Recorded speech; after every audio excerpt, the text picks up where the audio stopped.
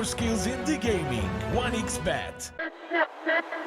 Respect from 1xBet. Respect from 1xBet. Respect from 1xBet. Respect from 1xBet. Respect from 1xBet. Respect from 1xBet. Respect. Respect from 1xBet. Respect from 1xBet. Respect from 1xBet. Respect.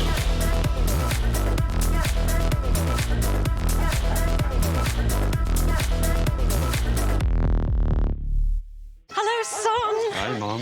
Pretty girl. This is Eva. Nice to meet you. Thank you very much. Your dad's just making his favorite dinner. It's duck. Come on inside. They're all probably too gruesome to tell you while you're eating at the table. How's your food? Is everything okay? Good, good.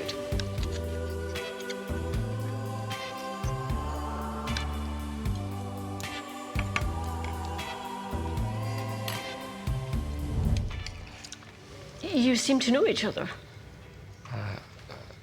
Yeah.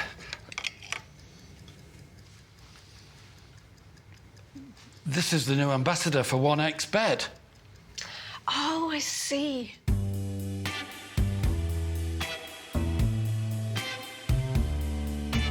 Everyone felt good when Eva Elfie became the new ambassador of 1xBet.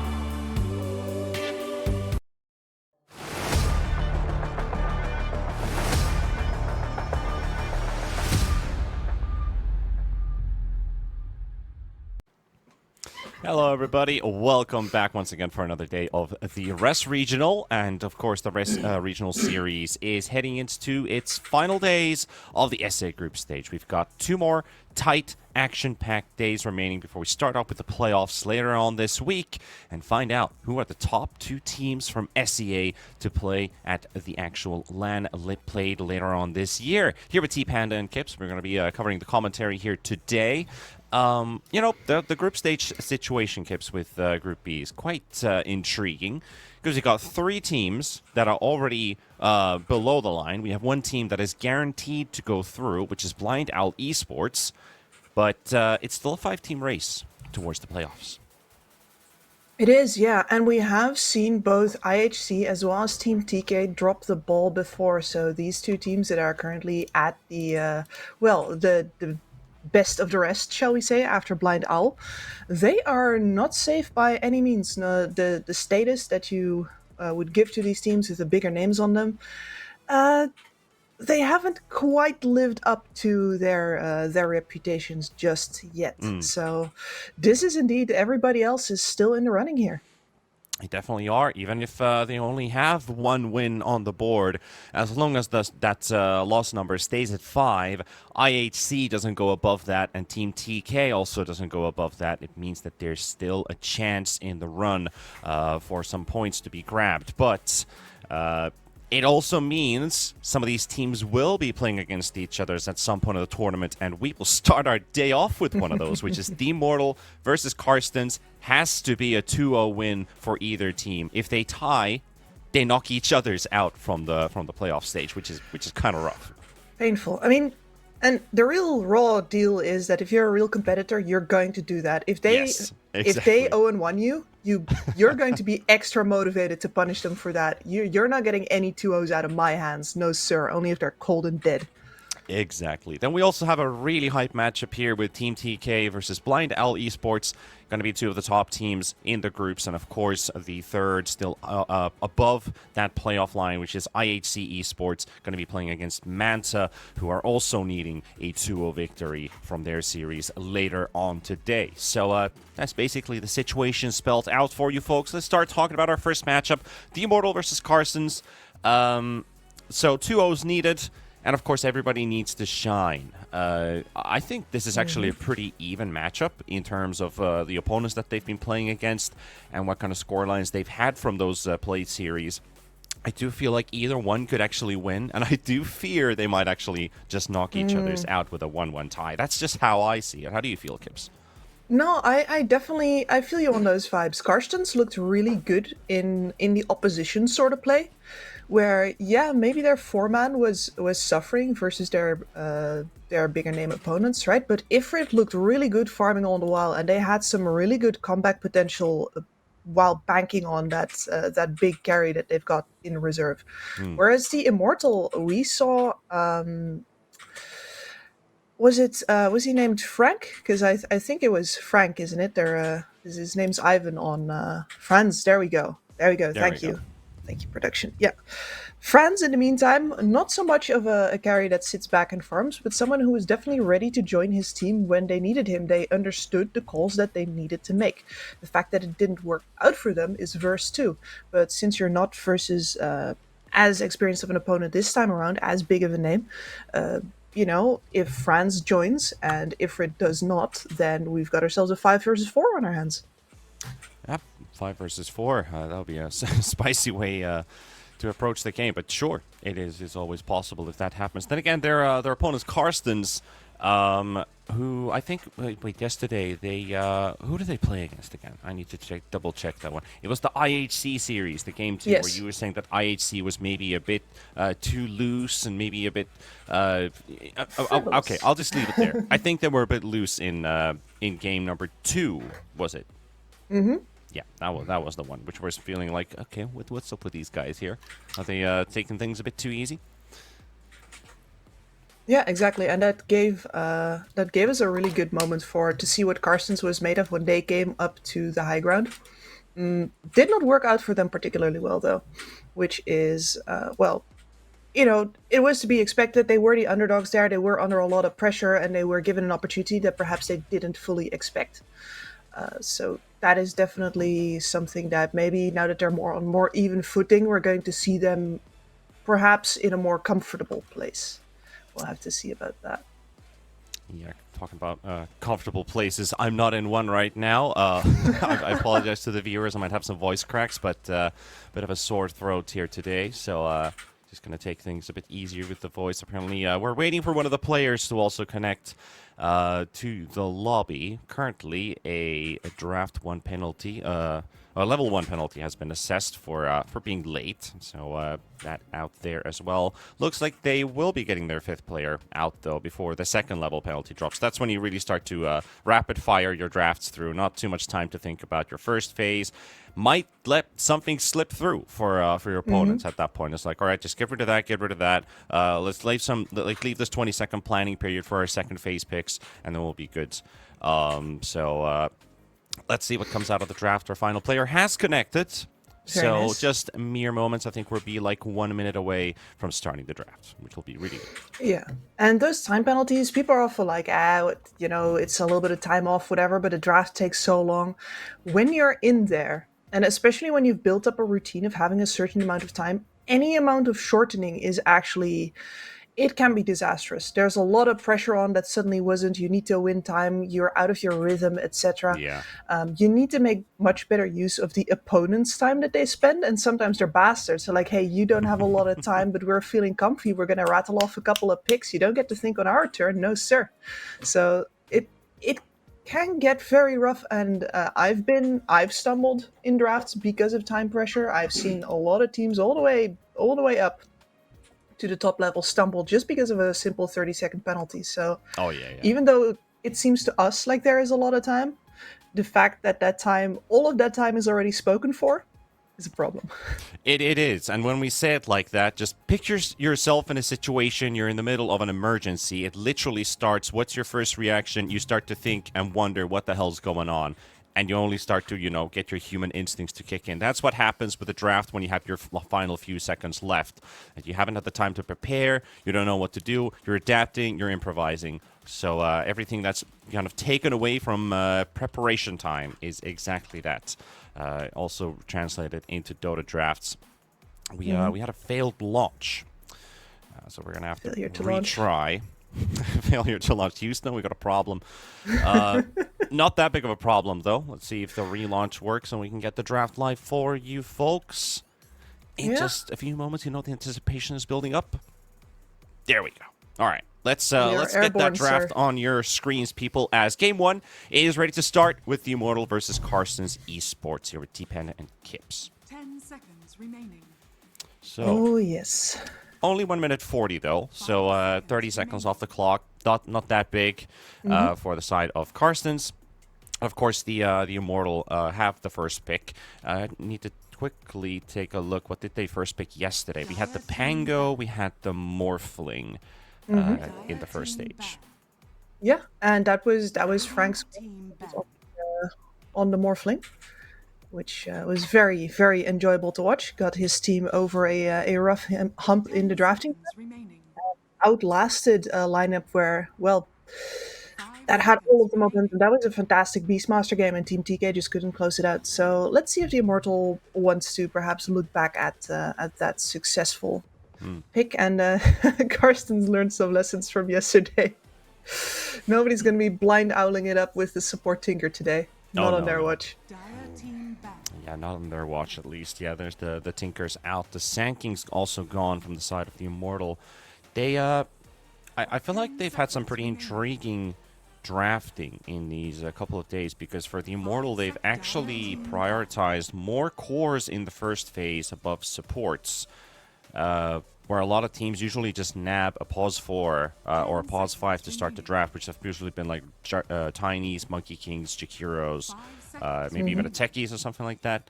Immortal has just gone straight for core picks. So, do you feel like we're going to get 2 cores sort of with the first phase? Like Immortal picks a core, Carstensz replies with another? Yeah, that is for these two teams entirely possible, because they have both been front-loading at least one of their core picks, and not even really like a really a flex pick. Although Carstensz, you have to say there, they opened, for example, yesterday with a Primal Beast on the 9th pick and an Ember on 13, but that was a support Primal Beast. So Ali Akbar takes some of those brawly heroes and puts them into the 4 position instead. So it is possible it's going to be a fake out from the side of Carstensz. The Immortal hasn't done flex picks much at all. Yeah, just straightforward drafting. Yeah, which I like. It's a dominant kind of style, right? You're just putting it on the table and you say, what you gonna do about it? And I do very much enjoy that style of confidence, and that it makes it very easy for yourself to play the game as well, because you know what you've got, you know what you're gonna do with that, you know the bigger strategies that are gonna come at you, because the answers are often very routine as well. So you've got yourself a very predictable kind of game if you draft like that. But we open up with the Jakiro, and well, Rubik's in the pool. Yeah, Rubik, Hoodwink, I think both of them are pretty decent picks here with the Jakiro. Maybe even, I'm thinking like some of the worst picks if you think about like SD is something you never pick into a Jakiro, because you're not really getting any benefit out of your bubbles, you don't really slow the hero, it's not targeted towards it, so you could build to the future picks. But I think Weaver, again, one of those answers in a way, can deal with the Jakiro. Also, just in general, a strong laner. Doesn't even have to be in the lane versus the Jakiro, which is also a good thing. And good thing is, if you don't have a sentry in the lane, and you got your E leveled up on Jakiro, the moment you go to Shukuchi, you see the E coming in, you can also just dodge that. You go in with your Shukuchi, Jakiro's suddenly feeling a bit vulnerable at that point. So I think Weaver wins a lot of these trade-offs versus Jakiro. The only downside for Weaver is never to get caught just before your Shukuchi is about to end if you have dual breath on you. That's where Jakiro is feeling the strongest versus this hero. Absolutely. Those are the moments where, oh, and now my voice is gone. This is going to be a great cast. This is absolutely going to be a great cast for both of us. That's all right. That's all right. Good times.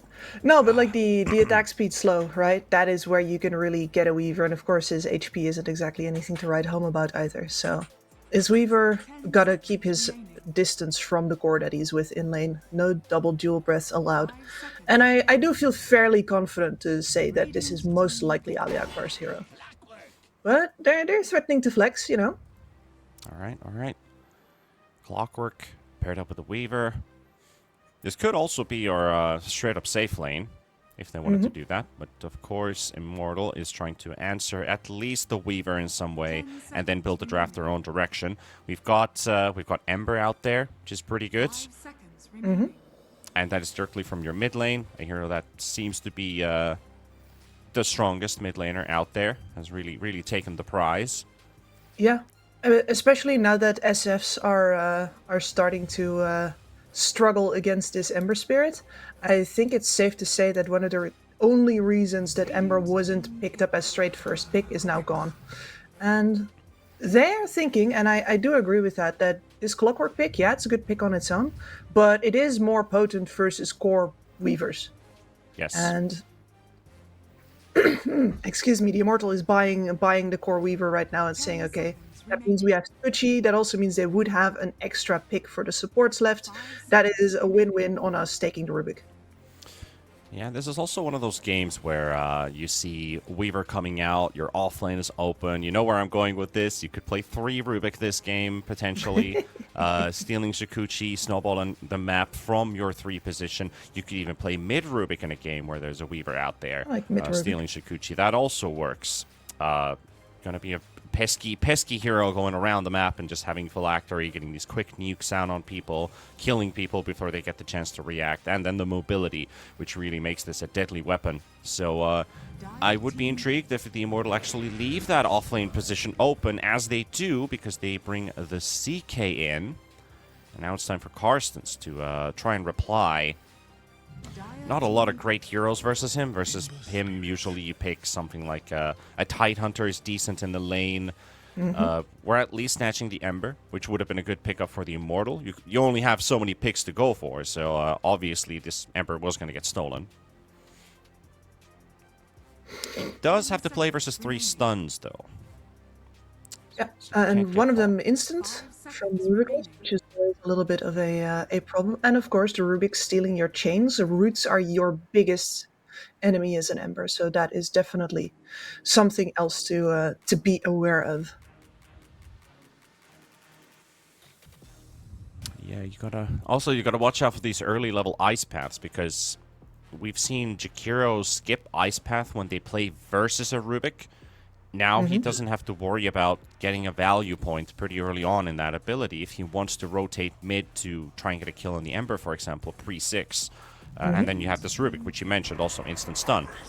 Lift into Ice Path, very The potent. Ice Path, for example, you can bring in another core who just follows up some damage. Or just, double supports in your mid laner, getting some kills. Pretty easy.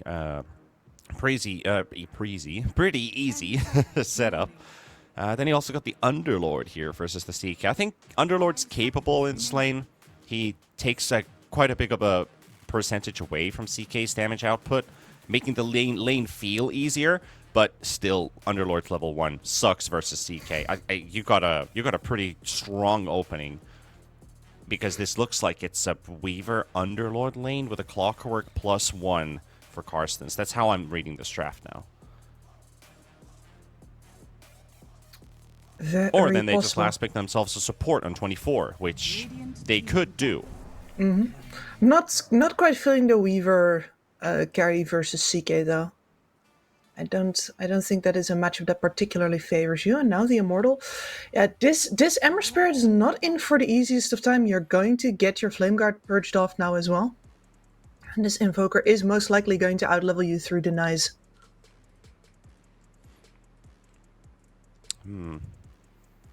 So much of your early survivability is tied up in that Flame Guard. It's one of the reasons that Ember is such a good pick. Especially, well, it's one of the reasons that, for example, for Void Spirit, they gave him a facet for an all damage barrier rather than just physical. Because as it turns out, most of the early game damage, early to mid game, is magical. And Void Spirits just heal over in those fights because their barrier is not nearly as good as an Ember Spirit's. Oh, yeah.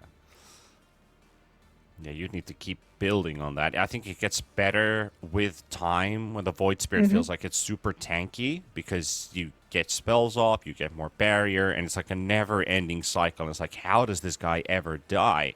Unless you stun lock him on the spot and just don't allow him to cast any abilities. But yeah, Ember, he doesn't have to worry about that, because it's just simply more durable and better early on in the game, too. The thing is, this Invoker, so we talked about this deny facet for quite a bit, and I'm going to ask you the same question. Do you feel like that that his init, the deny experience on Invoker is good? I think it's very good. Yep. Absolutely. Invoker is one of the heroes in the game that gets the most out of levels out of anybody, needs it, thirsts for it, hungers for it, and giving him an extra mechanism to get those with is absolutely fantastic. And, I don't want to say it stays extremely relevant throughout the game, but you're going to make use of every single source that you can get on an invoker. So, no, you're very happy with that. I think it, and I think it suits him. It's one of those inits where I think that they weren't scrambling to make something up to fit this guy. You know, it's not like, oh, your couriers have more hit points or you get an extra neutral item or whatever. It's actually just straight up this fits the design of the hero. So no, I'm a big fan actually. All right, all right. That's interesting. Interesting to hear that side of the Invoker in it as well. Because I'm on the other end. I'm on the completely other end of that, and I think it needs a big buff to actually be useful. Because you are absolutely right. He's one of those heroes that really needs early XP. It seems like he's just getting nothing out of it right now. You're averaging maybe somewhere between 8 and 17 denies in a game, and that's not even a level. So No. I think it needs a buff. That is not even a level, and maybe you are correct with that one. And I guess where I'm going at is that because he's in a solo mid, usually what matters most is that you're levels ahead of your opponent. And I've seen invokers be ahead basically every single time. Yeah. So it doesn't have to be a full level in order to be very relevant.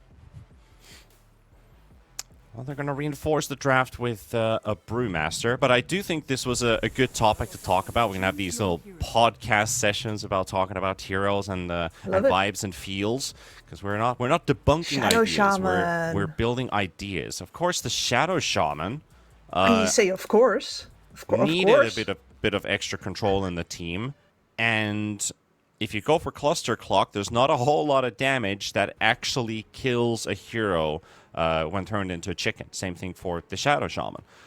Maybe Liquid Fire, if that tick comes at the right time, that might be able to kill somebody, but or a Stolen Spell from Rubik would be required.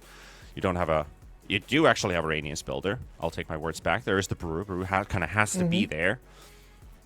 But I've seen games where, Cluster Clock saves the same guy 4 times in a row just because they didn't have any AoE damage. Simple as that. Don't do that. No, Ali. No. Don't do it. Took the big ward. He's got it for doing now. He's got it for now. He's got the Massive Serpent ward locked in. That's the one that got buffed. All right, I mean, I'm all in for it, but Rubik's going to love that spell. Not going to lie. Yes, Big he will. Oh, I want to see. Rubik tower spitting fire at you. Like, not a fun thing to face. I want to see a ward duel. A ward duel, fighting each other, so just spitting Yeah. fire. Yeah, sure. All right. Ali, Absolutely. are you keeping it, Ali? These are the final seconds before the game actually starts, and if he sticks to it, because people bamboozle casters time to time just to mess around, and then we're like, oh, okay, yeah, just swapped away, and it doesn't happen. Yep, he took it. All right, so he's keeping the Massive Serpent ward. Let's see. The last time I saw the Massive Serpent ward wasn't exactly much of a win. If anything, it made it much easier to avoid. You can't trap anybody with it necessarily. You really need a lot of AoE control in order to make that happen. And to be fair, you have an Underlord, you have a Clockwork, you have ways to keep people in range of that ward and maybe even out of range of hitting it. So, what did they buff on this Serpent ward? They give Takes more 10 multipliers hits to now. it? Yeah. Your name. I actually need to check up the patch notes and see the Yeah. exact No, it had wording. 7.5 times health previously, and now it's got 10. And I think they might have done that for the damage as well. Yeah. So instead of 15 HP, it's now 20. That's the one. And they also buffed the shard. That's also pretty interesting because you only had the Serpent wards up for the duration of the shackles, and then they disappeared like a second after. They just gave an extra second of the linger duration, so you can do the quick cast shackle to get your instant wards out for 2.5 seconds. You can now do that again. I felt it was a bit silly that they removed that mechanic with the 7.3.6 patch, where it was like, well, now you have to channel your shackle. You're putting yourself in danger, say in a position where you need to protect the tower. You could usually just quick cast your shackles, disappear in the trees. Gives you that, survivability.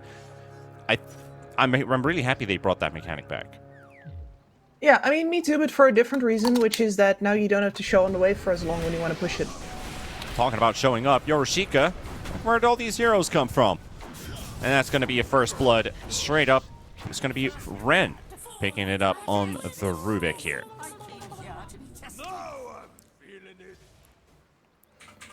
And now he's feeling it, yeah. Brewmaster in for a little bit of a rough lane, though. He's taken the Drunken Master. He knows that he's going to need that extra movement speed in order to survive. You're not going to win the long-term clicking battle with the Weaver. But it's going to be a rough time for him. I think one of the good things about Drunken Master is also the capability to poke back when you go into fire form. And you have this extra mobility, and we did see that yesterday. One of the techie supports jumped on top of the Brew, and he just instantly pops his movement speed, and he runs at him and smacks at him and kills the techies and gives him a tip. It's like, you wanted to play aggressive? Sure, you're gonna get a taste of my flail. Good times.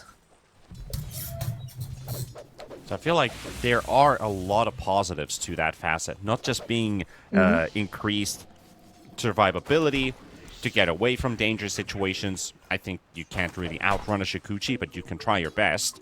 You also do get these quick openings of like, oh, he's got like 500 movement speed, he's running to me. Yeah, oh yeah, barreling down on you, if you will. No, exactly. It's the same thing, that reason why, you know, boots are both an aggressive and a defensive mechanism, right? Extra movement speed will just give you the opportunity to trade more with less risk. And there, quick reply coming out from Yoroshika with his friend Ali. They will take down the Jakiro. And also ran at the top lane. That's going to leave Momo all by himself.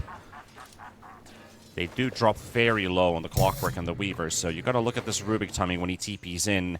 Do they have a chance to jump the Clockwork and the Weaver? Because this is one of these lanes that we don't talk about too often because we don't get to see Brew Rubik together. But it's just an A-tier combination. It's like your Centaur Techies or Centaur Hoodwinks, your Phoenix Mars lanes, or even with Willows. Brewmaster Rubik, both benefiting each other's with Cinder Brew, popped with Fate Bolt, and of course the capability to use your Thunderclap in a lane, which you normally can't because of Telekinesis forced positioning.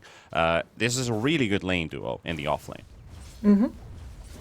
Yep, really strong both defensively as well as offensively. That said, though, I think that if the Brewmaster doesn't have HP to trade, oh man, and Ali Akbar bites dust on the bottom line. If the Brewmaster doesn't have HP to trade, there's really not much that the Weaver can do to make up for it. That's when this lane kind of flounders, and that's what's currently happening, unfortunately. I was a bit curious for a second if the Clockwork could have killed the Rubik with a battery assault, but I guess he had too much regen, and he might have just ended up getting kited next to the cliff position for a Telekinesis, which would have come off cooldown. Okay, CK actually in trouble in the bot lane. Franz might die here. Has to throw in the stun on the Underlord there before he gets fully evaporated. That was just a very mean combo of Shackles and Firestorm. Yeah, and that's a level 2 Firestorm now. Yoroshika going very much on the offensive in this lane. And the hardest time for the Underlord is now over. Once you have a couple of levels, a couple of bracers, especially with the bracers now giving HP again instead of damage, this is a tanky man. That almost might require a level 4 Ice Path on the Jakiro here, just to get the Shackles off. Yep. If that combination comes out again. Just hold on to that value point. You wanna hold that, and you wanna make sure that you get the combo breaker. Big fight here as well with Momo and N9, both dropping really low on HP. Momo will survive, but Ifrit could still do a Shikuchi dive to hunt them both down. But Ren, with his creep wave, pulls out the long straw. I love how Brook instantly turns around, and Ifrit's really hunting for it. He might have just paid the price for it, and might drop here. Momo's got the heals, and oh dear, Momo baits him in.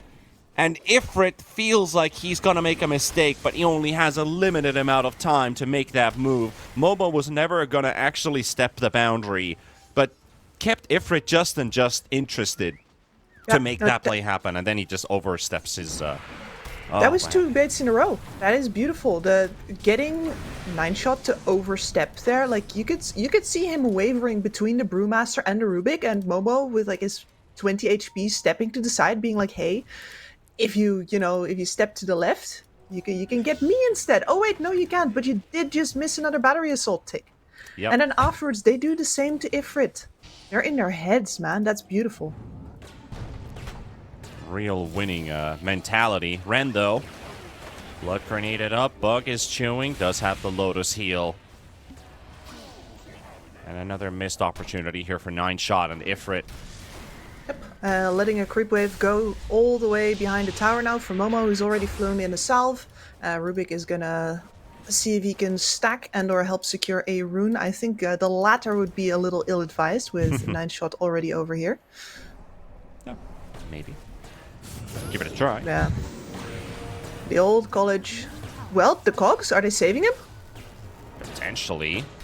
Insane. Oh, they're not dropped low saving. here, but 9shot, well, Ali comes in and he's gonna spoil the party here.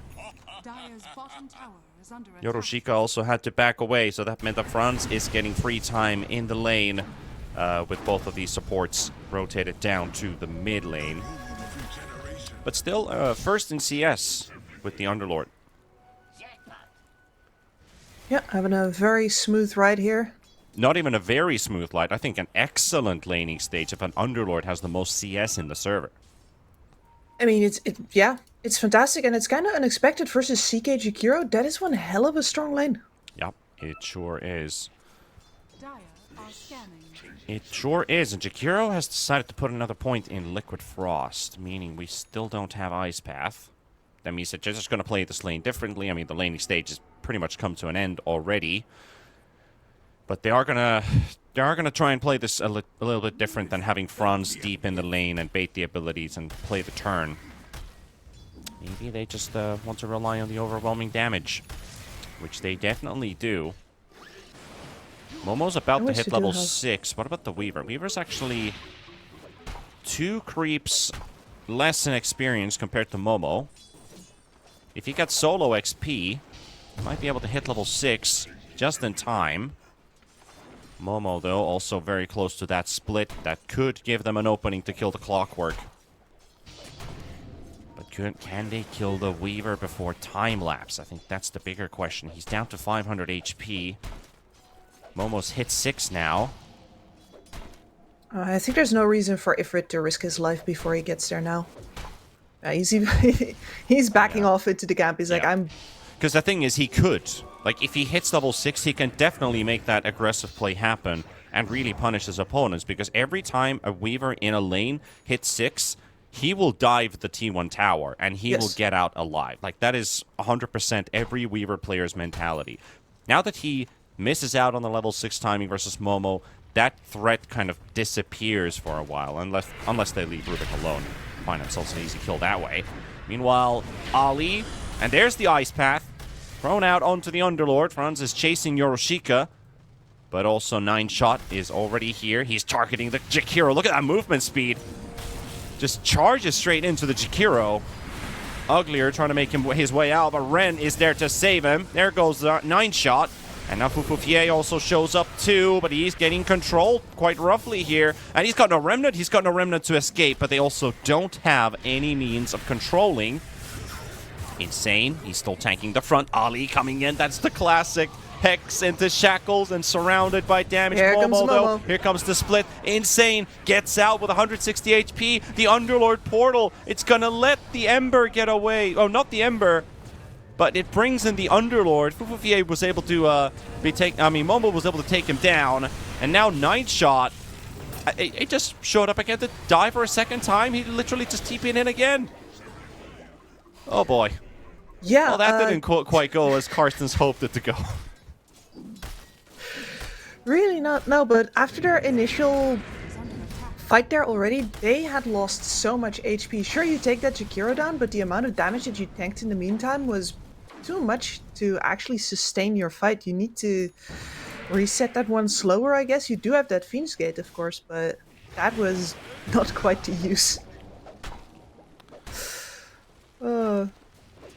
Clockwork's like, it doesn't matter if I don't have a TP scroll, I can feed again. Yeah, that just happened. On to Momo this time. Does have the Lotus, a couple stick charges. Not a lot of healing going in through for the Brewmaster, so Ren will get to steal the Shikuchi, deal a bit of damage. He's chasing him, trying to find him, but also dusted, so can't actually overextend here. 9 shot, and the cogs trying to block his escape. They do have the Shaman around, so if Shaman does land the Hex on the Rubik, that means the Rubik's done for. We've seen Ren play absolutely fantastic on the Rubik before. I don't think he's going to get caught so easily. You have really been on the fantastic train lately. Am I? I don't know. Phenomenal. I've just been hearing a lot of fantastic lately. Gorgeous. Beautiful. Ren? Dust? Nope. No dust on the boys. Spent the last just now. Phenomenal. On the same guy in the top lane. Now in the bottom lane, the Macropire set down for a bit of a grilled barbecue pit lord. There goes Yorushika. And Insane is going straight for the Midas. We haven't focused on the mid lane too much, but the Ember Spirit did indeed straight up win that lane, especially once the kill came in. And Insane hasn't really been able to recover. And I think it's fair, especially since the Brewmaster has an urn as well and is going to go for the aura build, that on your Invoker you just say, okay, fine, I'm going to recover, I'm going to scale. You guys have this mid-game covered between the CK, Brewmaster. I mean, I don't even need to name the CK, it's just the Brewmaster has got the early mid-game covered. Oh, and steals rune. Hook shot in. Catch the Rubik on the spot. Now they got the dust with them once again. Also, Ollie being traded on the other side of the river. So Ren able to take the rune away, and both mid laners get themselves a kill each. And there goes Yorushika again. The man who was on top of CS and had a really good laning stage start is now last in net worth of all the cores. Honestly, I was expecting it to sort of end up this way, just because Jakiro CK is absolutely not so lane, and I don't understand how he got that much in the first place. But I think Franz got over his earlier shyness and is now really pressing his advantage. Got that armlet in his pocket, 2 braces of his own. I was expecting great things from this Underlord, and I was hoping you were saying that. But now it's just a regular Underlord game. Yeah. Without anything flashy into it. He's just going to exist. It's a shame, right? Because 80% of Underlord games are quite passive, and then the 20% that are active are so fast. There was definitely some potential building up with this Underlord, and now it's just, well, we're back to the drawing board, I guess. 2k lead for the Immortal side, mainly led by this 7k net worth CK. 1,000 gold ahead of the Weaver. For Weaver's sake, the game is still somewhat even. Oh, Franz in a perfect place too! Oh, he takes the wrong exit. Didn't really suspect the Weaver to move that way, and now he just picks up his Maelstrom. That could have been a really big kill, because that... well, I wouldn't say really big. If he killed the Courier after the Weaver there, that would have meant no farming Maelstrom for like 2 minutes. But that sequence never happens. Instead, it's just a tower kill. Weaver gets out. And I think Jakiro is dead in mid with a hook shot landing there by 9 shot. Followed up by Fufufie. I just love that, you know, the flapping of the wings. It's like, come on, come on, come on. It's like trying to make a campfire, but instead just trying to cast an ice path. Uglier, 9 shot, both dead. Yorushika shows up for a kill and is like, that's my portal. Nope, but, denied. No, it's not. That denied portal. That's gonna be a tower. Not just two for one. And It starts off so well for Carstensz as well. That is exactly the kind of pick-off that you need before going for the tower. The Jakiro that can throw down that Macropire, get him out of the way. But when the Immortal answers in force like that, you gotta wait out the Primal Split.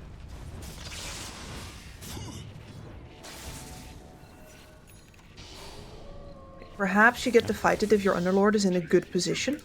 You get yourself a nicely positioned Firestorm, but... Well, let's just say that I've seen better places for that portal. Yeah.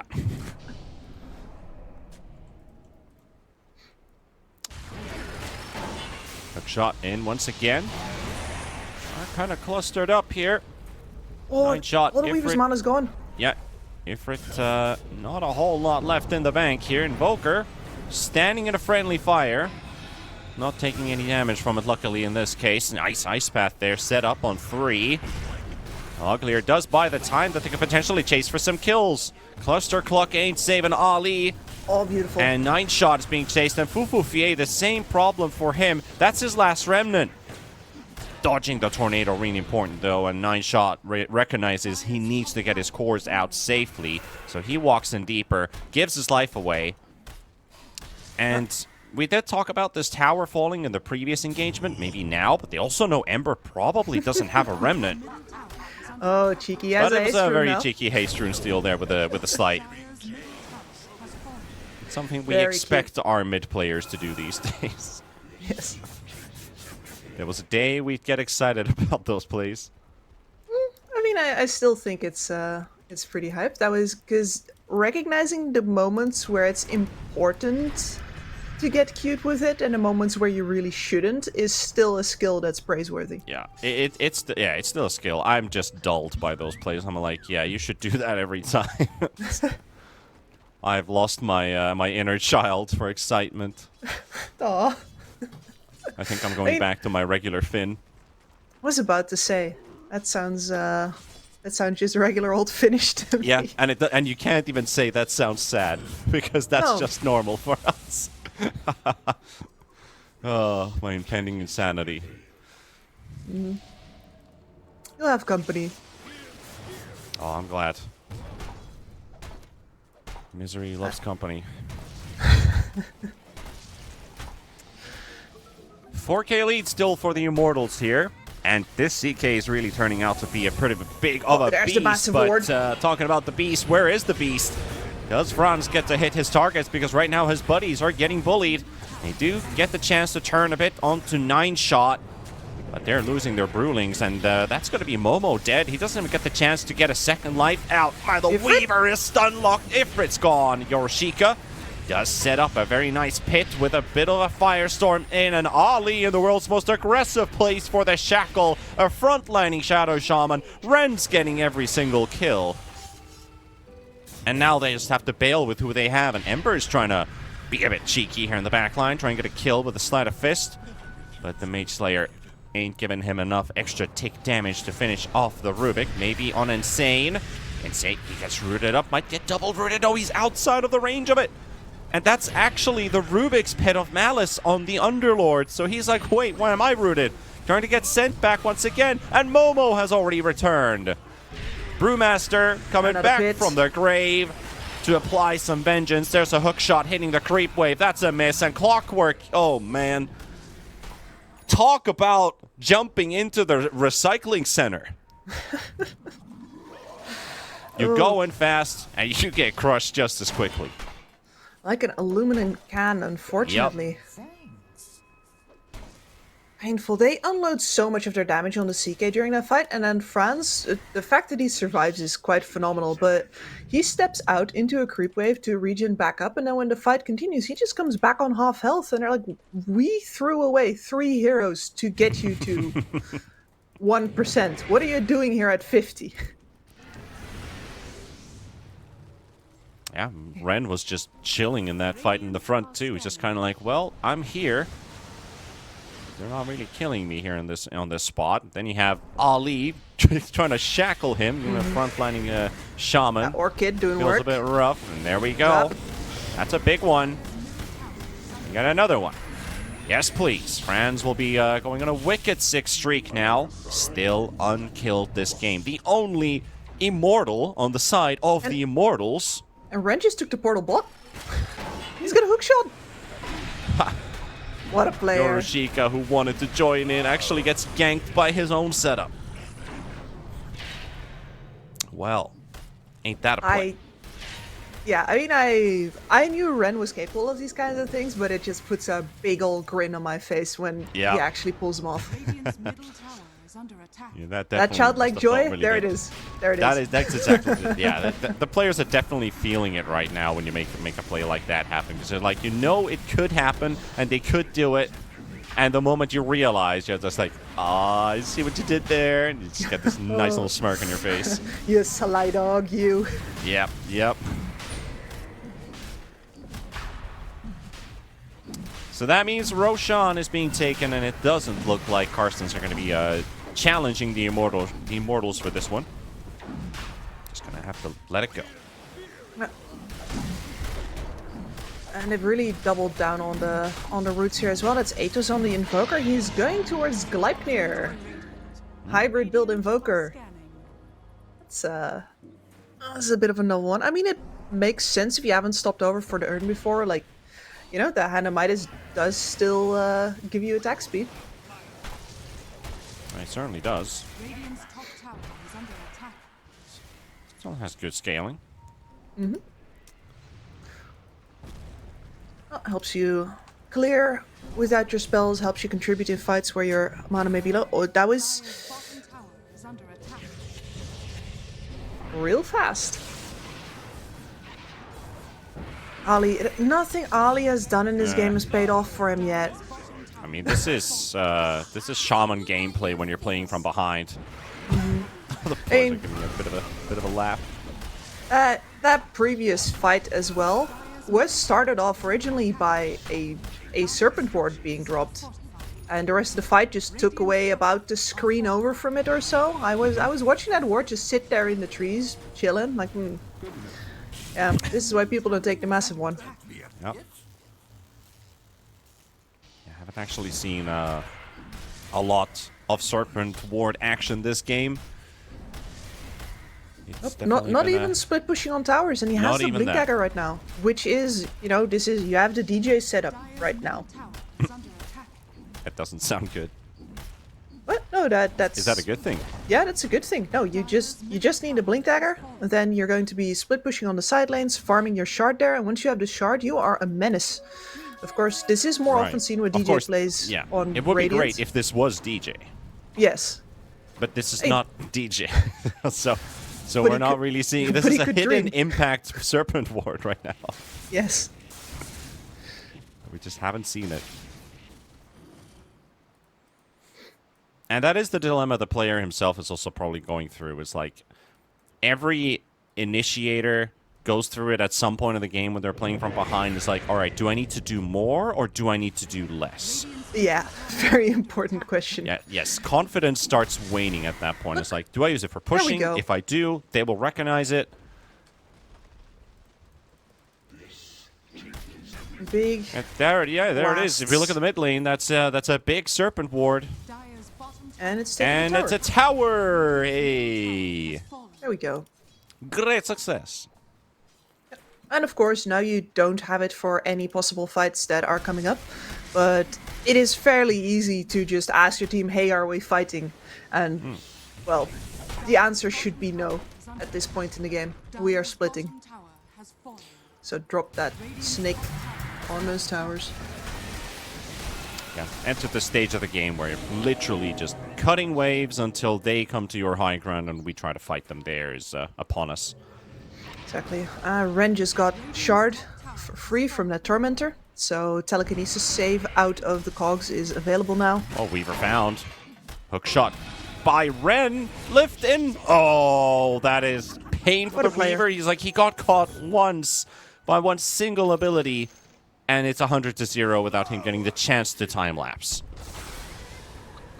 And onto another, maybe insane. All right. You got a response coming out. He does get the Gleipnir off, though. Something. Brewmaster coming up. Oh, nobody's taking that portal today. Like, please let me click that portal. Please let me click that portal. No. And Orchid it up. Yeah, he's going to have to, good old mech heal himself because his Guardian Greaves were still at base. So no purge off of the Orchid. No extra armors, no auras, no nothing. Yeah. The amount of disables available to the Immortal here has been fantastic in denying Carstensz the ability to ever retreat through that portal. Everything is fantastic. I said it again, man. I was gonna try. I was gonna make a joke of it. I know you're just really, really kind of painting this picture of everything's going so great right now, and I mean it is. And I know it is, and I'm just trying to I'm trying to match that. I'm trying to get there. Please forgive me, I'm finished. Please forgive me, I'm finished. I'm trying to get there. No, I mean, it's correct though that I don't like it when I repeat words, so I appreciate that you're telling me, but clearly I just can't control myself right now. The fantasy is hey, real. to all of you people listening right now, she's smiling. I am. It's a really big, stupid grin on my face right now. I am really enjoying how the Immortal is playing this, and Carstensz, let's face it, like, they have made a lot of counterplays in this game. We've seen a lot of actually really good hook shots. We've seen a lot of involvement from this Underlord, even after having a hard laning stage. See that Weaver split pushing. But that is what makes the Immortal look extra good here. It's because they've headed off every single opportunity that Carstensz has created for themselves at the pass. Well, talk about another initiation taking place there with a quick setup on Ren. He lives. But Ren will live. Ali's being hunted. Oh, does he? And Ifrit gets out with a BKB charge, but he's still... I mean, this is a Rubik chasing a Weaver. This is not going to end well for Ifrit. Hook shot in. And that's a big streak. That's a lot of money, but he might have just done enough. It is 9shot who's getting caught, though, instead of the Weaver. And Clockwork did make a sizable bank out of that kill. 773 for killing the Rubik. Ren finally went too far. That's gonna happen at some point. But I wonder, who's gonna kill this CK? Yeah, that's the question, isn't it?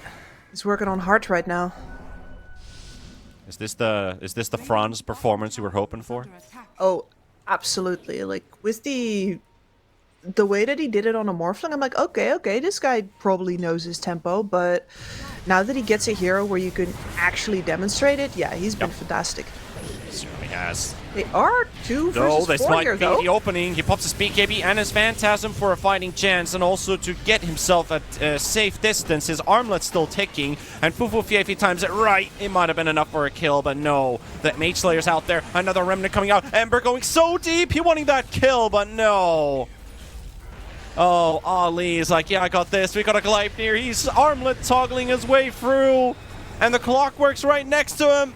Finally, Ifrit cleans the bank, and that's going to be the Immortals losing 3-4 heroes.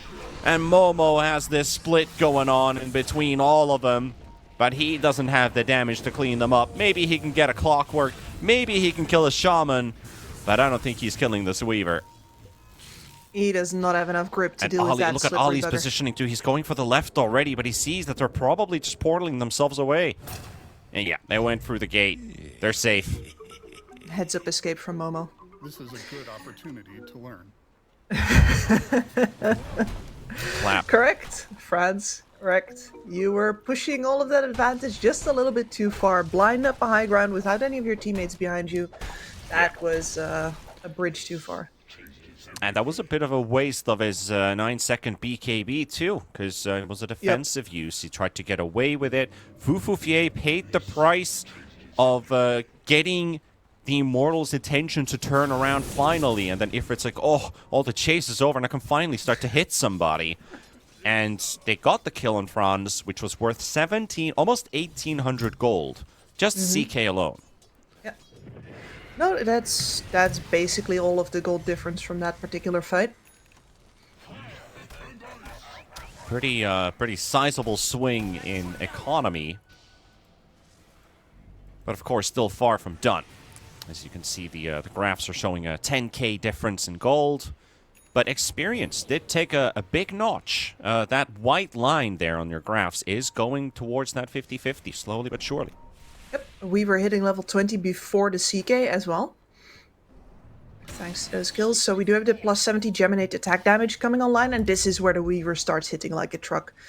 Yeah. The rest of the talents are nice. The mana break can make a big difference in some matchups, not in this one.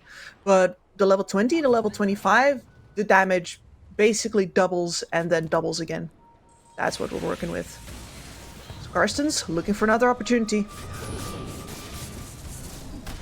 Get done here. Just a bit of poking here from Fufufier with the Risky in the river. arcane 4.5 second cooldown on Slight. Franz steals the haste. Yeah, you gotta watch out for that quick little CK there. Yeah, Ali. Not much you can do. No hesitation there. It's like, He's am I going for the putting next. myself in mortal danger? Yes. Did he get hexed for his troubles? Yes. This Ember could die.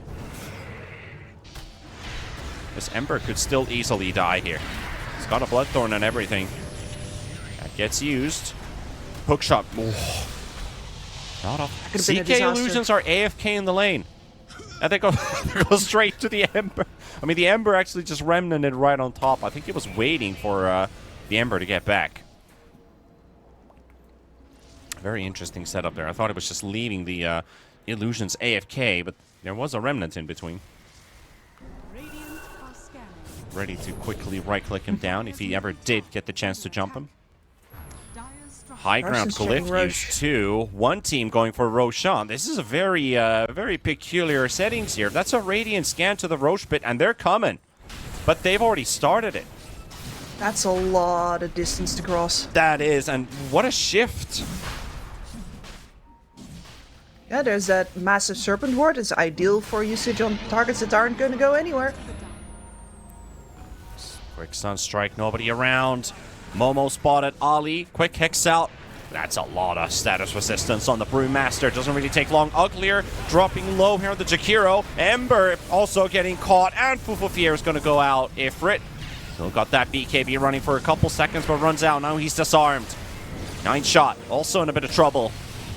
Fufufier being out, that only leaves them with so many heroes to fight with, and Weaver's hoping for some backup, but he's just being sent up in the air. And now Ali is the one being focused here. They're waiting for spells to come off cooldown so they can make another jump in. Ali is out, Ifrit is dropping low, and he gets silenced, and that's going to be his Aegis life gone. Underlord also dropped down to low HP. Yoroshika, he brings in the portal, so they've got a chance to buy back heroes and bring them back to the fray. Clockwork's coming in now. Underlord's coming in a few seconds, but Ifrit's already dead. And 9shot just went all by himself to try and help him out, but he just found himself alone. They will get uglier.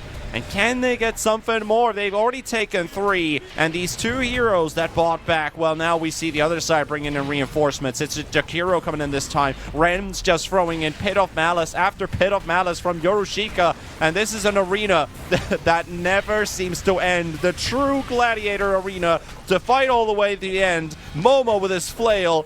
He's going to hack this Pit Lord to pieces and make a dieback out of it for Yoroshika. 9shot gets out with 200 HP, and I want to see these guys damage after that fight. That was a lot of sustain. Yeah, Brew actually almost out-damaged the CK with 6,800 damage. Pitlord doing 9,000 damage in that fight, while Ember only got to do 800 at the start of that. Yep, but I think the real story of at least the first half of that fight, before we get to the 2 heavyweights just going at it, is the fact that the Weaver was kept out of arm's reach of most of the fighting for so long. Getting kited on a Weaver, that's a problem, but with the way the fight moved, with getting lifted, getting tossed around, getting lifted again, this time by the Rubik instead of the Brewmaster, he didn't get to output a whole lot of that plus 70 Geminate attack damage for his first life. Never mind his second, where most of his teammates had already died during the kiting. Yeah. They did get their buybacks out, but it did feel like they're coming in a bit too late to help him. Might have also been the Fiend's Gate still on cooldown. I didn't see if it was on cooldown during the fight, but could have been a big reason why they weren't instantly buying back, because they had no way to easily get there unless they buy back TP to the outpost, which is at least 5-6 seconds. Then you take the portal, that's another 3-4 seconds, and it will take you 10 seconds after you buy back to get in. Mm-hmm. And there are currently no buybacks left in the game, by the way. Anybody who could afford to bought back.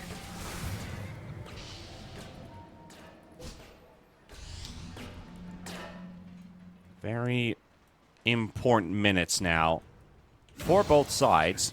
This game could really be just on a knife's edge, and it's not just for Carstensz. They could even have a shot at winning this game, thanks to the situation that you just mentioned with the buybacks being on cooldown. That's rough, because they're the ones that spent more buybacks during that altercation. Yeah, and they could still win it. They could, yeah. You get that Jakiro. That is the opening kill that you've been aiming for. That's a fantastic one. I think one of the things they did, unfortunately, was they were focusing down the Jakiro really hard during that fight, but that was after he'd already dropped everything. The Macapire was already on the ground. Everybody was already dual-breathed, and they were still going for the Jakiro. And he's like, yeah, but my job here is done. I have done what I've been told to do. Mm-hmm.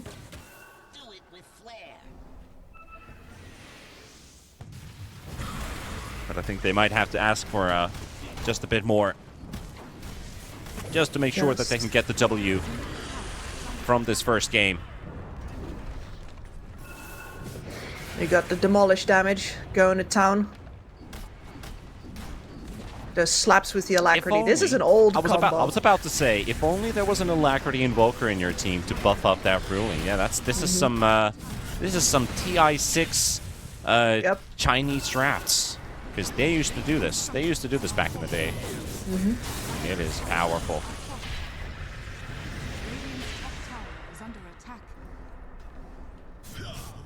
The amount of risk involved is so minimal too.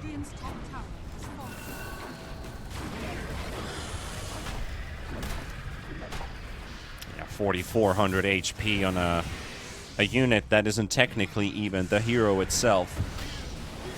Yep, and he already has another split available, so have fun with that.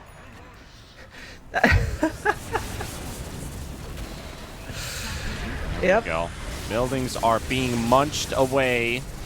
Momo's Brewlings do get cleared, pretty much all of them. Just leaves the Storm Remnant behind. Well, he's going to be completely fine with that. You retreat until the primal splits back up, and then you just start sending a spirit companion at those racks again. You don't need to pop the split itself. Yep, you got what you wanted.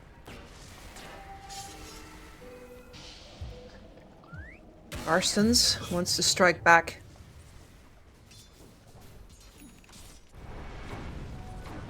Let's see what target they can find. Kind of gave themselves away right now, though. But Ren? What they can do. Momo's right next to him there in the mid lane. CK illusions with Blind Blink. Just basic illusions running going the other side of the map. Ifrit already has to use the time lapse. Nice hook shot there. Oh, but they're all stuck inside the Rubik's Pit of Malice. And that's 9 shot and Yorushika both pretty much done for. They all stacked up, and Ren needs a single spell. He's got a Fiend's Gate that he will use. They got the CK. Yeah. He's thinking about already going to split push the lane for himself if he wants to, but they have taken the CK away. 3 heroes out. Ren's again just chilling there on the side. Could be the one to clean up the house in the end. Takes another, and he's in a 1v1 versus the Ember Spirit. 2, Who's 1? stronger? One guy has all the mana, the other has none. Yeah, the shackles. So Fufufier hugs the ward, because that's something that Ren can't do anything about. Yeah. Yeah, those are some big punch. Okay, actually only hits for 100 damage, because Rubik has 32 armor. Grieves the Lotus Herb. Yeah. And now he's picked up his axe. Now he can get a second spell. Oh, this is such a big Rubik. I mean, I wasn't watching anybody else in this fight except what is Ren doing? Yeah. And, I mean, rightfully so. So much of the disables. I mean, incredibly enough, Franz died halfway through that. He still did half of the radiant damage in that fight. Pretty much. Pretty much. Feeling like the most important hero on the field. CK only has his BKB timing to rely on. Yeah. Maybe And the cogs, man. Yeah, and maybe the Invoker has a bit more freedom. But these Brewmaster Brewlings aren't really lasting for a very long time in these fights. I mean, the hero himself has more HP soon than the Brewlings do. But only a couple slights from this Ember, and soon he's going to get that 25 to get a second charge. Brew's not going to be a problem anymore. I don't feel like the Brew has been a problem for a while. No, he hasn't. They've been very creative in using Momo to do things like, well, taking down those Raxes, cancelling TPs out in bad fights, but he has mostly been a damage sponge apart from that. And you gotta not underestimate that. You're saying all of his Brewlings are disappearing. All of that damage is not getting pumped into other heroes. And it's quite a lot. That's 3k a pop. Yeah. Yeah, quite a bit of a difficult situation. Trying to prioritize your spells around when there are these Brewlings running about, because a lot of teams, what they like to do is just kite it out, try to reposition, save your heroes, take minimal damage as possible, and then get back in. But we're getting to a point where you're just... I think you are strong enough to just face them right away and hope that it works. And for now, it has seemed to work pretty well. I mean, that's where the Ember Spirit, the Underlord, they look really good at versus Brewmaster. Alacrity CK, what a beast.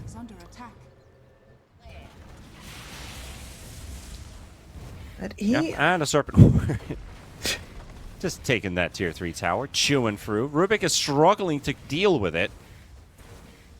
You know, that is a lot of attacks that is required to take it down, and the tier 3 falls to Ali. He's in gear now. Yep, and Ali's getting a lot of money. He's getting a BKB on the Shadow Shaman next. And those uninterrupted shackles can do a lot in these fights. Locking down a CK, locking down perhaps the Brewmaster even. You are getting to the point where perhaps you can make sure that he cannot get his split off with the amount of damage that you have, and then uninterrupted shackles. Yeah. It could be pretty big to just target him before he has a chance to use his ult, Refresher ult. Because he has a shard in his inventory. So if you can kill him before that, that's where you get the most value of that jump. If not, then you probably just have to focus the damage dealers. And with that 9 seconds, you do get one combo off. That one combo might be enough. It could be, yep. Well, let's see if he's going to get there. He does need quite a bit more money, and the Immortal could press the pedal to the metal right now, but they don't really seem all that eager. I think they would rather get the level 25 on the CK first.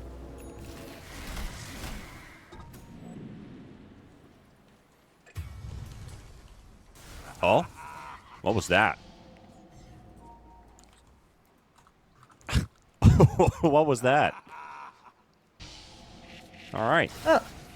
That's just instant 3,000 damage dealt by the Weaver with a Daedalus. Sure, okay. So, No, you see, that's one of the problems of waiting for the level 25 of the CK. The Weaver is a lot better at playing solo. He's going to get more EXP. He's going to get there first.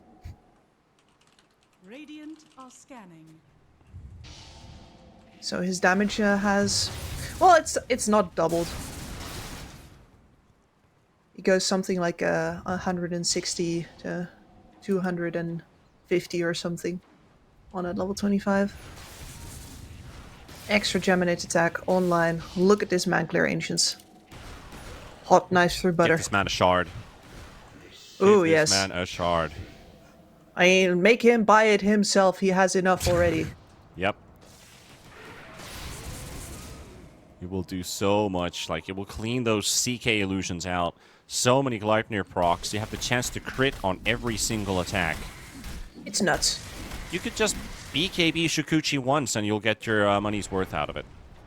But of course, you know, pro players don't wait with their BKB charges. Depends. Depends. Like Pure, for example, is the absolute king of not pressing BKB. Until it's absolutely necessary, and sometimes until after it's necessary. Straight into the high ground. CK already dropped quite low. The BKB forced out with his Aegis still there. It looks like they want to get out. I don't think they should stay around with a no BKB life. So Franz gets to back out, has Satanic, and quickly heal himself up in the jungle camps. Unless there was a Jakiro trying to clean them away from Franz. This would be very risky to jump in again. Ember does have a BKB, so does Weaver. So I think these are dangerous moments to stick around in here. Yep. You wait out that ward definitely as well.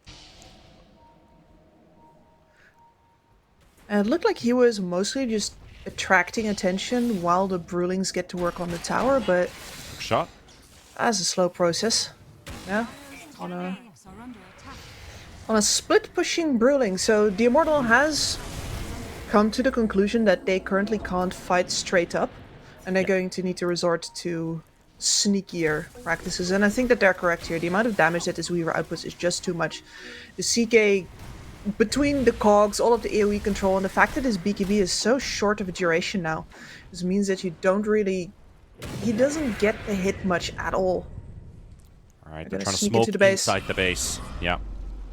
CK BKB in 10 seconds. That will be enough for him. He's going straight in.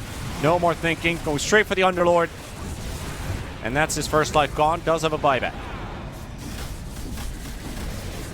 Let's see. Another ice path. They can get out. Dealing with a lot of damage right now. Hoping to find some openings here. Ali also buying back. That will be enough damage dealt again for the Immortals. Just 2 buybacks. No casualties lost. Just the Aegis gone. Reset. I love that Jakiro is just designing an entire crossword puzzle by himself there.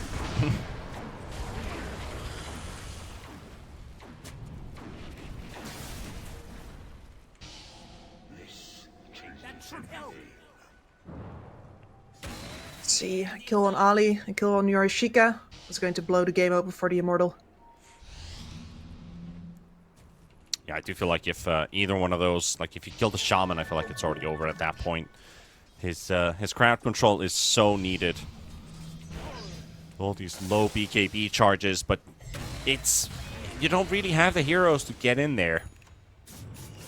Might be the Clockwork, but Clockwork will die. Shaman, I mean, he doesn't have the armor items, so he's also going to die. You don't have enough auras to keep your supports alive. You'd need another AC on someone with the Guardian Greaves. Underlord needs to be right next to the 2 supports. Yep, that BKB we were talking about for the Shadow Shaman, he never actually got there. Buyback just now. Yeah. Punching a hole in his bank account. Really pushed him back, but they are going outside of their base. A pretty risky move. But not going straight into the pack of the Immortal. They are returning top once again. They spot Yorishika. They know that 2 of those buybacks. They are the value. The front goes in. There we go. That should do it. That should do it. The base is now open for the Immortal to take. It didn't require much than just 1 stealth move. And that's laid like a fish. Yep. That's pretty much game. They can't defend this anymore. Very, very nice controlled finish here from the Immortal. They really needed to think creatively and hold to their shot calling here in order to stand a chance, because Ifrit, he's still gonna go for your backline. He's gonna get Ren, but Ren has a buyback. Now without a BKB, you're not gonna be able to do that same trick twice. Missing his spells, insane. I don't think he landed a single ability there, but it doesn't matter because they still get to catch Ifrit. Ifrit coming in with another buyback. Fufufie shackled up by Ren. And both cores buying back, but Weaver bought back just to die. So there we go. GG, well played. Game 1 is in the bag. In the bag, in the books. great game from the Immortal, I gotta say, but Carstensz once again proving themselves to be very tenacious opponents. Every single time that I think that they are having a rough game, and surely this time they're going to get run over, at some point they're going to win a fight, and you're going to pay for that as the winning team with the like 5, 10, 15 minutes of delay. Yeah, this was a really good showing from Immortal, especially like you pointed it out, the final few minutes, how patiently they took their time, no unnecessary risks needed, really just clean execution, the way you're supposed to finish out a game when you know that they've used buybacks. That's exactly how you do it. You have the advantage of your positioning, your initiation power, use that to your advantage, disengage, force the opponent to use something, say buybacks in this case, maybe a glyph for the high ground defense, and things will look good. So, really clean ending for Immortal. Of course, this was Carstensz having some good moments here and there, but really, I'm just going back to this Underlord. Like, he really fell flat early on in this game. Like, he went off to a great start in the first few minutes. He should have never done that well in the lane. But I guess the rest was then expected that, yeah, if he didn't have a great lane, this is the result we should be looking at. And we still got to that despite a great start for him. So I was a bit disappointed with this Underlord. Well, you know, all I want out of game 2 is another Ren Rubik, please and thank you. So if we're gonna go to a break right now, we're going to know all the sooner if that is exactly what we're going to get. Stay tuned, everybody.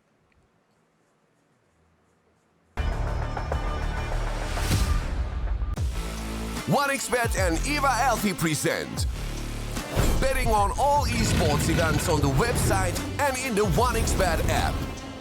OneXBet. Play with Eva. The new OneXBet energy drink. So you don't have to limit yourself tonight with only one victory.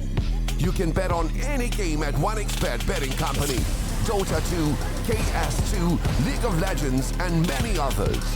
Big wins, fast payouts, reliable bookmaker.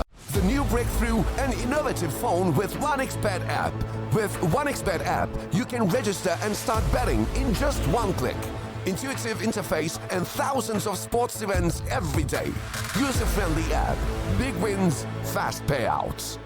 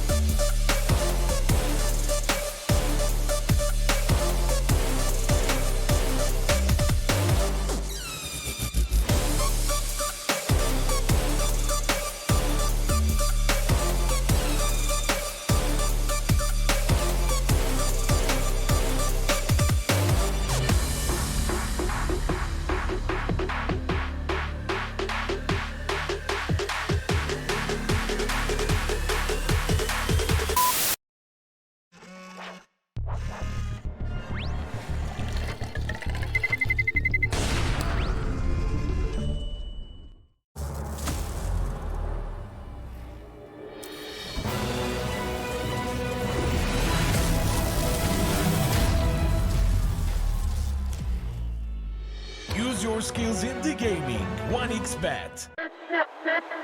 Respect from 1xBet. Respect from 1xBet. Respect from 1xBet. Respect from 1xBet. Respect from 1xBet. Respect from 1xBet. Respect. Respect from 1xBet. Respect from 1xBet. Respect from 1xBet. Respect.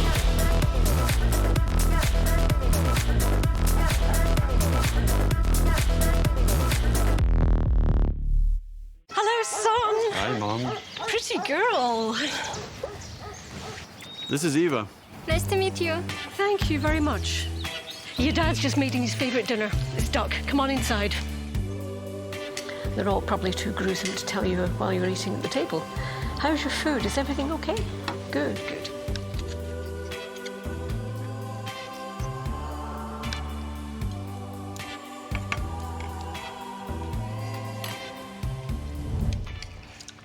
You seem to know each other. Yeah.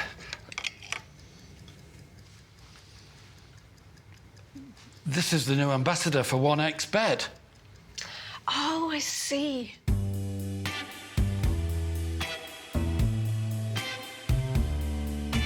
Everyone felt good when Eva Elfie became the new ambassador of 1xBet.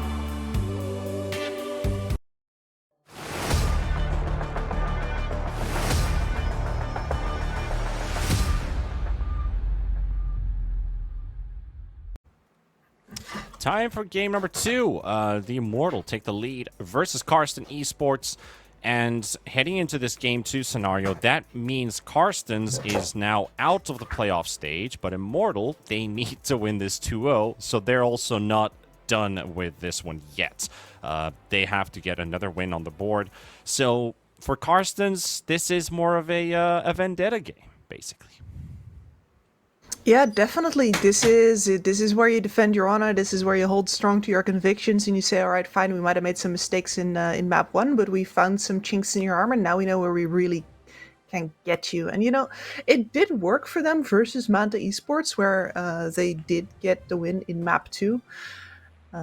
So it is entirely possible that they're going to be able to repeat that feat and keep the Immortal out of the playoffs as well. Everybody in the top 3 will thank them.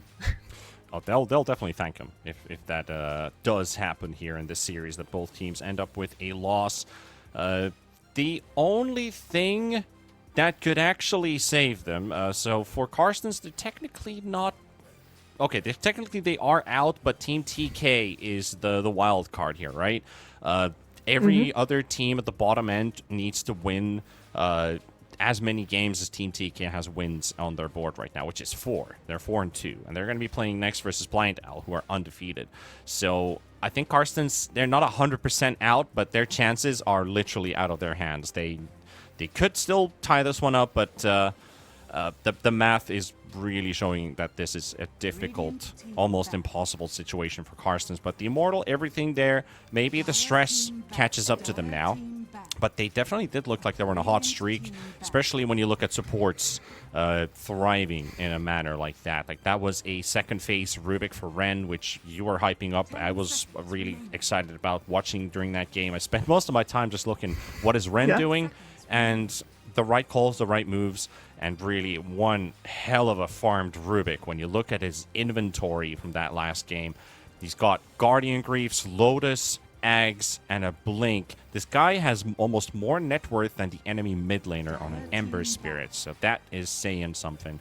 12 kills, 32 assists, and also 29,000 dealt damage, and not to talk about the times, and he just had a Pit of Malice stolen in those team fights, which is literally 0 damage, but allowing and enabling his allies to do so.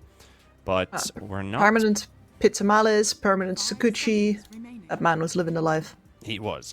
They banned the Rubik. They banned the Jakiro, but do they ban the Rubik is the question now. Do you also get rid of it? That would leave Monkey King for the grabs. A Darkseer first phase. And of course, with the Immortals first phasers, we talked about them yesterday going for these first phase cores. The Pango. They even had the Morphling you were talking about. The Franz effect. They banned the Weaver, though. Radiant team pick. Carstensz do not want that one to fall into the hands of the Immortal, and that is interesting. Presumably going to end up in Ren's hands, but definitely a flex pick, which is something that the Immortal hasn't done a whole lot of before. Also, they have not picked the Muerta. So that would be the first time that they're doing a new hero in their 4 role. Ren, so far, he has always had a Rubik, a Spirit Breaker, a Hoodwink, or a Shadow Demon. So now something different. Also, if they do put this in Franz's hands, they have the possibility of it. But pause 1 Muerta would require your opponent to also play the late game. If they play an early game lineup, it will put a lot of weight on Muerta's shoulders to carry the game, because he takes, or she takes, a very long time to get online. He's very weak in the laning stage, very weak in the mid game, and not even as powerful as an anti-mage with a Mana Void, right? Like, your ulti, when you pop it, everyone just disappears. You need a lot of catch, you need a lot of stun, and then you only have a couple seconds of damage dealing, of a damage dealing period. So I do hope this ends up being a support above a core, but they can flex it. They can, yeah. No, definitely one of the things for a Muerta game is it doesn't just need to be a good Muerta game for you, like, okay, I'm going to stay alive, I'm going to hit people. It also you need to have a good draft around it with a lot of AoE control, where you can keep people within slapping distance, but, well, within shooting distance, I should say, but outside of slapping range for the Muerta. Yeah. 10 seconds remaining. So that both scenarios click together, the Muerta's going to be good. Bringing out a Spirit Breaker. And since we kind of see Spirit Breaker mostly as a 4, we could be seeing a Spirit Breaker in a 5, in a 2 position. If they don't want to play the carry Muerta, but we'll see, because Beastmaster is going to be taking the off lane, so that means no 3 Spirit Breaker at least. 10 seconds remaining. What would you say about Beastmaster making his return to the mid lane now that he doesn't take any damage from creeps anymore? I guess it's doable. Then you just don't have a mid to play with for 10 minutes. No, it's true. That is one of the bigger problems with the previous Beastmaster, right? Is you're always going to go for Ags and you're going to sit around and wait. Yeah, that would be the downside of it. You can do it, but then you need a really strong safe lane duo, and you need an off lane duo that are not dependent on your mid, because the opponent is going to play a mid hero with the Ember Spirit that will rotate, that will fight, that will actively hunt anyone down. And you have on the other side, you have a hero that's kind of like, what we saw with Invoker Midas back in the day. They just chill in the lane, they farm, they get their items, and they maybe show up at like a level 11 or something. So you can't be bothered. Yeah. At least Invokers have moved away from that with the introduction of building Vessel first. Sometimes you go Midas first, but you still provide something for your teammates. Say a defensive dive is happening, you have to go help your buddies out. But this Beastmaster won't do much. He won't do a whole lot. But not to get stuck with it, we'll leave that open, because there is Phoenix and Primal Beast and Monkey King, which means there are strong side lanes for Carstensz as well. And they might need some help, so let's get ourselves a tempo hero, a snowbally hero with the Storm Spirit. But now you need Storm to win his lane. You have Spirit Breaker, which helps you do that. But if Muerta's Spirit Breaker ends up being your support duo, I think you could then play with Storm Spirit Strengths, which is hitting 6 fast enough to kind of relieve your side lanes. Then Beastmaster can move away from his lane to farm Ancients. Then Storm Spirit can fight in, say, the top lane. But what is your carry gonna be? Are we looking at a Bloodseeker game again? Okay, TA was another hero I was thinking about quickly, which could have worked. Please don't play Muerta 1 with a lineup like this. That would be very bad. Yeah, no, that AoE control that I was talking about, that's not exactly present, and there's no heroes that can give you enough. Right now, you do have Storm Spirit with a very good enabler. I've always tried to, stamp it into people's heads that Storm Spirit is not an initiator. Storm Spirit wants to know his targets before he jumps. So Spirit Breaker is phenomenal. You get that vision, you get the idea of who's where, and you get somebody to go in for you first, and you can be the follow-up. That is fantastic. So they've got that mid-game engine, especially early mid-game, to then with the Beastmaster follow-up once he has the Ags. but you'd rather put a proper carry over the top here, not Huerta, who's going to, well, be on an island in these team fights because you just lack the control to keep her alive if they really want to focus you down with things like, you know, a Monkey King in this game could still be carry, Primal Beast especially, who can just run straight for her in a game like this. Well, with this would have been a great gyro game if it weren't banned by the Immortal. I'm starting to consider what are your options here. Yeah, versus the Monkey That would have King. been the best idea. No Medusa either. And you can see that it's the ranged carries as well that have been taken out here by Carstensz, suggesting that they do want to run that Monkey King carry. Yeah, you could play Pudge this game. Like, I think Pudge could work. I think Medusa's okay. Banned. Is Medusa banned? Oh yeah, first phase, right. And of course, you always wonder, is this an Ursa game or not? Ursa could work too. That would give you an egg hitter. That would give you a hero to counter the Primal Beast. The problem is that And most they of banned these the ranged troll. carries, have the same problems as the Muerta, who's also a ranged carry, and we. Oh no! Don't Please tell don't me let this is speak Marana for carry. Marana. Don't Yeah. tell me this is carry Marana because it's. I mean, it could be 4. You put the Muerta still as a carry, which I wouldn't personally be a favorite of in this particular draft. Like what you're going up against. But if you play carry Marana, Franz, Now select your heroes. how does it? All right. All right. Yeah. Okay. No, he's doing it. So All right, can I spell you the beans on this one, or do you want to go first? No, hit me. I'll just. All right, so the things about this Marana carry, there were good things about it that we like because it can beat a tiny carry if he hits his timings. And this is a very timing-dependent hero. High risk, high reward. You need your Gleipnirs and your stat items pretty early on. You can't die too many times to stay on par with given timings to get those items and have an impact. You get high damage. Your Solar Flare is very nice for the extra damage. You're also getting buffed up by Beastmaster, which also helps. Your right-click damage is good. Your HP pool is good. But if you miss your timings, after level 20, the hero takes a really rough slide down. So you're playing against an Alchemist that has faster timings than Marana. And Alchemist isn't even your fastest timing hero to mention in this particular case. This could be an okay Marana game considering the Alchemist there, but it needs to be so that Marana sticks with Alchemist in net worth. You can't fall behind too far. If you do, then you don't really have a carry that's going to have an impact this game. I feel like a support Monkey King seems to do even more than the carry Marana does. So I'm saying it's not bad. I'm saying it can work.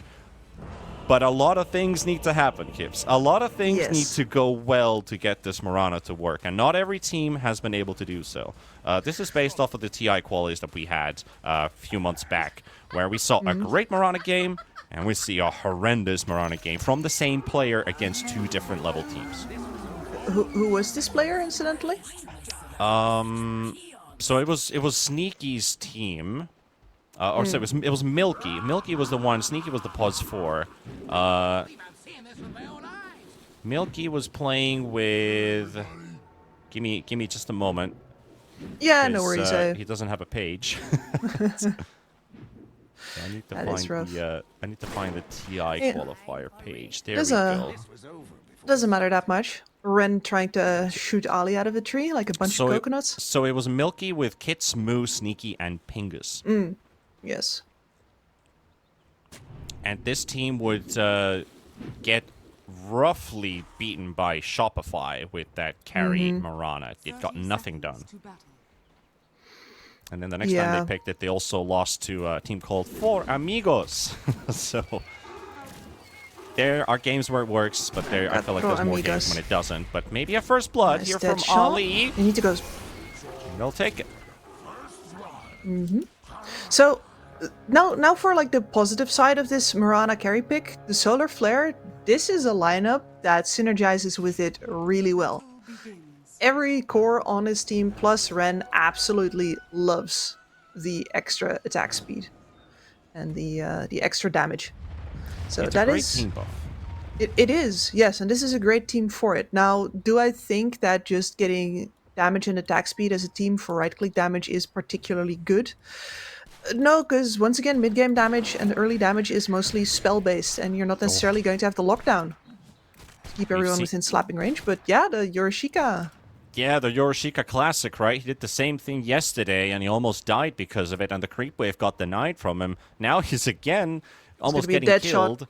And this is real. They've just read this whole situation again. Though they don't have the movement speed for him, so even a dead shot wouldn't actually help him catch the Primal Beast, but instead they lose Momo.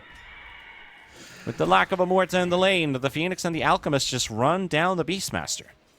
And Ren gets the worst of both worlds. Does not continue to get the kill on Yorishika, who now salves up and gets sustained a lane. And you've already lost your Beastmaster level 1. I love how we used to say the best of both worlds. Now we get the worst of both worlds. 2 poisons in one go. I better hope one of them is tasty. Usually it's crippling and painful. Yep. Anyway, I don't think we're going to see a lot of eggs unless they get placed absolutely pixel perfect. Right? Yeah. Yeah. Fufufie. Okay, the Overload was about to kill him in the mid lane there, but a quick Fairy Fire saves him. Meanwhile, top lane, Muerta being pushed back. 9shot has 6 stacks of Wild Axes at level 1. So that is going to start to sting. He's going to have to reset.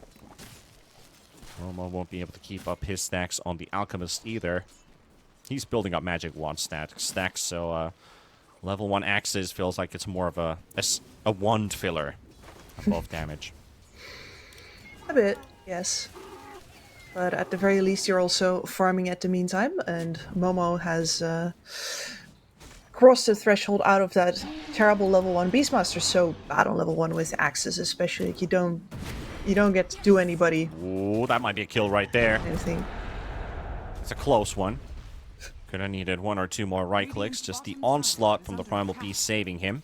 He was saving on that point for quite a long time. He hoped to use Uproar. He doesn't get that. Meanwhile, Ali, while bottom, all that action was happening, Monkey King just rotates straight to the mid lane and they kill Insane. Insane's been getting a hard time of it in this series. Yeah, it seems like so is the Primal. With a lack of a support. Overdue. Yeah, and his support's not coming back either. Ali's in mid again. He's sticking in mid. He's going again. And This they're going to could be kill huge. Insane again. This is just... I mean, this is brutal. What do you see happen? Okay, maybe a reply from Uglier. Can he get both of them? He can. Yep. All right. Well, it's a response, but this is not helping your Storm Spirit. This is helping your Spirit Breaker. Yeah, well, at least somebody's getting something, but yeah, that Town Portal Scroll still 45 seconds in the bank, so Insane's going to have to waddle his way all the way back to mid. I'd almost ask my support to just buy a smoke, drop it, so my Storm could run back to mid. Also, the charge is cancelled, so they got a chance to kill Momo now. Nice chains there from Fufufie. Sees the Spirit Breaker charging in, and quick chains out. That means Momo is left for dead. And here comes Uglier. He's like, yep, I mean, I should have been here. And I hope to be here. Ren misses on the dead shot. Uglier does get the charge to connect. And 9shot is gone. Monkey King snipes a courier for a good measure. Right next to Uglier. Ali can be such an absolute menace. He seems to be quite hot and cold. Or just Monkey Kings in general, but I do feel like Ollie's really painting the bell. Okay, yeah. It's going straight to Insane again. No. Okay, Uglier's here this time.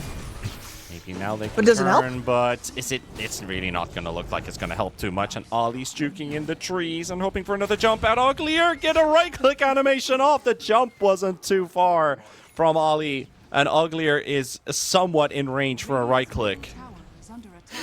Uglier has all but one of his team's kills currently. Yep. We're That's gonna have phase boots. We're 5 gonna have minutes. a core. It's a core Spirit Breaker. Yeah. That's what you're looking at. He's balling. Now I hope he charges the Ember Spirit, and they start 3-manning this mid lane. Please do Ren's that. sticking around. No, Fufufier deserves it.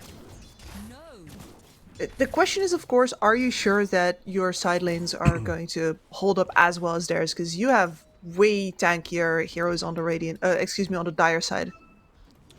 Well, In those Primal side lanes. doesn't exactly have a lot compared to Franz. They have 1,000 gold difference. There's the charge in.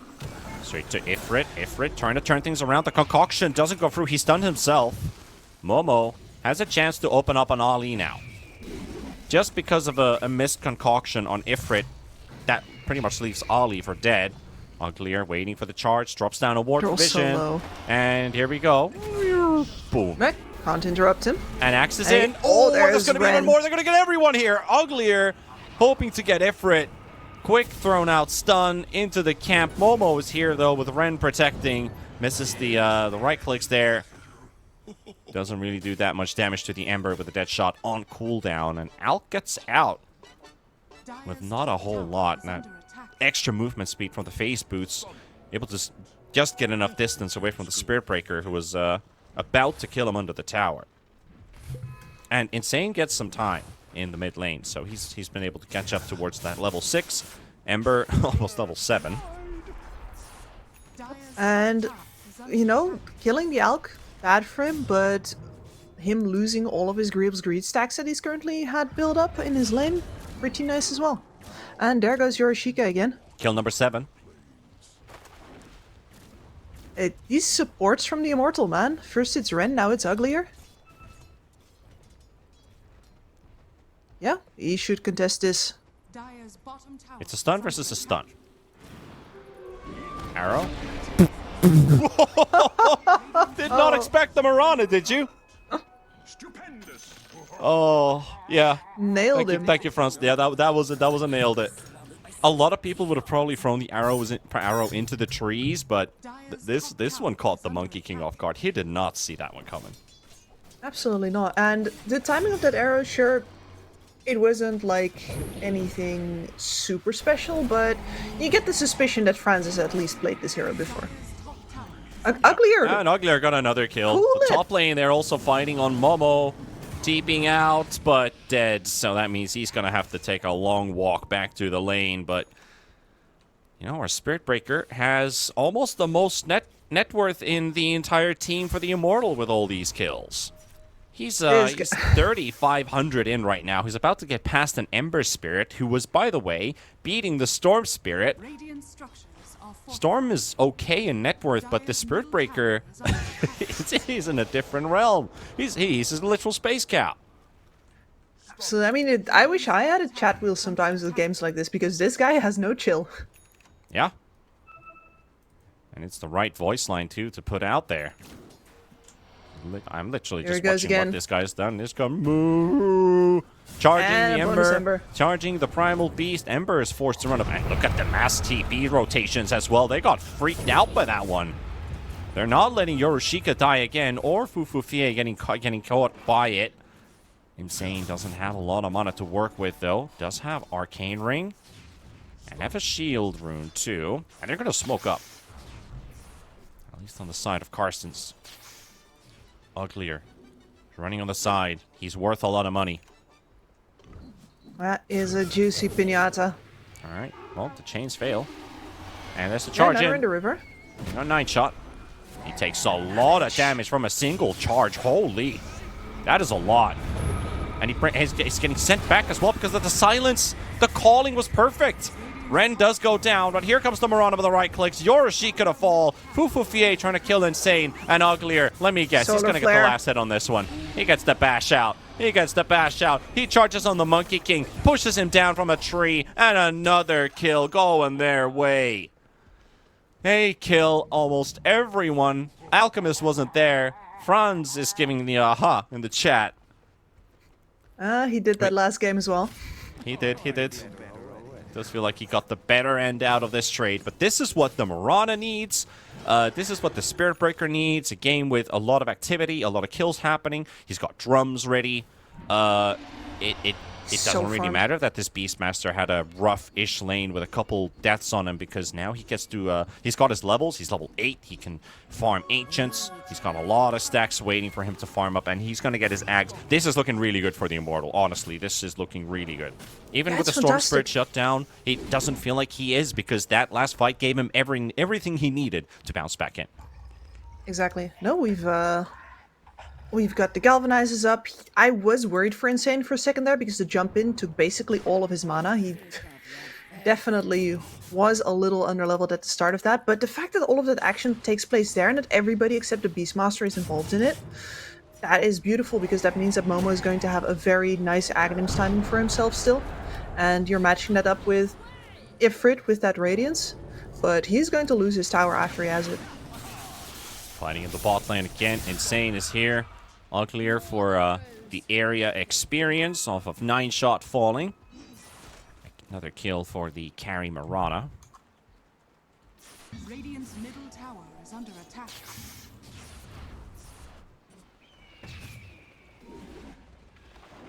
Pretty good position to be in, but that also puts a lot of stress on Carstensz playing this Alk lineup. Alchemist is off to a good game, but is it enough? Nobody else really is, and special attention here goes to Yorishika, who... Primal Beast is the one that needs to go in, latch these fights, create enough chaos that the rest can follow up on it, and right now the situation that Yorishika is in, he's going to run in, and then he's going to die. That's it. And he's gearing up for the pipe right now. I don't think pipe...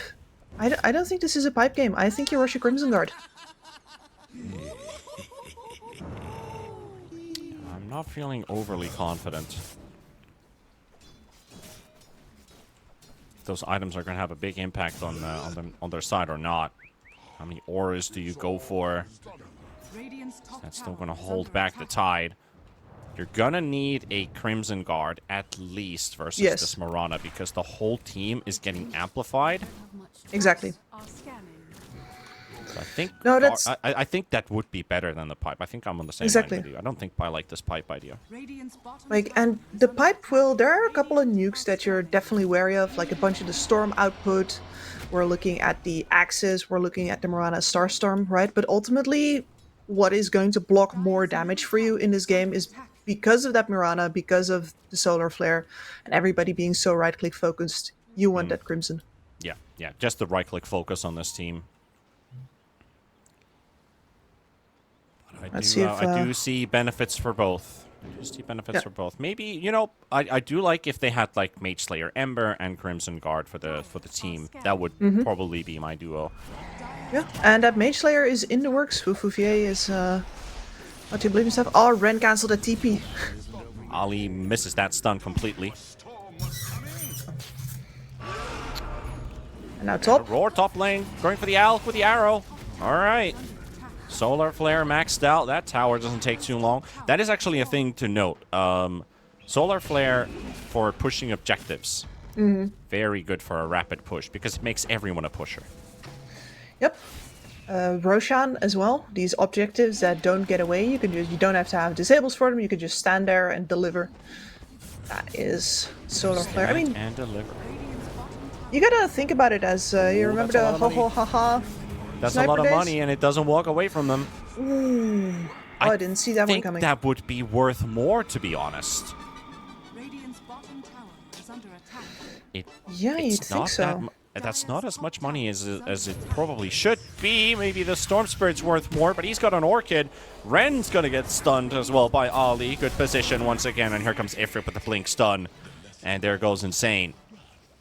And this is important for Carstensz to get pickoffs like this. Not just one, but 2 in a row. 2 in a row on the Orchid reveal of the Storm Spirit, who really, like, he's trying to make a bait play there, right? He's trying to see what he can get out of that fight, and completely forgets that the Alchemist, after the Radiance, usually just goes straight into Blink. Yeah.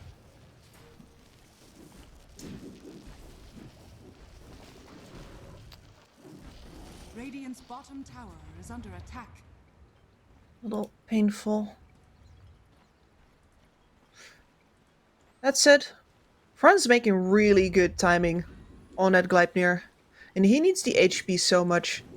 We don't see a lot of agi carries currently just because, well, armor is a dime a dozen these days.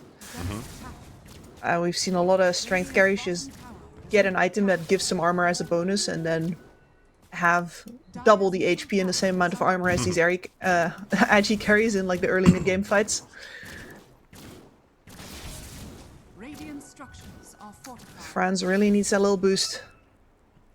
Radiant's bottom And there's so many items you need to build on this hero, and you need to hit your level timings at the same Yes. time. It's the 20 talent that gives the kicker.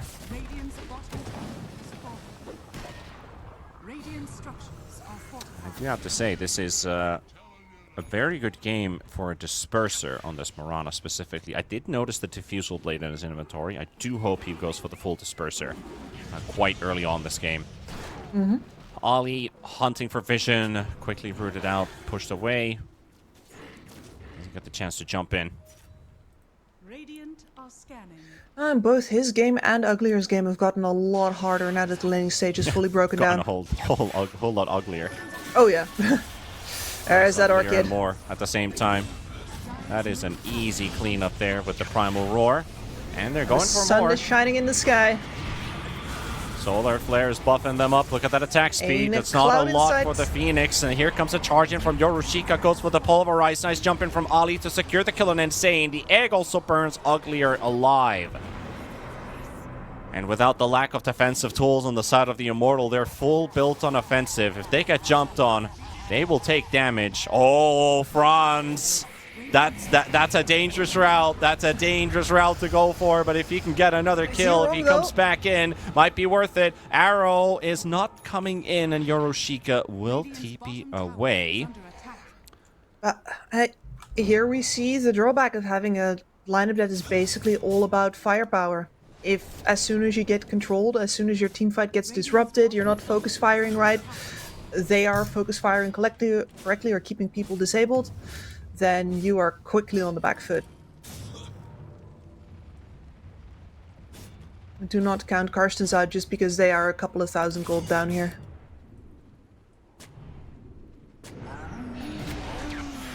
They're definitely still in the run for the money.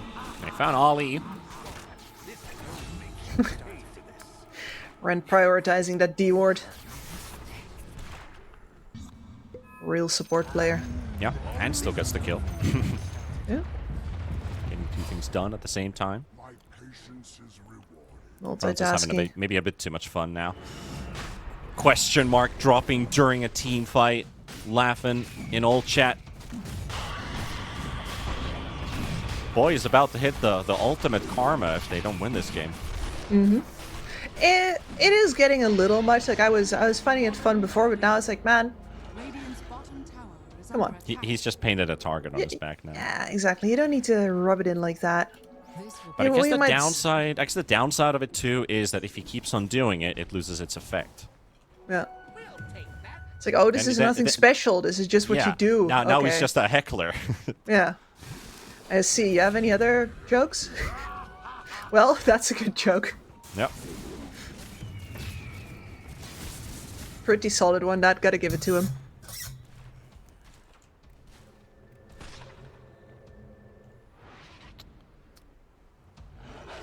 Still holding on to a net worth lead despite the Alk having a 3k advantage compared to the others on the side of the Radiant, but getting this Primal Beast higher in net worth is always a challenge. I think you're kind of stuck with what you have after the laning stage ends, unless you're reigning rampant. No.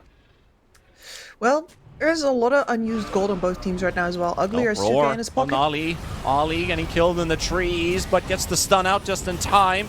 They are setting themselves around. They got some Phoenix Fire flying in. Ifrit goes down though, and there's a quick tip coming in from the Spirit Breaker, straight towards the Alchemist. Yorushika will grab Ren. Ren will slowly burn with Ollie's buyback. They get him down, but Fufu Fie nowhere to go. He's out.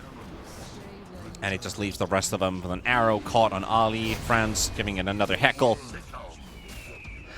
Ooh, this spells trouble for Carstensz. That is a fight where you actually got a full-length supernova off. That is a fight that you could take without the solar flare being up. Because Franz used it on the solo kill earlier, and now you're Sheikah getting caught as well. Yeah. Well, getting caught, but a bit too tanky for the primal. Sorry, a bit too tanky for the spirit breaker.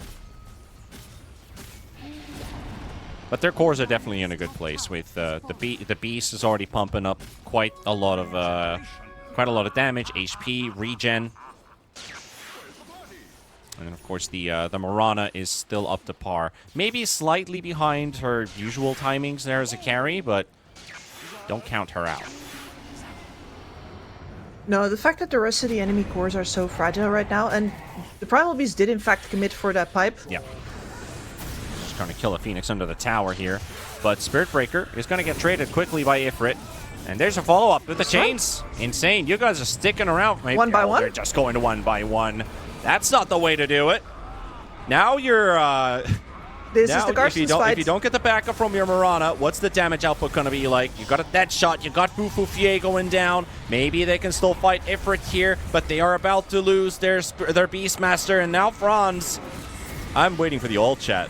I'm honestly waiting for the ult chat. What's happening after this one? Because Franz is getting bullied. Is it going to be a mass tip? Is it going to be a mass tip or what? They just got team wiped. Come on, Carstensz. I hope you haven't muted your opponents. No, Nine Shot already reacted previously. No, they have their honor here. They're not fussed. They're doing their thing.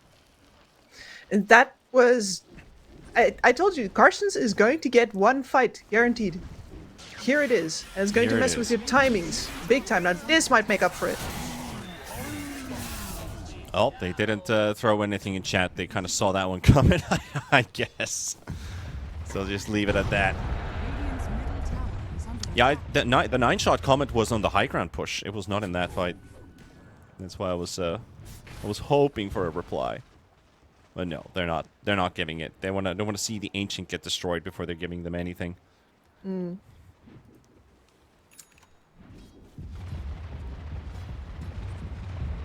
Though that does keep the game still in an unchanged manner. Like we're still going with the same type of pace.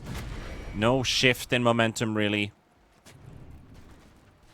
Mainly because of that Alchemist dying in the end. It kind of evened things out in the end. It was a team wipe, but an Alk dying right away is a very big kill at 20 minutes. Yeah, that was a problem.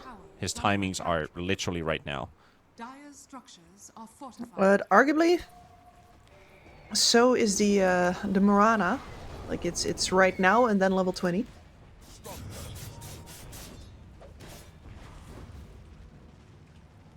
I do have Yules up on the Ember right now, so he isn't going to die straight up to that Orchid anymore. Here's Sheikah working on a BKB. A far dream to actually getting it. And this is why I wanted a Crimson Guard as well, because yeah, the BKB is going to block even more magical damage. Insane just went in. Oh well. Great Ali kill. Phoenix also being controlled at the back. Doesn't want to pop the egg just quite yet. Ifrit in the middle. All right, they're just cleaning them up. Beautiful setup there. Keeping them all stuck on the spot and not even an Ember in that fight. Yikes. A bit too easy for the Immortal side. This foot has been on the pedal ever since the start of the game. Yeah. I mean, they all got stuck in a very small area, and Ren did the most damage as the support Muerta in that fight. 3.5k damage of a support. Not even a support without a Maelstrom, by the way. Like, yeah. He just finished the Gleipnir. That was just the rod. Just Muerta things with an Atos. Yeah. That's all he and had. a solar flare, Ollie. I guess. Sweet dreams. Not even a sweet prince, but a sweet king.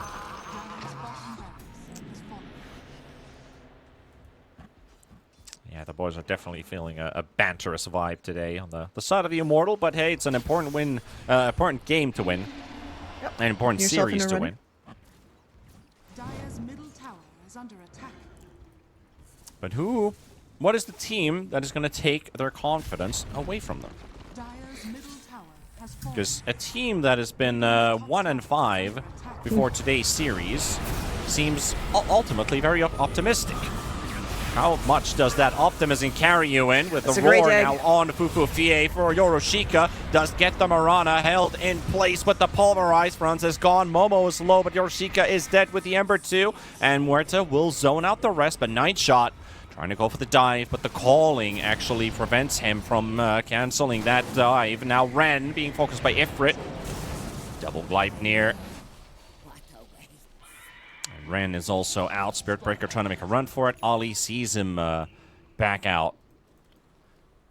And the Immortal definitely feeling themselves a little too much here. Keeps on taking fights in positions where if you really would have thought about it, you realize that the conditions for the enemy to school you have been met. Nobody touching that egg in a Mirana game, a solo for a Mirana game. Oof.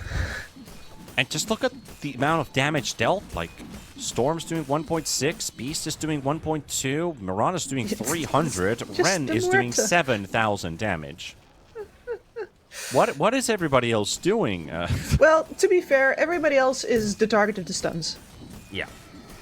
And that might be something that Carstensz is doing wrong. They gotta try and shift things up a bit, because it looks like only the pickoffs are working out for both Uglier and Insane. Obviously, this is a very scary global duo. These two heroes absolutely love each other. Let's add a Dawnbreaker and a Spectre in this lineup. Yeah. Yeah, you know, an IO and your Tiny. It is stunning Uglier. Thank you. Heard you the first time. Heard you the first 50 times. Yoroshika getting roared up. And it's not the dinosaur that roars. Alright. Roared at. Chains up on the Beast while they're sieging a tier 3 tower. This pushing power is quite powerful. Solar Flare has maxed out now, which Carstensz should probably just dodge. It's all coming together. The buyback was spent. The Immortal have what they came for, arguably. And this is one of the things that they did very well in that previous game as well, understanding when to make sure you force out those buybacks and then how to actually capitalize on those buybacks being forced. Yeah. This seems very instinctive to them. Dire's top tower is under attack.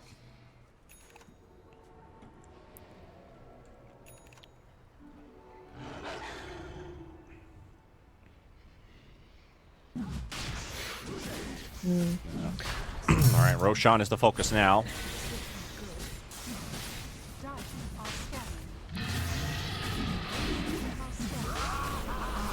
Roars. A lot of roaring in this game. Certainly. Spirit Breaker ult and Beastmaster with his abilities. You have Primal Beast. What else do we have? Does anybody also roar? Alchemist is quite silent, you know, especially now that he's facing a watery grave in the river. You don't hear roaring, you hear the sounds of drowning. For a second there, I was tempted to give it a shot, and I was like, that's tasteless, isn't it? Well, stunning, isn't it? Fantastic. Well, at least we're not making Titanic quotes here. I was just thinking of Hitman, where, you know, you just knock them out peacefully in the river, you're trying to go for Silent Assassin, and they drown in 5 centimeters. Oh, Ifrit. That can happen. Oh, alright. Well, that was a short life lived there, definitely, for the Alchemist. Everybody else just getting cleaned up there, dropping low, losing the Aegis, but it is no match for the power of the Immortal today. And, you know, didn't get hit by the Karma in the end, so, no. All chatting their way to a 2-0 victory. I guess you've earned it at this point. Yeah, might makes right. That is how it works, right? Yeah. That means, you know, Immortals, pretty important series victory. Keep their hopes of the playoff dream still alive. That, I think, definitely now counts out our Carstensz team for the final relog tournament. I mean, they do have a series to play tomorrow, but it's too far now. It is too far. And I do think that the way that they came out of the laning stage in this tournament, the fact that, yeah, you've clearly got a good game plan together, but you don't know how to capitalize on the wins that you do get. We saw that high ground attempt yesterday was like you clearly didn't quite know where you wanted to go with this. The pick off on the Alk here, immediately after the 5-man counter wipe, you give your Alk away, and the game immediately goes back into the favor of your opponents. They've got the plan, but now they really gotta iron out all of the kinks on Carstensz's side. So I do think that they were probably the weakest team that we had in this group stage. Well, we'll have to see what they're cooking for tomorrow. But next up is going to be a whole different series, and that's going to start in about 20-ish minutes. It's going to be between two of the top 3 teams in the group, and might just close out or guarantee one of our first playoff teams. So we'll have to find out that in about 20-ish minutes. So without further ado, let's throw it to a break, and we'll see you guys then for the second series of the day. 1xBet and Eva Alfie present betting on all esports events on the website and in the 1xBet app. 1xBet. Play with Eva. The new 1xBet energy drink. So you don't have to limit yourself tonight with only one victory. You can bet on any game at 1xBet betting company. Dota 2, KS2, League of Legends, and many others. Big wins, fast payouts, reliable bookmaker. The new breakthrough and innovative phone with 1xBet app. With 1xBet app, you can register and start betting in just one click. Intuitive interface and thousands of sports events every day. User-friendly app. Big wins, fast payouts.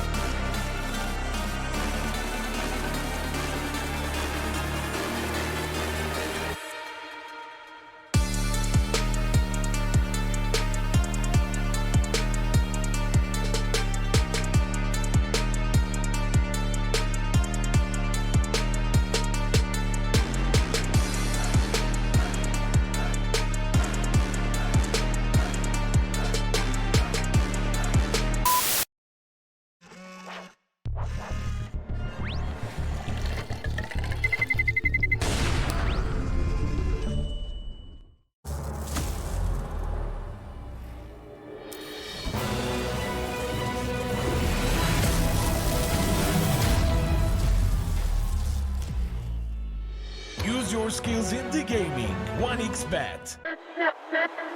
Respect from 1xBet. Respect from 1xBet. Respect from 1xBet. Respect from 1xBet. Respect.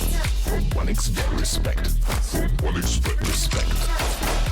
Respect from 1xBet. Respect from 1xBet. Respect from 1xBet. Respect.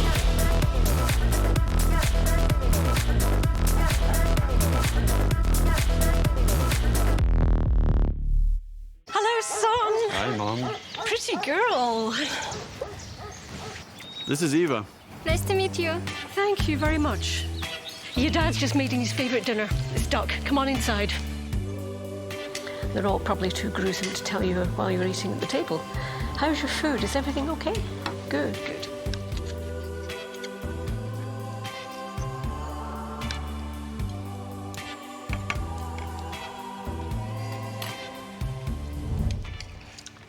You seem to know each other. Yeah.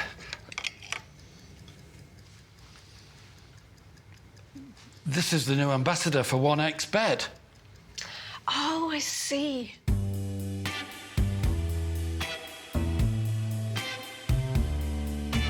Everyone felt good when Eva Elfie became the new ambassador of 1xBet.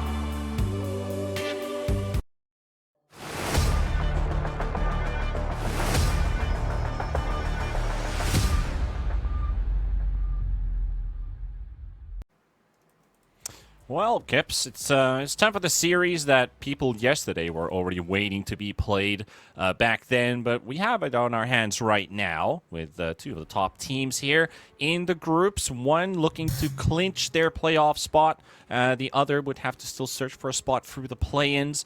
A possibility for winning the group by beating the opponent would be a case in this specific series. So there's a lot on the line here. Blind Owl, undefeated. Team TK, 1 loss under their belts. So 6-0 versus 4-2. Might end up being a 6-2, 6-2 tie between the two teams. Is entirely possible, and Team TK has the firepower in the house to make that happen. But Harry told me that at the start of the group they were already looking a little sloppy. The game that I casted of them yesterday looked overconfident, overplayed their hand a couple of times. Not a lot of discipline on the high ground pushes, and it did cost them in that series as well. So if we get them at their best, then yeah, Blind Owl has to really play at the top of their ability. But if Team TK treats this with the same kind of nonchalance that they've had so far, then Blind Owl's in a really good spot to take this. Yeah, if talking like a really good relationship, you know, if you don't get them at their best, we don't get them at their absolute worst. But I mean, we do, of course, hope for the best for both of these two teams here. Blind Owl could be the second team to still pull off a 10-0 scoreline, but it comes through beating this team. Blind Owl, talking about the specific matchup here yesterday, they had a pretty good series versus Manta. Oh, yeah. Made it look very easy. Game 2 especially, you got to witness Ember beating a Shadow Fiend. So you got to see something new. And also that support Tinker. 2 games in a row, first phase. And I think I've seen enough of the support Tinker now. I think I'm good. I think I know what it's about now. And I think that most other teams that have paid any attention at all to what Blind Owl has been doing in this tournament so far, and honestly what people have been doing with Tinker in pubs in general, should be really wary about letting this hero through the draft. Yeah, we did we did see it already being banned in the previous series too. Not sure if we've been stuck on the group stage scale for a while, unless we have. There we go. Oh, okay. We actually have some names still missing out there, so there's probably the reason. But we are loading soon into the draft. Hopefully, hey, there we go. There's the Blind Owl roster we wanted to see, just to get people familiarized with these names, because we've been talking quite highly about them here. Yeah, I mean, to be fair, a couple of them don't necessarily need any more familiarizing, right? Boomy has been around forever, almost as long as I have. He was, I think he actually got onto TNC pretty much as soon as I left. He's been in the rotation there. We've seen Rupido around plenty as well. Ken has been making a name for himself recently. Grim's been around as well. So these are all. This is one of those all Filipino rosters where you just know every single player is top 100, and they will, grind you into a fine paste without having to be in a call together. Of course, the opposing side with Team TK, you've been talking about them having sloppy moments, probably not the most reliable team. I look at they've been drafting very curiously versus IHC. I see a Husker, TB, Sven, Brew, Wind Ranger draft, which they didn't win with. Did you get to watch that particular game? Was that the one you were referring to mostly? No, that's not the one, though I do know that they tried out the new Husker aspect there, and he did absolutely demolish the lane versus the Ember Spirit in that particular game. It was just not enough to actually carry them through mid to late. No, the match that I'm talking about is... expected at that point, Husker versus Ember, not a fun time for the Ember Spirit at all.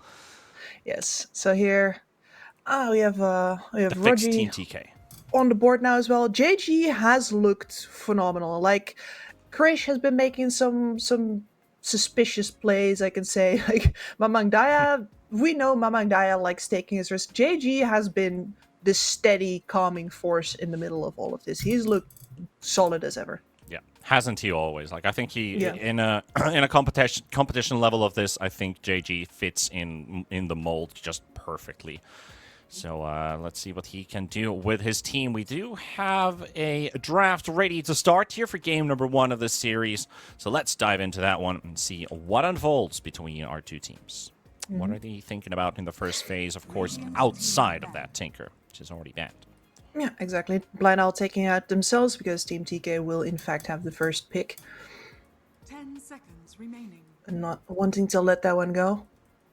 And we can, I'm stopping myself from talking about it more here right now. I am very curious to see Blind Owl without it, because the series that I've been introduced to them was basically all about how well they knew to draft around that support Tinker. They, you pick yourself a singular carry that's going to do all the DPS, ideally one with the survival thing themselves as well. And I wonder if we're going to still see a traditional, maybe Agi carry, all eggs in the same basket, and we do a bit of a Superman draft. You put the alacrity on them, you buy all the auras for them, etc. Or if without the Tinker, we're going to see an entirely different style of play from Blind Owl. That's what I'm curious about. Yeah, it's you can't always rely on just a single hero to make the team work. For Blind Owl, obviously, versus Carstensz, they didn't even bust it out. They played completely differently looking heroes, like the support Enchantress, for example. They got to play some TA, some DK first phasers. So outside of those heroes, I think there's a couple bans out there. I think TB is barely worth picking when you have a good game for him. Never mind banning first phase. Yeah. I really wanted a couple of picks to go through. And unless they're also like, if you want to play a support TB, we're probably not willing to draft against it. But a first pick Doom. How many times have we had a first pick Doom? I actually want to look up the... Give me a moment. I need to look up my Doom stats here for this particular I'm just going to tournament. say none. You're going to spend like a minute looking it up. I say none. Just... spitballing. Well, let's see who did the most efficient use of their time. You are correct. So with the this is the 8th pick. 5 of them in the second phase, 2 of them in the final phase, and 10 times banned in the first phase. So this is our first time we get a pick through. Bit of a curio that Doom has actually been banned that many times in the first phase. And he's one of those good throwaway bans, right? When you're not entirely sure where your draft is going to go yet, and just like, okay, ban out whatever's the most annoying. Doom's always top of the most annoying charts. He's definitely out there of a hero that, well, let's just get rid of this one. I wonder if we're going to get to see the facet picked up. Let's see what the name was again. The Impending Doom. New facets. Every 6.66 minutes, Doom duration is increased by 0.66 seconds. And I've done the calculations that comes out at about 3.5 extra seconds of Doom at 40 minutes. Which is, it's this is Dota. Every second counts, but 3.5 seconds at 40 minutes, you know, hopefully you get that far into the game. I'm not sure if the scaling works there. I think they just put a bunch of fun numbers in, and we're like, this sounds like Doom. The wording is very, very intriguing in this one because, you know, every 6.66 minutes, but that doesn't mean 6 minutes and 66 seconds. Meaning at 6 minutes You and 40 are right. seconds. Duration is increased by 0.66 seconds, which is absolute in seconds. So it's a very, very weirdly worded patch note on Impending Doom. We're looking at the letter of the law here. Yeah. You're right. Somebody might be like, wait a minute, isn't that like, what is that, 6.6 minutes and 66 seconds? That's 7 minutes and 6 seconds. Like, Yeah, what are you I mean, going on I about? sort of appreciate it because that made you don't have to do any conversion into like percentage of the minute if you want to calculate it. So I think that is why it is in there. And they are going all out demonic for this draft. While we're looking at the Doom, we've also picked up the Shadow Fiend and the Shadow Demon. Yep, it's pretty demonic faces out there. You're getting the forces of light versus the forces of darkness. Well, see how this one comes about. Yeah, a little Dawnbreaker action, perhaps. Dawnbreaker, Caudal, Omni Knight, bring in all the light guys. So I think if you're Team TK, you pick a Warlock, and a Quap, I guess. Sounds hellish to me, yeah. Yeah, the picks get a little thin on the ground after these three, I gotta say. Yeah, you put a Quap and a Warlock. That draft might be able to work. We don't really do carry. Well, no, we do carry SF. Sorry, excuse me. We do carry SF, yeah. So we do have the pieces required for everyone to do damage. But I'm just thinking, what is the lack of it? Crowd control feels a bit weird. Yes. No, stuns. Stuns are stuns thin and on the chase. ground.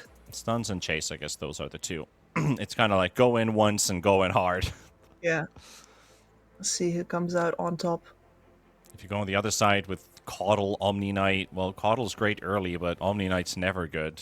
Rip my offlane Omni Knight. Oh, man. Rest in peace. I sort of can't believe that they made Hammer again after work they've done to get all of the orbs out of the game, and they're like, no, actually, we've added one again now. Yeah, let's backtrack a bit.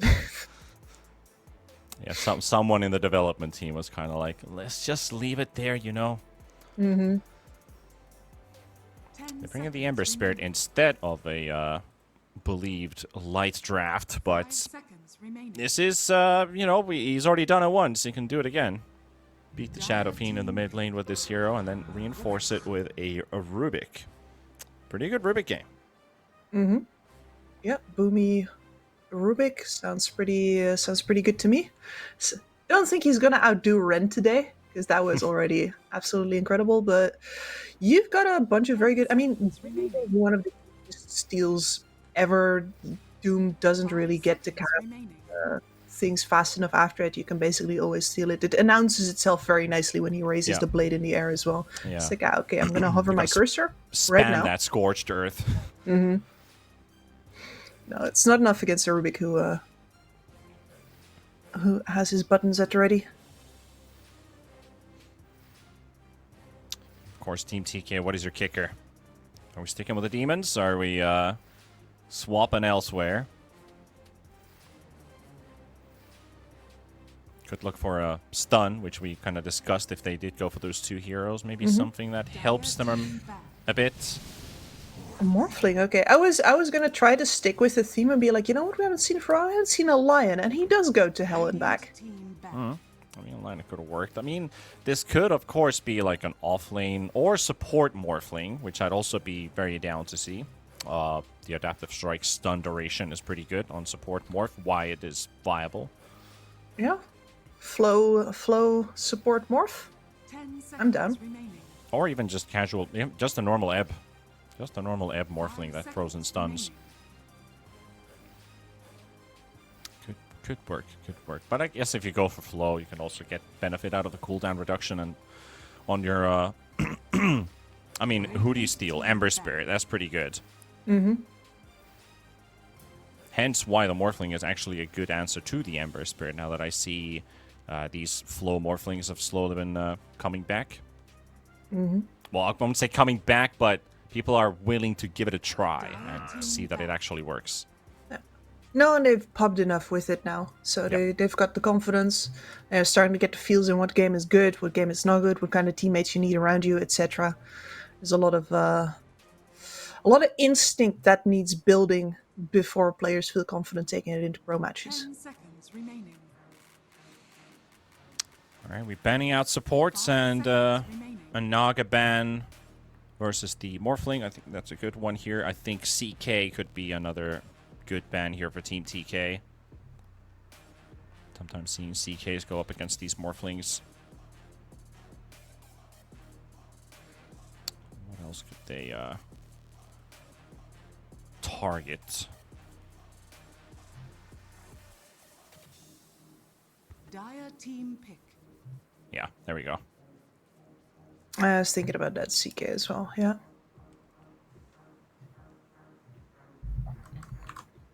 So, what's your support? If it's not Morphling, what would it be? AoE? I don't think we're getting the Warlock with the Shadow Demon in the team. No, unfortunately not. I mean, usually this would be a shoe-in place for either Shadow Shaman or Lion, because you'd really rather have a support with double disables. But both of those, well, not very AoE focused either, because it is the single target stuns. Could think Bane, if that's what you're looking for as well. Those are the stopgaps. Like, oh shit, we don't have stuns. Spirit Breaker. We're going Willow, yeah. So the AoE is what they decide. Yep. You have to choose. You can get either a single target, enough disables to make up for the rest of your team. Ooh, and we're going to run Morphling versus Anti-Mage. Okay, classic matchup. It certainly is. They have the 23rd pick is one of the only ones where you can go for a Dark Willow to get a good pause 4 out. So of course that Dark Willow does find its place nicely in the draft. But yeah, you did mention the matchup Morphling versus Anti-Mage. I do like Blind Owl's draft a bit more than I do Team TK's. Even with a Doom on JG, I think this Anti-Mage will find its place in this game. Very hard game for JG to land his ults in first place on Akari. Would need an Ags to make things a bit easier, and that will make things a whole lot easier once he does. So I think Team TK maybe scales a bit better, but I think Blind Owl, they should have this one in the bag. I like their draft. I do like Blind Owl's draft as well. Now that Anti-Mage versus Morphling is interesting because you do have I want to say an exchange of windows. I feel like it goes Morphling, Anti-Mage, Morphling, Anti-Mage. Someone like that, you're correct. Yeah. Which is, well, it really depends on how the players feel that matchup as well, right? And I gotta say, I think that the Willow pick here does give Blind Owl Esports a bit of extra trouble, just because the Force Disengage is very powerful in this game, the Roots are very powerful in this game, both the Primal Beast as well as the Ember do not like the Brambles one bit. So yeah, I think I favor Team Blind Owl here as well, but TK have a good draft on him, not gonna lie. What do you think, fellow viewer? Are we in the right, or do you think you're more right? You might as well take a look at the 1xBet mobile application, or just make your own mind. Check up the statistics up there. There's a lot of great numbers thrown there on the mobile app, so make sure you download yours. We are a sponsor, 1xBet.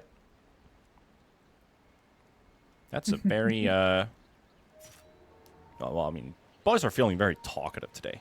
Yes. No, this sounds like perhaps there are team houses close by to each other. I know on TNC we were actually in the same building as, I want to say, Execration. And there were definitely outings to Jollibee with everybody involved. Oh, yeah. And of course the coaching staff, which included a couple of other, well, I'd say a couple of other, but like especially because Scant was with them at that time, I believe. So we were there, two misplaced white people. playing board games. This is what you do when white people get together, I suppose, Yeah, in the I mean, Philippines. board games are always a good way to spend some time. Mm-hmm. Nothing wrong with that. Guys go to Jollibee, and we go to the 23rd floor to farm some cardboard pigs. Hey, you want to play some Jenga? No, not after the earthquake No, not experience after. from the 23rd floor. Oh yeah. That's definitely something that might be changing your opinions on that game. Hopefully I didn't open up any old wounds there. Was not traumatizing, but it was definitely a little shocking. Like, Yeah. Talk about an experience. good times, though. Good times. I remember back in LA when I had a casting gig in 2019. I was leaving during the night to the airport. I was finished with my cast, and they told me at the hotel like there was an earthquake last night. Did you feel it, or did you hear it? I was like, no. What happened? And I was like, I don't remember what the magnitude was. It wasn't like very, very high, but to me it was like, I remember some guy driving past the street with their boom bass and the window was shaking. It sounded like that, which is like an average Sunday in Finland. It's like, nope, didn't notice anything out of the ordinary. That's just the obos are out. They're testing their That's the speakers. We got a pretty, both teams testing the waters type of laning stage between both of our two teams. Blind Owl playing on the Radiant side. Team TK found on the Dire side of the map. Anti-Mage only picking up the first 2 CS of his laning stage, so Akari definitely being challenged a lot by JG. Yep, JG has just been slapping him around with that Infernal Blade. The first level of the mana break really not enough to deplete JG's pool. Yeah. Definitely a pretty strong boy. And we do have the Devil's Bargain. I love watching Devil's Bargain Dooms just because the way that they manage their economy, like it's a whole extra mini game. Yeah, it certainly is. You've got to think about the hero much more. And it does give a bit of excitement for these Doom players who spent most of their time sitting in the jungle, staying hidden, never showing on the map, and just waiting for the opponent to make a mistake, that they show up in the lane so that they can get their use out. So much adaptability. So now you have so much more things to do and think, which I kind of like. I also think the skill cap of the skill ceiling of the Doom just went up a whole lot more higher. And there's a saying here, by the way, talking about the laning stage. So we do have an Mamangaya morphling in the mid lane. Yep. Not sure if that is. I almost don't want to say it. Is that Krish dodging the Ember Spirit matchup? Might be. This is Flo, actually. Oh, sorry. Excuse me, Flo. The strength one, guys. The strength one. The strength one. Yeah, I do think it was a smart idea to maybe swap these lanes around a bit. It could be the fact that Ken is playing probably one of his best heroes. Shadow Fiend's going to get enough done from the safe lane position. And you think about mixing these two around. Primal Beast is always a threat with the trample versus a low HP Morphling, but it's going to be a first blood picked up in the bottom lane. Anti-Mage to fall first. Yep. And these roots remain deadly versus these heroes with built-in mobility all the way up until, well, in the case of the Anti-Mage, he buys a Manta Style. That is quite a ways off. That's going to take a while until we're going to see a Manta kicking in, so you're absolutely right. The trade-off for these heroes usually comes in tankiness. At least this early on.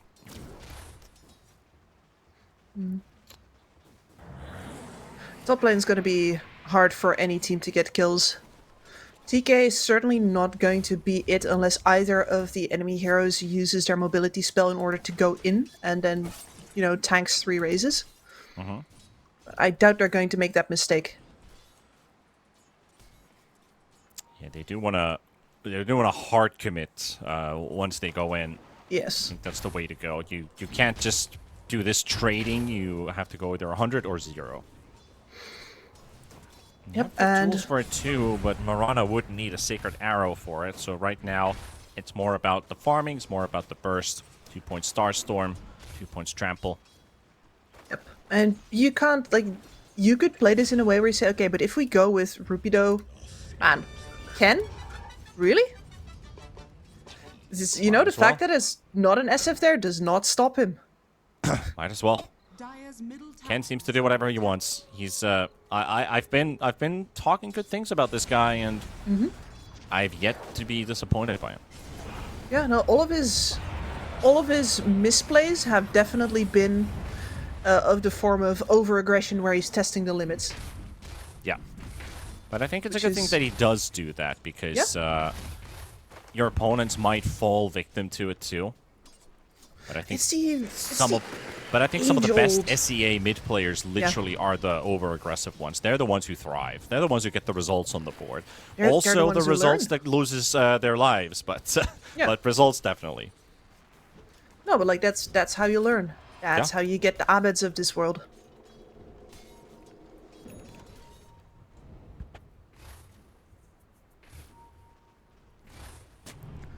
And we saw an example, by the way, on the top lane of what the balance in that lane is like, because whoever goes in is going to get disrupted by the Shadow Demon, and then the secondary hero needs to have to follow up. Now, you could argue that if Rupido goes in and there is a saving disruption, perhaps you could point an arrow, but already shown there that Rogi knows that he needs to disrupt the enemy instead.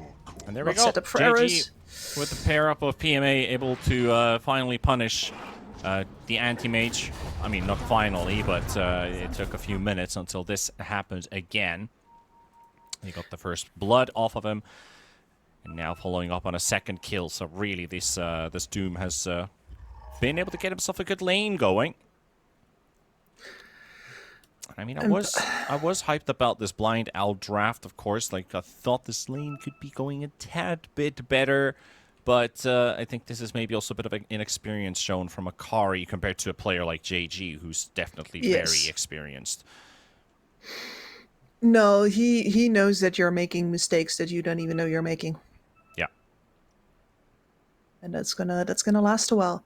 In the meantime, they're trying to make up for the fact, because they've had Grim sit on top for a bit already, looking for any possible kills here. The SF had long since already abandoned, so he now has to... Well, they're going to get this kill on Rogi, but they really needed that as well, because otherwise Grim's left the bot lane for absolutely nothing. Yeah. Blind Owl will find the response with multiple And they're heroes swapping. in the... Radiant structures are fortified. Alright, Akari, so he's coming top. He's had enough of JG. And he sees Mamang Dias around, but he's just going to pop a Haste Rune, and Rapido can't do much. Watch him skeet around, and JG's just finished off Boomy at the bot lane. That's a clean 1v1 kill right there. Now Ember has to TP in. Doom doesn't have the mana for Doom yet, but JG's waiting. He just ate a Lotus, and he's waiting. Going around the tower. Creepin'. Ember doesn't know. How would they know? He doesn't have a lot of time because the creep wave's coming back in, so JG will walk back in. Alright. Just saw him jump out, so he was staying and hiding. I like that he doesn't just rush under the tower and just make himself known. No, that's how you get a rainbow of TPs in your face. Yeah. And you waste the ulti, and then they have room to play with. And you probably die in the process. Just not worth it. So here as well, the carry is shown, by the way, that he drags the creep wave off of the tower, gets the maximum amount of farm out of it, and anybody that does want to TP into Def the tower is not getting any kills out of it just because the Doom overextended. Best of both worlds. Radiant are scanning. Good old best of both worlds. Oh, Bit of a fight happening here. They've got a Primal Beast quite deep in the lane. Caught by another stun into another double raise. Krish misses both of them, though. So he's just going to run away. So 3 heroes trying to kill a Primal Beast with Face Boots and Magic Wand, and they don't get the kill? It's got to feel a bit awkward. At least it's just both of the supports. Leaving Mamang Both Daya of the supports that should enable Shadow Fiend to kill anyone. Fair, yes. You got the ideal setup for the root. Yeah. And you get to walk up to get all of your raises out. You have Dark Willow, whose Bramble Maze just stops Onslaught. He gets rooted by it. And they still cannot score a kill. Well, that's... Rapido's got to feel very happy about that. He's like, okay, I got out. Sure. They're coming in bottom now. Among Daya with PMA. Right on top of the Mirana. He's going to catch every ability from this stolen Mirana form. And JG hunting for Rapido. See about the arrow? Gives him the vision. Rapido. Nice quick turnaround for the charge away. While PMA helped with the Boomy kill, he also killed Rapido's courier. Radiant's bottom tower is under attack. Not sure if Rapido had anything on it. I think Still he did. letting the creeps do the work on that tower. Yeah, Rapido lost the Wind Lace, actually, so it's not that huge of a loss. No, it's not. I mean, it's one of those amazingly valued little items, right? Yeah. Oh, Mirana. Don't die again. You just came here. Well, no can do. That's the worst spot to go, and you cannot go here. You cannot go here. That's the worst spot to be in. There's no way out from that. No, and he didn't have a leap charge. That sucks. Pathfinding killing you, man. These trees claim so many victims. Radiant's bottom tower. Just a note for your pubs. Do experiment moving in those trees.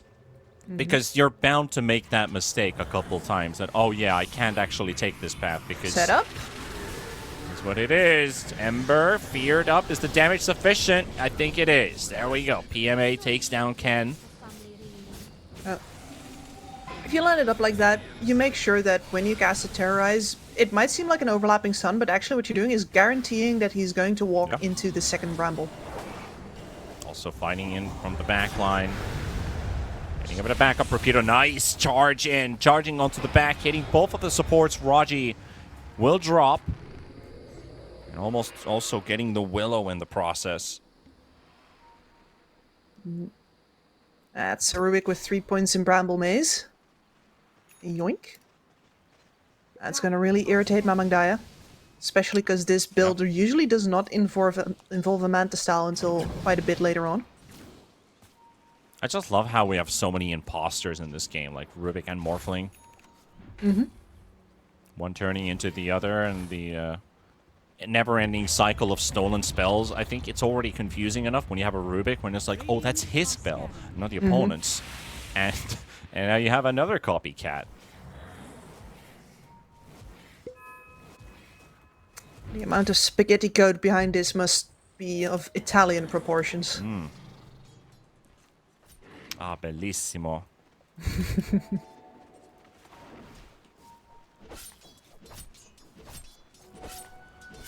Yeah, 3 to 6 with no decisive economy lead or really an experience lead. Actually, experience is, or was a couple of minutes ago, quite heavily going in the favor of Blind Owl. But that has been cut away. Cut in half, even.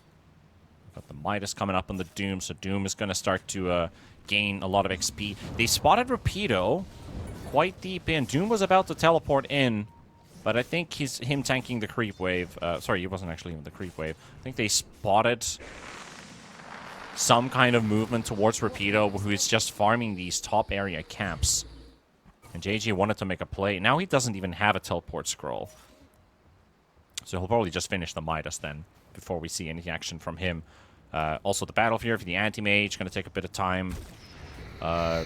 Ember wants that Maelstrom. I think he's also out. We're probably just going to have to, podcast this for the next 2-3 minutes. No, agreed. Everybody is, well, except for Mamang Daya, is waiting on their items currently. Mamang Daya has hit Phylactery, which is where the nuke damage for that almost... Juicy stacks in the triangle here for the Dire side. As well. Himself a nice quad stack to farm. At least he's going to have a Manta style very soon. Yeah. Which is not just versus the Rubik with the Bramble Maze, but of course also the Ember Chains. can dodge an arrow with it on occasion. Have your illusions tank that for you. A lot of pings into the jungle. PMA was basically just farming a camp casually there, trying to fish some information.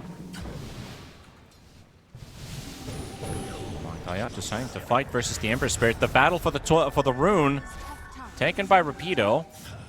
Morphling will miss out on a AD phylactery timing. That would have been pretty crazy. That would have been nuts. No, instead, Rapido, the way that they've been handing over farm from here to here on this top lane is actually quite interesting. Every time that the wave is easy to take, Akari takes it.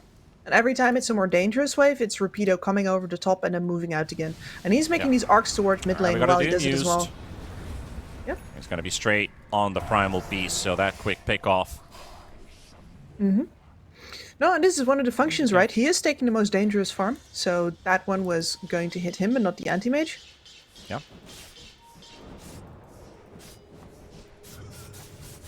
All working as intended, including for JG, because that is a juicy kill. Rapido is quite farmed. Might as get.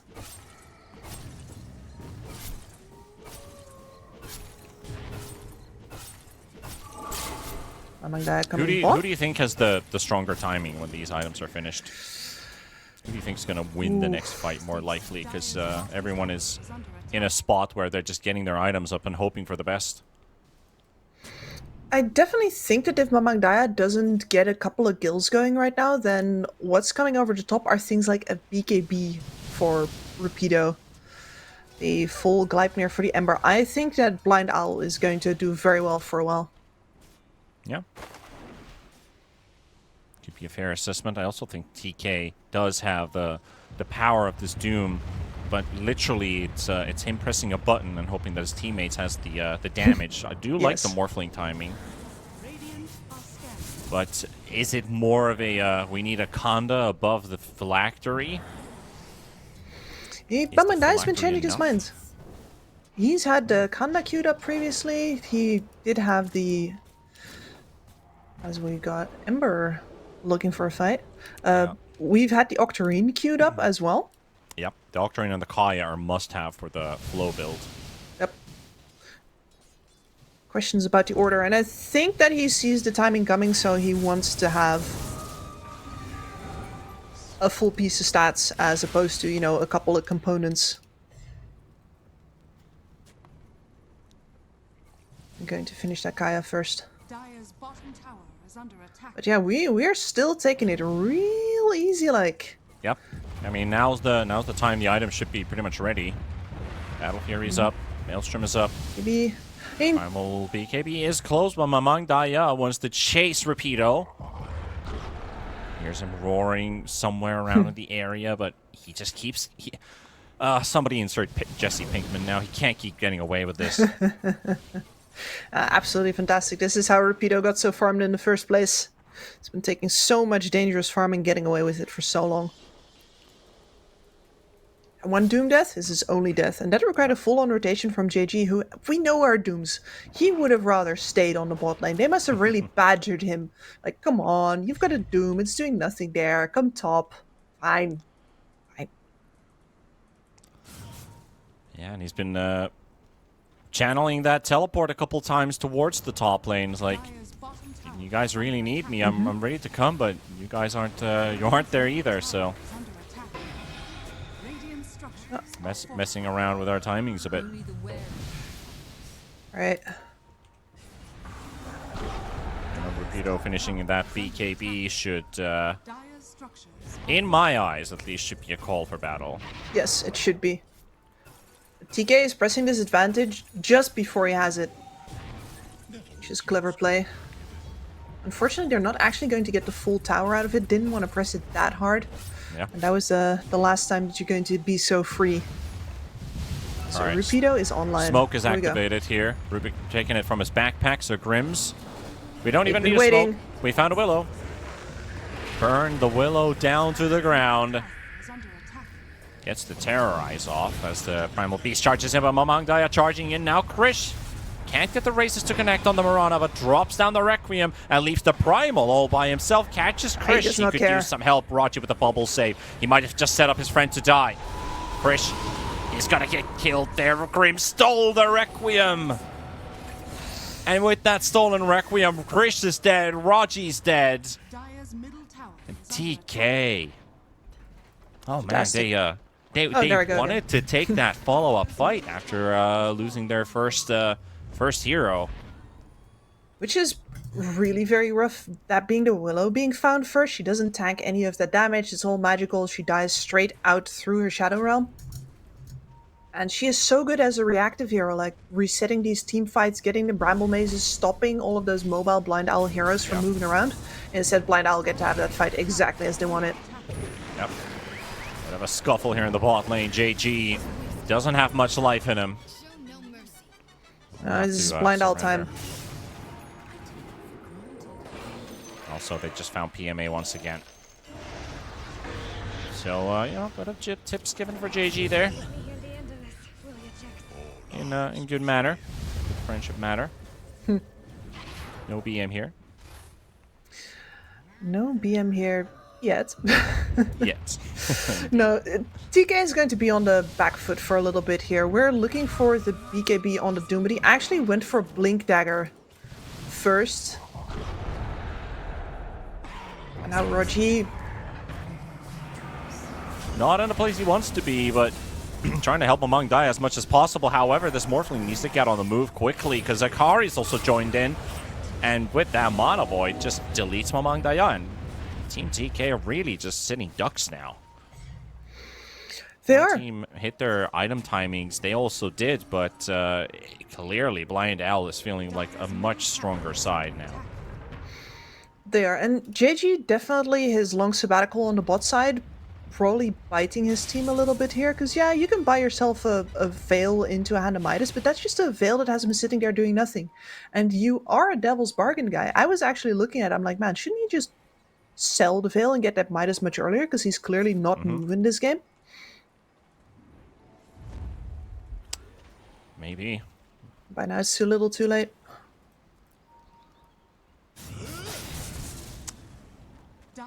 Maybe it's one of those off-lane, I wouldn't say syndromes, but stuck with, you know, they played this build on this hero, or they make their own builds, and they just don't want to make any use of the new passive. I'm looking at Moo, but Moo has a special place in my heart with his item builds. I think in this case it's definitely case of A, but my game is going well enough to do this right now. I can get away with this. Yeah. And the answer is like, yeah, your game is going well enough for now, but you also have a team and you are on the tracks of a diesel train.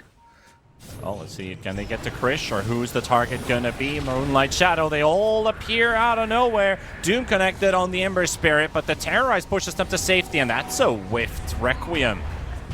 Nothing getting done out of that one. Mamang Daya fighting versus Rapido. Rapido being forced away into the tower, taking a lot of damage and killed under the tower. Krish will get this one and still jumping back and forth. Mamang Daya once again mana voided just like that.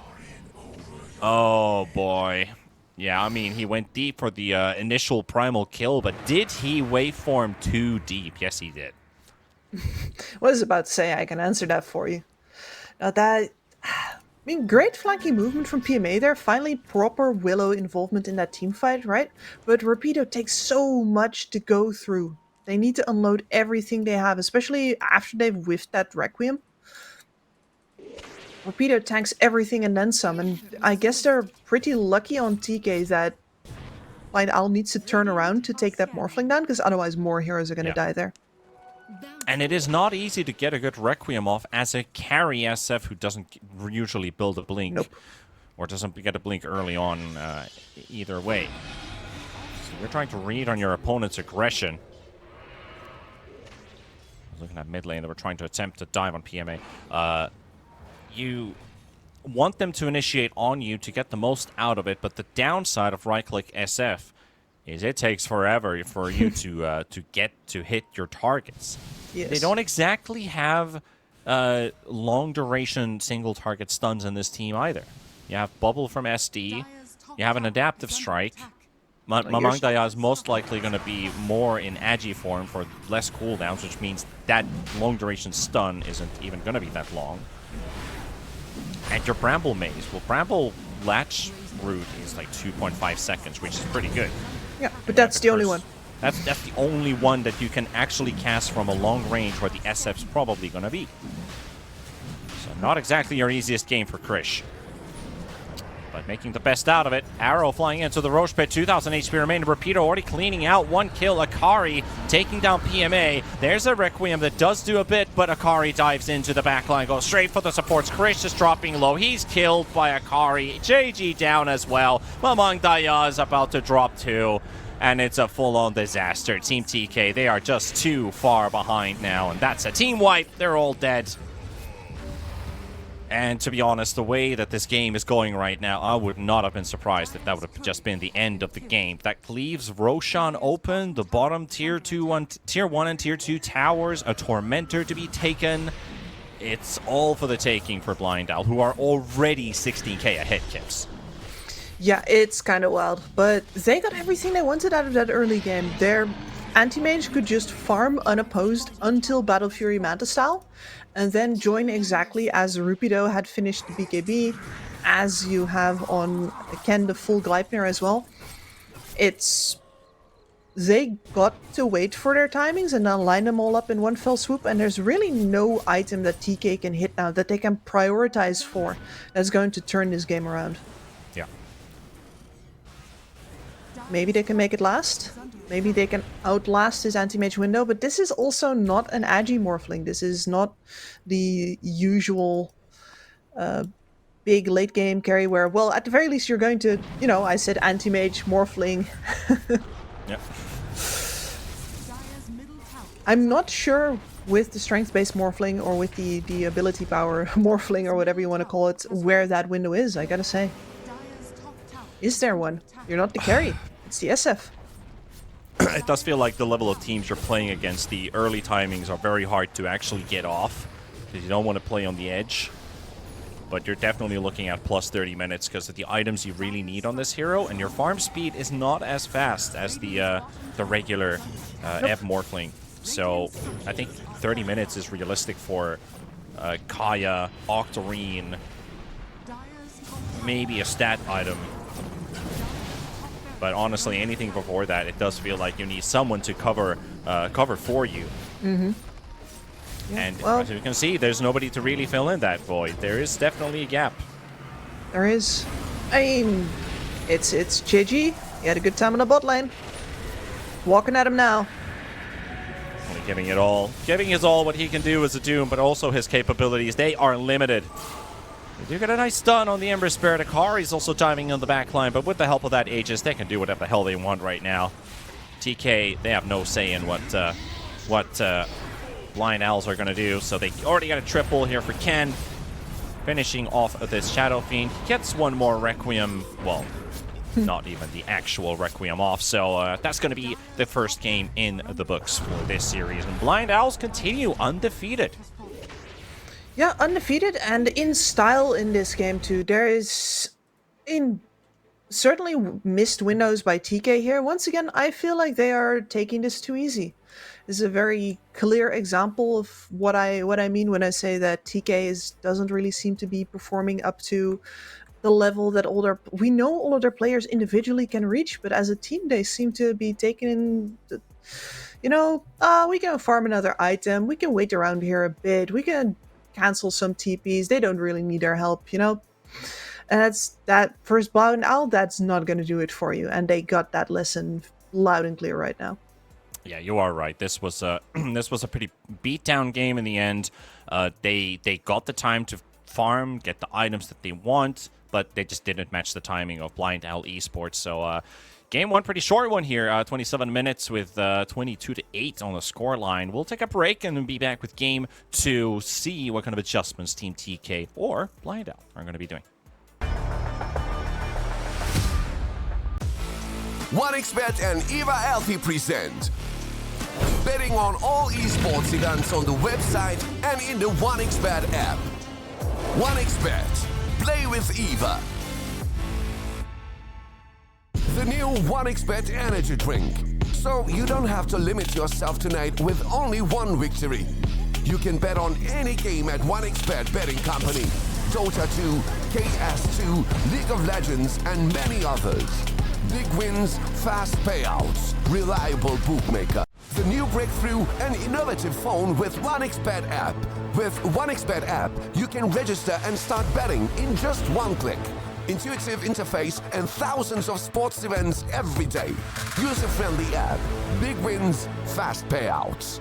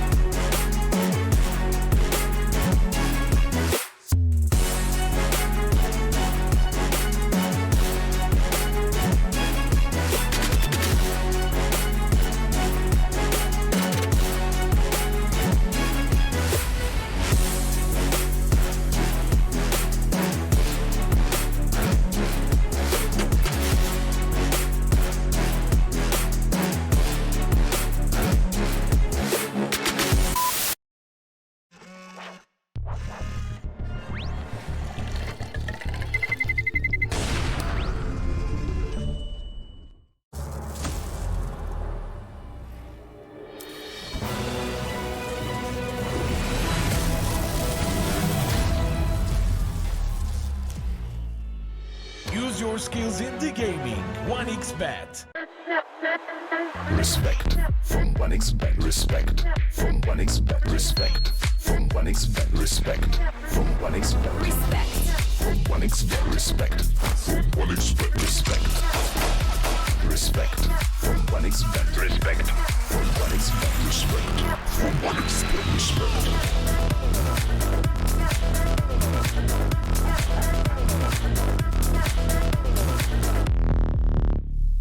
Hello, son. Hi, Mom. Pretty girl. This is Eva. Nice to meet you. Thank you very much. Your dad's just making his favorite dinner. It's duck. Come on inside. They're all probably too gruesome to tell you while you're eating at the table. How's your food? Is everything okay? Good, good.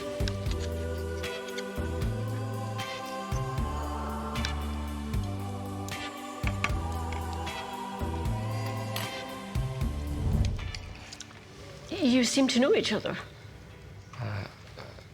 Yeah.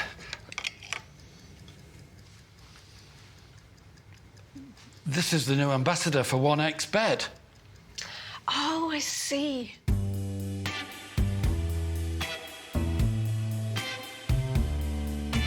Everyone felt good when Eva Elfie became the new ambassador of 1xBet.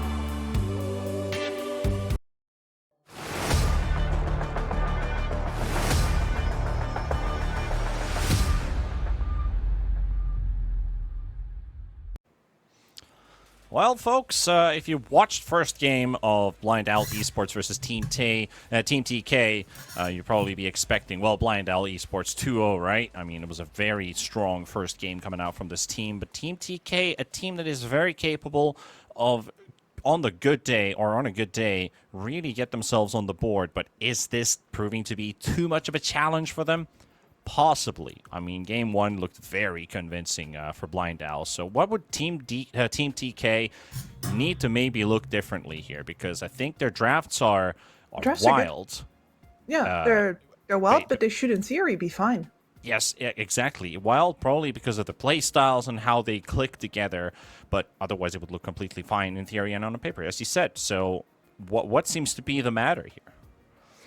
I definitely think that there's a certain disconnect. Like maybe there's a lack of centralized shot calling or somebody that that follows the plan of the enemy team. Maybe because this is a lineup that's been shuffled around, they're currently still adapting to like using up all their comm space for talking to what they themselves are going to do, and they're sort of missing out on the fact that there's an enemy on the field who's going to do things to them, especially when given the space.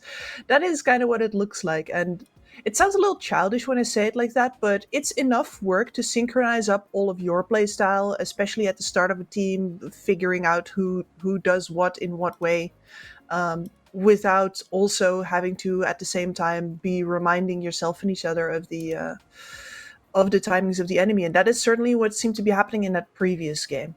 Yeah. And it does feel like for a team like Team TK, who I remember were still one of the teams fighting for a tournament victory to have enough points to qualify for the main event, losses like this start to sting a lot. I mean, you're not even cleared to the playoffs yet. No, and that was a discussion that I had with Harry yesterday where I guess I went counter to him. He said, well, Team TK already didn't look so good. Can they really afford losses like this versus somebody like... What was that game? Yeah, that was versus the Immortal. And I told him, well, I would rather lose versus the Immortal because that makes it very clear to me that the problems that I have are serious, right? And then I can step up my game instead of being like, oh, well, this was a good team, I was going to lose anyway. But now the evidence is starting to stack up that a reality check is not enough and they actually are just perhaps not ready to compete at this level when they have this much left to sort out in their own lineup. Yeah, that is true. A very high caliber team, but as individuals, it's just that they're not a high caliber team as a unit, which is something that just requires time to cohese all these players together and start to get those wins on the board. Because for Team TK to lose the series, that would mean they go to 4-4, and then it really goes down to tomorrow's final series. Will they even get to secure a playoff spot? Because now the Immortal is one game behind them to tie it up. And you talked about them playing a tie before. It would mean that it would be a tiebreaker between the two teams. Of course, Team TK's final series is versus Carstensz, who are already out of the tournament. So, of course, these wild cards are always throwing a wrench into the bike's wheel. So it would go down to the last minutes, basically. And I gotta say, with the way that Carstensz has been playing, like the points where they've given the most pushback, I think that would hit TK exactly in the weak spots. I think losing 2-0 to Blind Owl here is going to be very dangerous for them, because that matchup might actually be as favorable of a matchup as Carstensz themselves are going to get. Right. Well, we do have a Game 2 draft ready to start cooking some ideas. How are they going to approach this Game 2 draft? Team TK do have the first pick. You think that first pick is going to give them some value? That's what they've been going with. There's Svens and Tinies. They've had Jakiros, more Svens. First day versus Manta. They also had Tiny and Rubik. Sounds like current patch, all right? Yeah. I just imagined you like pulling things out of a bag, going Tiny, Jakiro, Sven, more Sven, more Tiny, more Sven. 10 seconds remaining. Maybe something different, you know, Team TK. Missing that occasional bag of candy. The one that you're missing in the moment when you don't have anything to chew on. You're like, I wish I had something sweet. Yeah, well, you know what's sweet and they just haven't done yet is they haven't picked freaking Mamang Daya Ember Spirit yet. That seems a little bit like a given. You've started losing a bring out Old Reliable. And Ember Spirit, the matchup that he's been winning right now, unless you're like deadly afraid that you're going to get Huskard, just pull it out of the bag. Do it. Well, there is room for some more Sven. By the looks of it, if Blind Owl Esports ain't going to ban it. Also the Tiny. So basically all of their openers are out there, except for the Jakiro. And Blind Owl themselves don't want to let anybody else play that Tinker, it seems. It's like, this is ours and nobody else's. No, that should tell you enough about how highly they rate it, and that if you're not playing it yourself, you're losing out. But Blind Owl probably looked up who plays it and who doesn't. Come on. You're not happy with the DK? No. Yeah, I thought as much. Alright, Primal Beast into the DK, sure. 2 tanky openers. I just, at this point, I mean, I guess some teams have been banning the DK, but precious few have been picking it up. I guess you get the flexibility between the roles here still, but we know you're not beating Ember Spirit in the mid matchup anymore, for example. That is already a problem, especially considering the Ember is still open and Blind Owl has already thrown it in your face the previous game, working very well for them. Radiant team ban. So we bring out an Ancient Apparition. Ban, so... Ban the Morphling now. Yeah. No, they're not afraid. They want to protect the Primal Beast, apparently. Alright. And of course, Primal is good versus the Morphling, so... Or maybe... The boys are cooking with a Husker / Alchemist Axel. You know, you lost the game versus Blind Owl. I think you can try Cheese versus a strong team. You can definitely give it a shot. The TK are the ones that have brought out the Huskar. The only ones I've seen so far. Yeah, that was the one that I mentioned too, with the weird draft with like TBs and Huskers, and like, they're going all over the place. I'm with you. I think they're threatening a Huskar.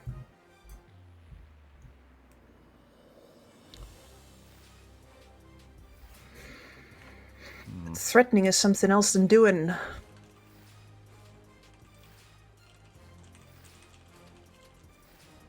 Other options. I mean, one of the reasons that I think DK is just such a nothing burger of an opener is that it's also very hard to get things that synchronize with it. So yeah, you can pick whatever here, but it truly is also you have no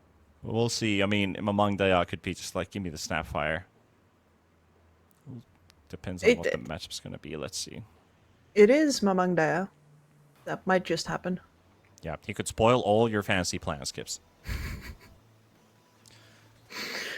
Yeah. The draft would make sense on paper right now, but you throw a wrench in your wheel. Yourself. In your own man. Talk about wrenches in own wheels. Yeah, it's going to be the voice for Raji with a snap, Krish with the DK. Yeah. So we have Invoker versus Void Spirit in the mid lane. Morphling going up against the Brew Snap. All right, so I'm tired of doing the Void Spirit spiel. Can you do my Void Spirit spiel for me? Bad hero, no good scale, barrier useless. Yeah, and there's a lot of stuns. I think that there's a lot of stuns in this game. Makes it hard for this Void Spirit to really get to execute. Yeah, the Sanctuary. You do, once those stuns run off, get yourself a very nice burst of barrier by basically throwing all of your spells out there in just one quick go. But you don't get this sustain, which is very important in the early minutes, where you have to first go in, nuke somebody, get a quick kill. Then if you end up having these long, drawn-out fights, you have to play a lot with your cooldowns and manage when are you going to wand yourself, because you want to live off of the barrier instead of your HP going up and down the whole time. Yep. But not an easy game. It never is an easy game for the Void Spirit. No, never is. And, you know, the last time that this is not that bad of a Void Spirit game just because you've got two side laners that are going to do a whole lot of the work for you. That was Team TK losing that map versus, was it Manta? That was versus the Immortal, I think. So that was also very unfortunate. Yeah, that was eventually they came to the late game and then the enemy had 3 cores and they didn't. Yes. That was a rough time. Can happen. Can definitely Can happen. Well, let's see if it can be avoided instead.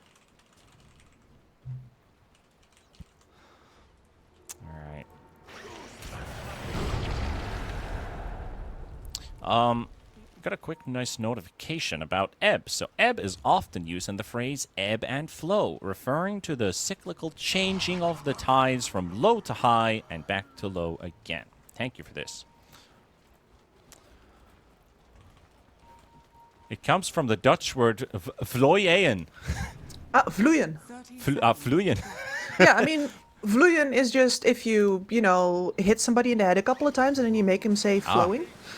That's me trying to repeat the word vloeien. I can't. You guys have so many letters in a row and you got... Oh, no, but I know the problem. Because what happens here, this is a lesson in linguistics, people, is that these are the consonants and the Finns do them separately. So he does O, E, I separately, whereas the Dutch mash them all together. This is why it's very hard for me to learn Finnish, because I mash all of their consonants together, and it's very hard for Finns to learn Dutch because they separate them all out. Yep, and same thing goes for the vocals as well. We can just go I, O, I, and that's all of them. Yeah, like for example, my name Murielle is, yes, you're separating out the I and the E, but that's because the dots are on the E, and if you wouldn't, in Dutch it would just be an E sound. Because it's a double... Oh, Akari, I think you might be dead here. Stick. Dota? Doesn't even need stick. No. Good for now. Yeah, so... Carry morph. Nice and simple.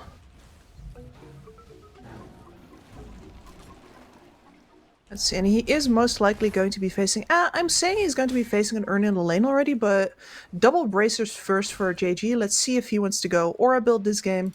If he's... I mean, his Invoker most likely wants the Urn, actually, now that I'm saying that. I don't think that Mamang Daya is the kind to go immediately into the Midas.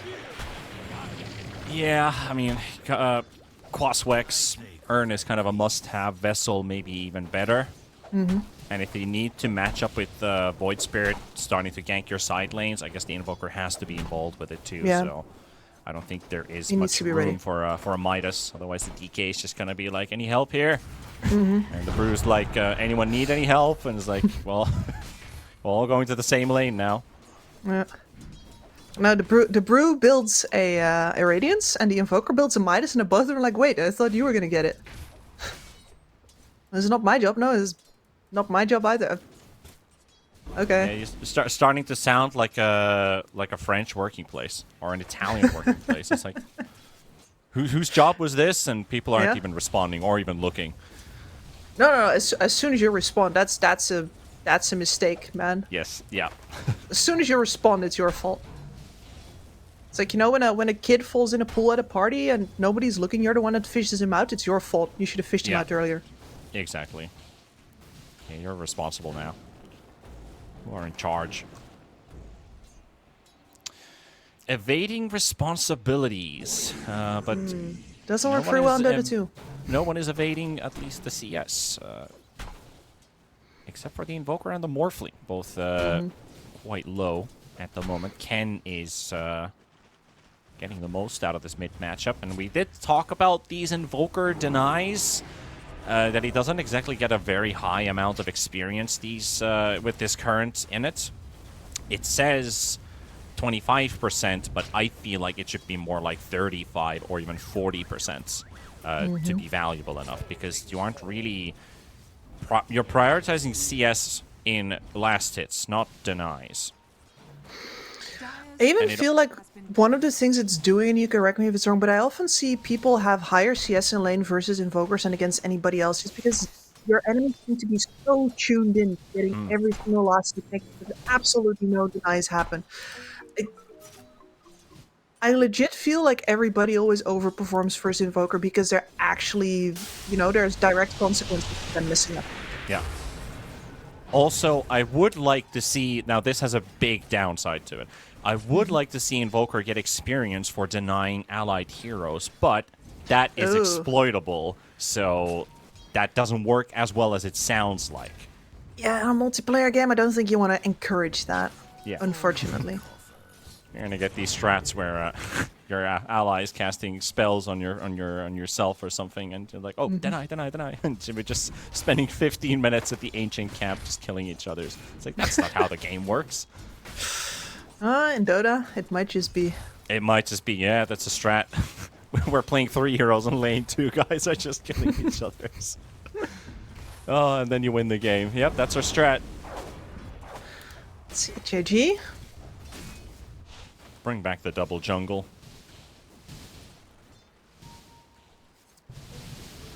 There's a bit of a chase going down in bottom with PMA. Parry fire heal up with a blood grenade is gonna tick one more time, and that's gonna be the first blood right there for Grims. Oh, what a way to go. Bleeding to death. And now on top. Krish, pretty close fight, but he runs out of trample. He's gonna have to do it the right click way. Boomy but hitting him, and Raji's hitting back on Rapido, but Krish is the one to drop, and Raji finds himself in a 1v2. Takes down the first one. Here comes the Grimstroke, and Raji full bores available. That's a long shotgun. Gets closer with the egg swell. One more leap charge away, and 9 magic stick charges. So the Mirana's not gonna drop. But it is the DK falling first. So Raji gets the solo XP on that kill. And there goes JG. And his laning stage might have started off slow, but now they're just a couple levels in on Blind Owl. TK slipping. I definitely have the less active lane setups here. We know that Rupido might just already rotate on level 5 as well. That is entirely possible. If they see a good opportunity at a kill on that Brewmaster on bot, he might just come through the gate.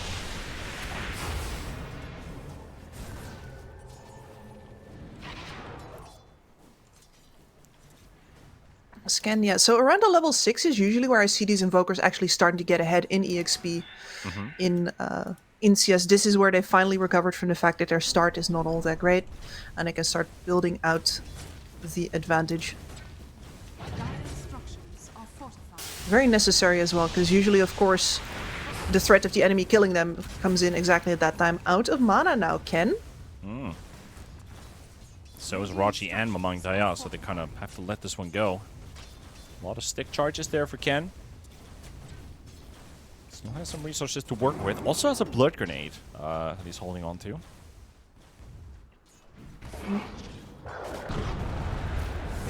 Ken is going to walk all the way back to the fountain while in the top lane. Bit of burns towards Krish. And I think they got info on the Invoker rotating in because they're all moving away. So it's just Grims' courier that gets killed. That's still 200 gold. Mm-hmm. But the rotation coming the other way. Instead, Brewmaster has been kept down quite decently on his bot lane already, so Grims is free to make the rotation. And is going to have to... No, find out that the Wisdom Rune has already been taken by Rogi, who's trying not to breathe too loudly. Yeah. Have you seen that commercial with the spaceman? They're planting the flag on top of the moon, and then some monster appears. Moon's haunted? Yeah, and then the two people get eaten by the monster, and the last guy hides behind a rock and he farts. Ah. And it's a beans advertisement. It's probably one of the best ads I've ever seen. Oh, they're truly to die for. He's gonna get some help from his buddy. 3-man Inks will stun, but just outside of the tower range. So the Team 1 tower is not interested in helping his fellow Grimstroke. Just standing there. Guy's yelling for help, and the other guy's just staring him in his eyes like, yes. Yep. But I cannot. Nope. Worthwhile sacrifice, I guess, especially if Mamangdaya gets to immediately recover with the regen rune. That was going to be a hard choice for him otherwise, having already popped that clarity. Yep. Nice full-on regen back. Ken, who also did take a trip to the fountain a minute ago. He's only come back to just stare at that creep wave. Mamangdaya is keeping him at bay, and Raji being around. They're just waiting to go on Ken. Fortunately, cannot prevent Dissimulate from going off. So hard to get him. It looked like it might have been a low ground miss because he didn't get the follow-up stun from the cold snap. Top lane, though, fighting versus Rapido. The last seconds of a flying dragon from Krish with the ink swell from PMA, and it does not kill the dinosaur. Nope. It's really hard for TK to get kills in this game, and that's the one thing that you have to give for the Void Spirit in this game as well. It's clear why you pick it. All of these stuns can be dodged. I just realized Grimstroke went for fine art above the manual Inkswell stun. We're seeing curved strokes. Interesting, because that is... A very not used facet. Yeah, very unused, and it's... Well, I'm going to check it up right now. I do think that it just got buffed as well. But yeah, we're going to see some wanted style bullet bending here. Yeah, so 22.6% are picking fine art. Instigate is still the more picked but lower win rate. Fine art 54.5 and Instigate 48.4. So there's a big difference between the two. While JG gets a kill on Grims in the bottom lane. JG, who was previously killed by the Phoenix by just burn damage under his own tower, can... PMA actually has to count the time on Inkswell now, above the manual release, which is the easy mode. Yep, easy mode. Upgraded mode. And it's the one that synergizes better with your Aghanim Shard as well. Because sometimes you just really want a strong Dispel immediately, and you don't have that option now. You can't just cast it, detonate it, hi, you're now unstunned. That's not happening this game.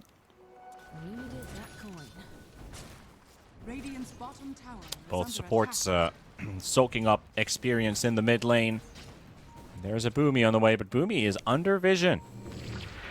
PMA knows exactly what he is up to. Ken's coming in, though. PMA, gotta be careful. Gets the silence off in time. The arrow still catches the Grimstroke. They're walking back in for the kill.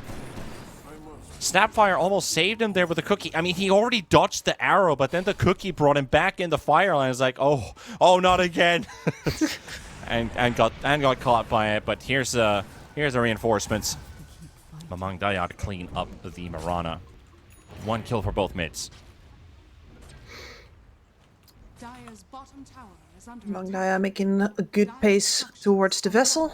That's where we're really going to see him get active. But he's already moving from lane to lane. He's going to want to run after that Morphling as much as possible, of course. And no Blink Dagger queued up after the armlet for Krish.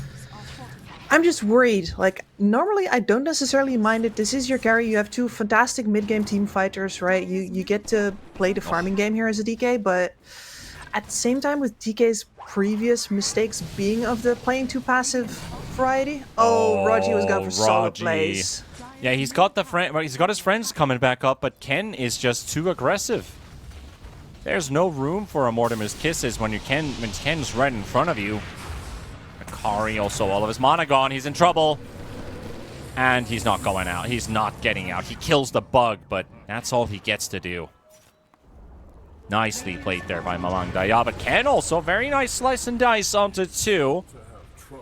With the Astral Step, also dealing a bit of extra damage on the Invoker on his way to Raji. Rapido, waiting in the trees. There's a dinosaur in the woods. Very upset. Yeah. Why no fight? I love that taunt. I love it to bits. His Void Spirit, I think for now we've seen Ken pretty much focus all of his moments that he's actually active on when he gets runes. And I think that is the boost that makes the Void Spirit go, especially before you have any items, before any of your scaling from being a universal hero kicks in. The runes are where your damage crosses the threshold, that you just pop enough heroes on stepping in that it doesn't matter that you're hard committing. Dire's top tower is under attack. Well, let's see what this smoke does. Full vessel. Very, very low HP Mirana. Shouldn't be Bit of a waste of a charge. Yeah.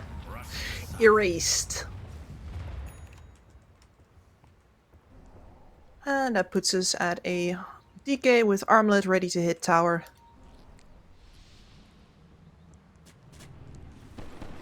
Radiant are scanning. Wonder if they want to protect it. Radiant structures are Mirana's coming back up. Has a TP. Oh. Looks like we're going to get the start of the fight right here. Oh, Rapido doesn't want to go in. So many stuns to face against them, and JG also in here. Looks They like lost the maybe vision now's the time advantage. to back out. They just want to secure the 14-minute wisdom goes their way. And bail. Movement that was- towards the river. Ken. You don't have time to think for too long. Yeah, Invoker actually doesn't jump Get out him. of dodge. Okay, 2 wards taken down by Blind Owl. So I was gonna praise TK for, especially PMA, for making sure that not only is that ward on the flank down. Wait for it. Yeah, You might there it get comes. a chance to praise them, maybe, depending on how the skank goes. Mamangdai already frozen the tornado if the Void Spirit gets anything off, and dodges an arrow too. Rapido charges and pummels the lizard lady on the edge of the stairs, but Ken will make sure that he finishes off the kill, and he's under the tower. Right now, Ken very aggressively in right now. Dodges the Inkswell stun, gets Mamangdaya caught. There's a Phoenix Egg on the high ground too, protecting him. They don't know about it. They're on the low ground. They're going to get stunned by it. Invoker getting hit by it too. JG's Brewlings, they're dropping. They're dead. PMA on the run out, and Mamangdaya also just watching on the sidelines as all of his friends falling one by one. Rapido body blocking PMA to make sure Ken gets another kill. Beautiful. The use of the terrain there is absolutely fantastic, right? Sure, you get to step down with the Snapfire trying to get out, but Ken can hard commit because all of his backup is on that high ground and there's no vision there left for TK. Which is, I was gonna praise him for the vision game before, but this definitely, they are given no chance at a good fight there. Very Not at all. dominantly played. And this is why I would have liked that DK to go for Blink Dagger instead. Yeah, maybe it could have been a requirement for him to just be able to initiate, help his team fight. But, you know, when they're hard locked with their builds on a specific lane, then you got to do what you got to do. They're thinking about the late game picture. But are you getting there? That will be a whole different beast. And in what shape Ken searches? They saw JG and they know he doesn't have split. Remnant? Oh, just a bit off the mark, and I think he might have fallen a bit short too. Good read from Ken, while Boomy is keeping the mid lane pushed in with a pesky kobold. Scouting out. That thing has stupid amounts of vision. Yeah. Like that is- Every time I'm like, why do people value the Kobold so much? And I switch the vision out, I'm like, oh yeah, it's just a ward. It's straight up a ward, except you also move it. It's the old Harpy Stormcrafter, right? The one that used to fly. Oh yeah. I miss flying vision sometimes, not gonna lie. Maybe if they give it a slight buff, you know, like 100 radius, maybe we'll start to see Harpies come back into the meta. Right now it's just so small that it's not worth it. Yeah. No, like I miss the Storm Spirit Remnants flying vision. And this Bat Rider fly vision. Nice little curved throw there from PMA. They'll spot PMA. Oh, sorry, they'll spot Boomy. It's like watching a baseball game with this Grimstroke. He needs a baseball taunt. Have you seen that Northern Line clip? Probably You hit him with the old brain scrambler. I'm gonna link that to you. Yeah, link it to me. I need to check that one out. You do. Anyway, DK, Alacrity, here we go. This is the end game. This guy's gonna hit like a truck, and he's going to deal too much damage to ignore. That is the situation that you ultimately want your carry to be in. He's tanky, he deals all of the damage, and the enemy is going to have to go for him in spite of the tankiness being against him, because otherwise he kills your entire team. Have I missed this item? Primal Beast picking up an Iron Talon. Oh yeah, baby. It's back. It's back, baby. Now give me Aquila. Give me Aquila. Ice Rock, please. Where is my ring? It was so beautiful. It did everything. Yeah, and it was a buyable item. Then it became a neutral. Then it just disappeared. Yeah. I mean, Iron Talon is just, right now, a really good... I don't want to say, like, yeah, the jungling is nice, but it is a little late for the jungling to be that effective, but the stats that you get on it are also very nice. Free attack speed, that is quite a lot. And now 4 armor, a lot of these strength heroes really like that extra boost. It's for it's for heroes that are lacking. Primal Beast doesn't really clear the jungle that well, so I think this is perfect for a hero like him. Attack speed and armor, it's exactly, like, it's the strength hero's perfect item. It's like, you could say that. Stats are great too. You don't have that agi, so you make up for it. Rapido is just, well, I mean, they're diving a tier 2 for a kill, but Rapido has now pulled 2 waves in a row in the top lane. And I was watching that as well. And looking the lane go deeper for the Morphling to farm. And Rapido is doing the jungle camps. And this is the second game in a row that we see Rapido really finesse this top lane as the Primal Beast from Radiant. He is playing this basically with his eyes closed. He's getting so much farm out of it too. And covering for his carry all the while. Now Mangdaya. Alright, deep dive. Invoker dead. TPs are kicking in. Nice soul bind there from PMA. And Krish is looking for the double stun. And it connects on one. It is Ken. Ken will drop Rapido. BKB ready, but doesn't get the chance to use it properly. And looks like he's just gonna die. He doesn't even get to use it. And now Akari shows up. It's like... one by one. I mean, I guess there would have been an opening for Rapido to actually just pop it and hope for the best, because now Akari hoped he had that extra backup. It's turned into a Grimstroke, throwing in that same curveball back at them. Trying to go for the teleport away, and no stuns left in the tank. So 2 for 2. Not yet. Of which 2 cores actually die. That's not a Blind Owl. Big for Team TK. Yeah, the real raw deal there is that they don't even spend... I guess it's most of Void Spirit's buckshot already blown on killing the Invoker. But after that, it's a 4v5 for TK and they win it. Yeah. Just because Blind Owl comes in piece by piece.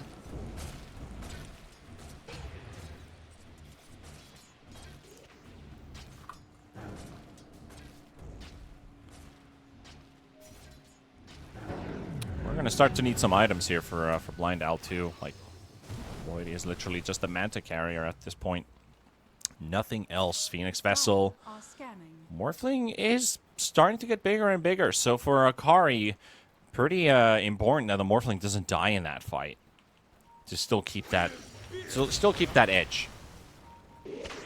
which is the fact that you are very big this game. Of course, there's a strong DK on the other end.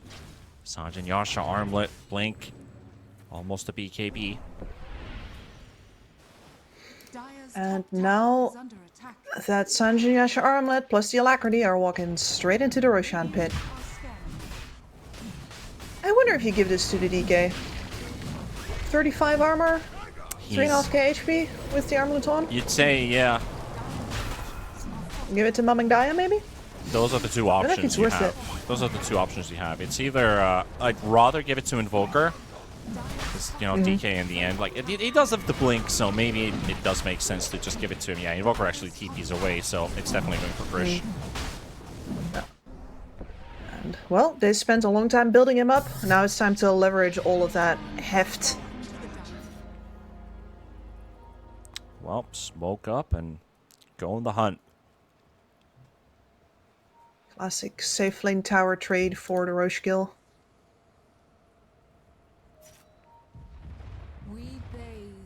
See what they can find and what can they do with this this Aegis. And right now, their vision not looking so great. Their creep waves are 50-50, with the DK pushing out all the way on the bottom side. So they gotta get some vision down first, I think, before they're truly going to get any opportunities, unless they're ready to just straight up run at that middle tower and go for the 5v5. They are at least backing away from the DK. They did get information on Krish. But do they know how quickly he's going to run to the next location? Now they ping him out quickly. Mamangdaya is already on his way down mid. Grims has to be careful. Sentry placed down. Go for the jump on the Phoenix. Just what they were looking for. That's exactly what they get. Man. Full bore scatter blast all the way at the end with the plus 70. It's like a truck. Yeah, that thing does do a lot of damage. 350. So even without, or even with magic resistance, you could say that's like a 280. It's a sizable chunk off of any hero's HP pool, especially when there's a Morphling in this game. Oh no. Oh. That's a TP gone too. It is, but it also is a full trade. Yeah, they did get JG in the top lane, but I think losing Ken just means that they can really just go on the hunt now. Mamangdaya finds Rapido, and he spots the Phoenix, but they also have a sentry down. They see the Invoker. He runs away as quickly as possible.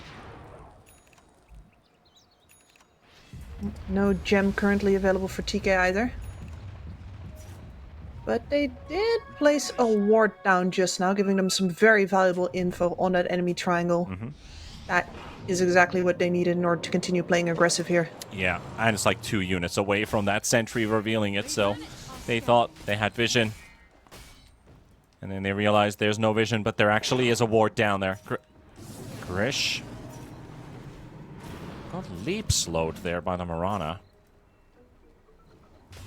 And just walks away. Okay.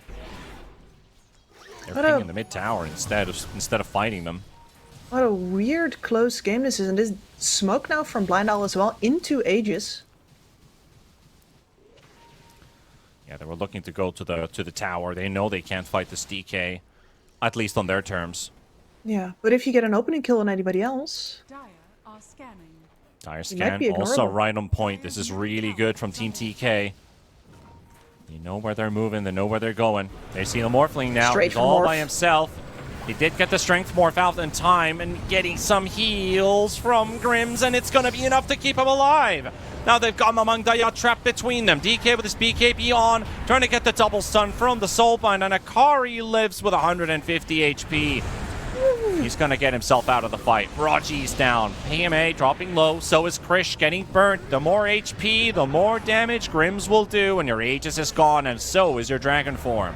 Mamangdaya is out of juice. He's very, very low, though. Krish will get him down with the help of JG. Mamangdaya chasing Ken, gets the vessel to connect, and again, he just dodges it with another Dissimilate.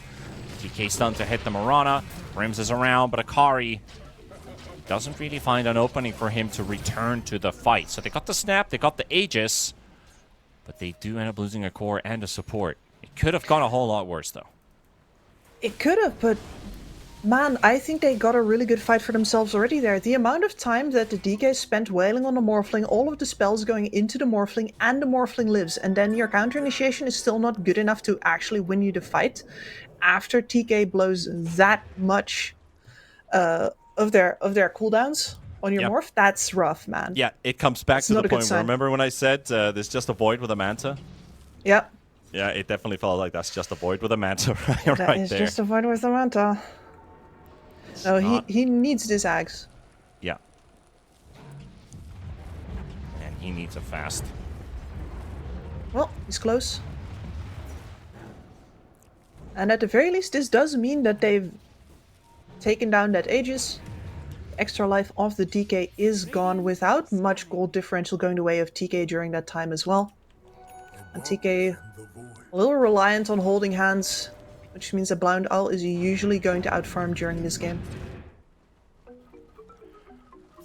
This Morph's gonna hit level 20 in just a couple of camps.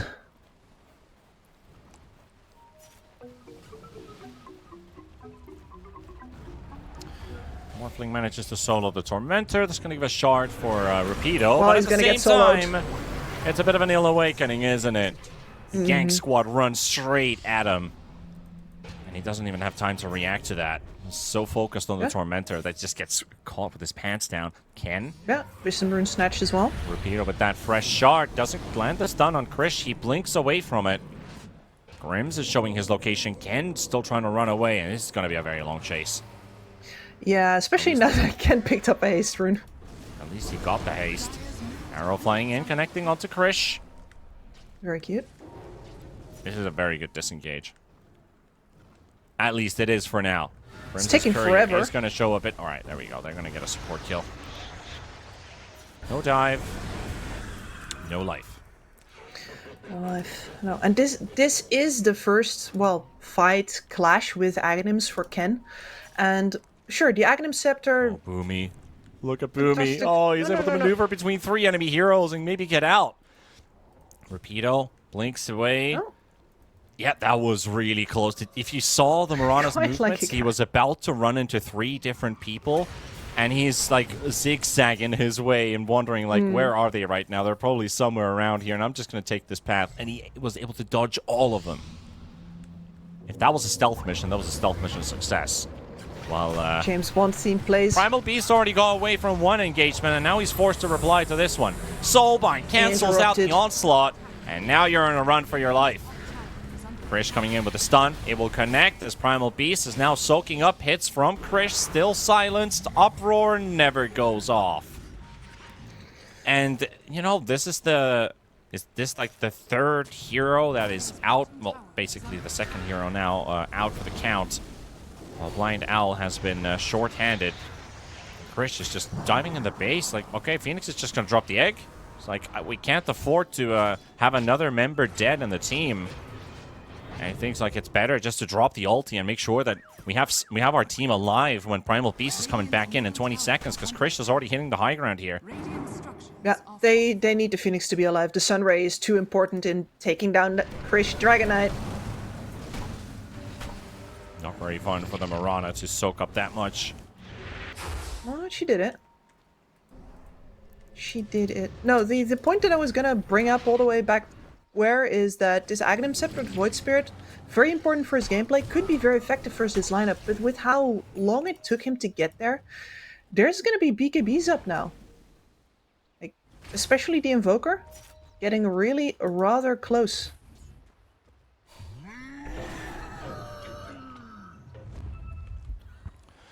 Pika already having had his for a little while now. Yeah, let's see what Ken's Ags is going to do now, though, because they all smoke up with it. Radiant are scanning. Morphling has a 9-second BKB. Void the Ags. Mirana, Guardian Greaves, and Drums with fresh charges available. They go straight for the Snapfire. That's going to be number 1. And they catch another. Chase on the Brew is going to take a while, but they got the slows, and they might just kill him here. And they got sufficient damage. They'll easily take it. While Phoenix is toying with the backline, keeping them interested and keeping them around. Rapido, rock throw. It's the Grimstroke. The dust is there, and they see where he is, but Void is soaking big, mean hits, but gets the Manta off in time to dispel himself. Now Krish hitting towards Rapido, Akari, and they're just going for the teleport out. Krish is able to get out, 600 HP remaining. They have lost so many heroes, and there's a huge wave in bottom, which is instantly recognized by Ken to cut the wave, and they're looking at Roche, and their timing is going to be on point. It's going to be 20 seconds. Going to be running into that pit right as it comes back. Yeah, but between the level 20 of the Morphling and the fact that by now he can play on such high agi because he still has some HP left over, and there's really not enough big magic damage nukes over on the side of TK to phase the Morphling. He's always going to get to morph enough during these fights. So living on really high agi means gigantic nuke damage on the first couple of hits. Heroes just melt before TK can gather any sort of response. Morphling is definitely a threat. And a growing one, too. Exactly. I think the DK's window is, well, it's not closing, but certainly this is where your scaling is starting to pale in comparison to the Morphlings. Yeah, you could say it's somewhat 50-50-ish, but definitely Morphling being active feels better for the Morphling lineup than the DK already proven to be a threat. Yes. Now you get a threat of your own. No, and I mean, you're going to buy a Skadi now, which is going to help you in the hero-to-hero matchup, of course, versus the Morph attacking his regen. And then you still do have the level 12 to come, excuse me, the level 25 come up, the 12 Dragon Blood HP. Spotted the Morphling, but Morphling does get his strength gain off again. This is an Akari Morphling without the shard, and he's been able to get his strength off every time the jumps are coming in. And Krish will pay the ultimate price for it. JG has 60 HP remaining on one of the Brewlings, and Brew will just basically turn himself back into normal form. Hubris.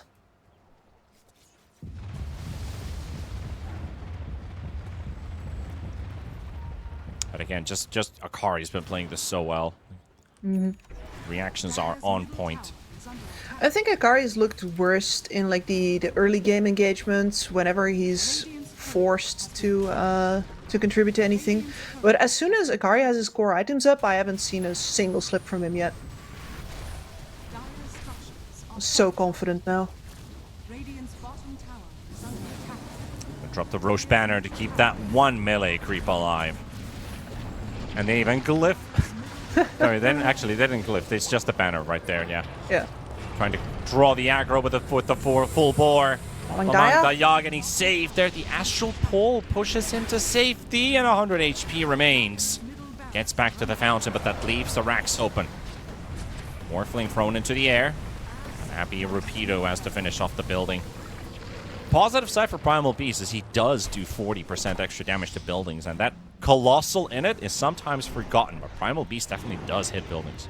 Ken catches Mamang Daya. That is nicely purged away with the Storm Dispel. Void getting hit by the Bloodthorn. Nasty, nasty ticks coming in. He dies to the Soul Burn. Mamang Daya dodging for now. Rapido gets the jump on the Invoker. Trample damage is kicking in, and he's close to getting the kill, but there's another Cold Snap on him. Krish is chasing too, and Rapido will die, and here comes Morphling. Was ignored in the background so far, getting handled by the Brewmaster. Now he turns the BKB on, turns. Yeah, got the arrow from the Mirana, so easy to follow up on that. That's one support kill. That might be another support kill. Has been silenced though. That Aegis is still there. He's got a lot of HP, but he will die to the Soul Burn. Morphling has returned back to action. Quick Agi shift, try to get some damage out. Unable to break the blink from the DK. And Team TK got what they came for. Got that Aegis out. Ignored the Morphling for most of the fight. Instead chasing down the kills that they knew they could get. This is also a moment for Blind Owl to just take over this triangle area. TK are not out of the woods by any stretch of the imagination. I think their next big power spike is going to... I mean, Scotty's going to be good, but ideally you do want a level 25 on the DK up as well. The problem is that that's very hard to get when you're shoved into your base like that, when you're continuously holding hands because you can't afford to get picked off. And Blind Owl do very much have the better pickup lineup.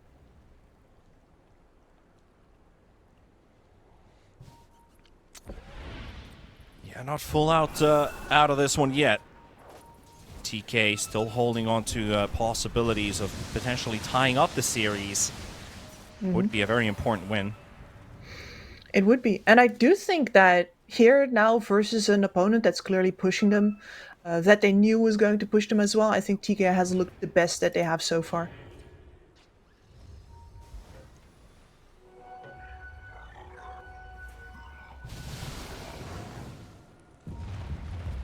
Looks like we're going into a bit of a halt then. Farming up buybacks. Rapido did buy back on this Primal Beast, so it's still on cooldown for 6 minutes. Maybe playing it easy just for that time.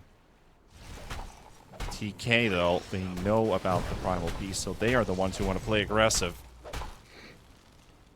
They also have 4 buybacks, compared to the 2. Ken, a little close to the fire. Just a little. Brewmaster gets found. Well, no booze and buddies I'll for turn you. the tables, eh? I think TK were the ones hunting Blind Owl, but it ends up going the other way around. Now they're in a good position. Gonna get PMA too. That's pretty much a high ground ticket given to them right there. 2 kills that they could force their buybacks off. Rapido, if he just chills at the back and doesn't overcommit, maybe a win for Blind Owl. Very much so. Akari has a Satanic. You can just put him on the high ground. Never mind chilling at the back line. Rapido goes in. He draws in the attention and gets the buybacks off, but that's a dieback for the Primal. Gone for 100 seconds. Akari is soaking up damage and stuck in the high ground. He doesn't even get the Satanic. What was this? Blind Owl, you were just given an opportunity and you squandered with it and you gave 3 lives away. That was uncharacteristic. Over-optimistic. Absolutely. And that is, I was going to say, well, the Scotty is not ready on the DK and it won't be ready for a bit because he's not going to want to spend his buyback money on that. But now, I was talking about how the DK was going to have trouble reaching for that level 25 because he's not going to be able to split up. Doesn't matter if you just kill 2 enemy cores and only have to split it with 2 of your friends. That's level 24.5 in the bag. And another one. I love these long-range cookie setups. Cast, blink. That's a way to go. It's definitely a way Cookie to from go. downtown. But I mean, I have to say I'm a bit disappointed with Blind Owl because that was not the play. I mean, that was bad. Can't put it any other way. No other words to really cover that. So TK, they're handed a ticket now. Let's see how they use theirs, because if they do anything like Blind Owl, I mean, this one can't go as badly with 3 heroes dead. They'll be able to Here comes the equalize. alacrity. Look at that dragon flap its wings. Holy, calm down! Krish going absolutely nuts. That's a dragon in panic. Absolutely. What is it that causes that? Because it's the same thing with the Viper. When you hit 25 and you get Universal, and you have any attack speed items in your inventory, you give Alacrity, and the attack animation just goes wild. Yeah, no, he starts the new one before the old one is over. Yeah. So he has to, like, it literally cuts it off and goes frame to frame, switches it immediately back to the wings in the up position. So it has to be Alacrity then messes up with it, yeah. It's so funny, because even Viper looks like it's having a stroke. Like, are you okay there? Too much venom. Yeah. Usually at that point, though, you gotta ask his enemies if they're okay. Yeah. Oh, PMA. Oh. I just love how they're just not even doing like a blink stun initiator or nothing. They just walk into him and they all right-click him at the same time. JG dead 2. Snapfire to follow. 3 gone. And Mamangdaya is trying to split push the top lane, keeping the wave inside their base. But I think that's the least that you can do because the enemy is inside your base. Yep, and this creep wave needs to die right now. And honestly, the next one needs to die as well. And then maybe you don't get megged. Hopes are looking slim once again. I wonder what the win probability graph's looking like because it was 33. Okay, let's get back to that in a second. We got a fight going on here with the Snapfire ulti landing on everybody here, but Krish's damage is not sufficient. It is not enough, and they're just dying. They're all gone. They're all dead. Blind Owl Esports. Looks like they're taking the 2-0 after all. Easy. Oh, Kari, you can't do that. You can't do that. I mean, you're winning the game, sure, but that is just that is brutal for the boys of TK side. GG. I argue that the only acceptable time to say easy game is after a hard-fought game where you clearly tried to shoot yourself in the foot already. Yeah, yeah. I mean, that's why that probably is one of the best usages for it, literally in this game to drop it out there. But how quickly the pages of the book turned from them having a good possibility to just cleanly win the game, like we saw earlier on in our previous series, a clean victory with well-mannered disengages going in. Your BKB goes on cooldown, you back out, you wait for a moment, you smoke gank, you get a kill, and you end the game. We went high ground, we got 2 of our guys killed, we forced their buybacks, we lost the lane of Rax. We were close to losing the game into us doing a smoke gank, which led us to 2 kills, and that just gave us the ticket to win the game. So it's like, all right, sure. Hard-fought victory at the end, but a 2-0 win for Blind Owl, still undefeated in the group stage. That is an undeniable fact, though. Yeah, absolutely. And TK with, the best performance we've seen from them so far. I do think that they clearly perform better, or I should say they perform less sloppy versus the teams that they respect, that they know they got to work for. But yeah, that isn't enough to put you over the top if you haven't been putting in your hours otherwise. And TK is, definitely still at risk of getting surpassed by the hungry other teams behind them now. Yeah, their tournament run isn't safe anymore with this loss. You are absolutely right about that. We've got one more series to come, though, and IHC, who is currently ahead of Team TK by a point, might just escape them if they win this series 2-0 that is coming up right behind, just in about 20, 25-ish minutes until we start that series, or at least the pre-studio for it. So we'll have to wait and see and unravel that final series between IEC versus Manchester. We're going to take a bit of a break. You guys also get a nice breather for yourselves. Get whatever you need to get yourselves refreshed for the final best of 2. 1xBet and Eva Alfie present betting on all esports events on the website and in the 1xBet app. 1xBet. Play with Eva. The new 1xBet energy drink. So you don't have to limit yourself tonight with only one victory. You can bet on any game at 1xBet betting company. Dota 2, KS2, League of Legends, and many others. Big wins, fast payouts, reliable bookmaker. The new breakthrough and innovative phone with 1xBet app. With 1xBet app, you can register and start betting in just one click. Intuitive interface and thousands of sports events every day. User-friendly app. Big wins, fast payouts.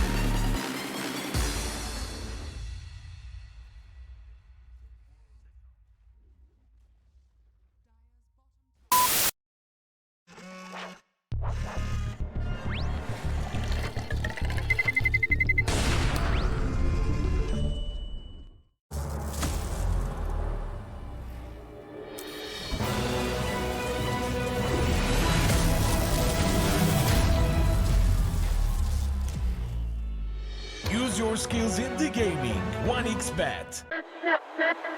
Respect from 1xBet. Respect from 1xBet. Respect from 1xBet. Respect from 1xBet. Respect. From 1xBet. Respect from 1xBet. Respect. Respect from 1xBet. Respect from 1xBet. Respect from 1xBet. Respect.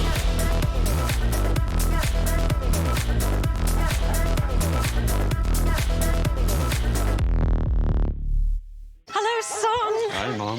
Pretty girl. This is Eva. Nice to meet you. Thank you very much. Your dad's just making his favourite dinner. It's duck. Come on inside. They're all probably too gruesome to tell you while you're eating at the table. How's your food? Is everything okay? Good, good.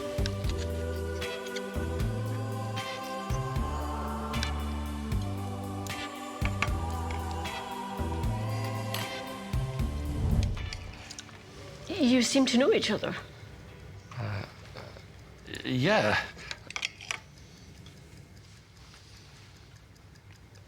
This is the new ambassador for 1xBet. Oh, I see.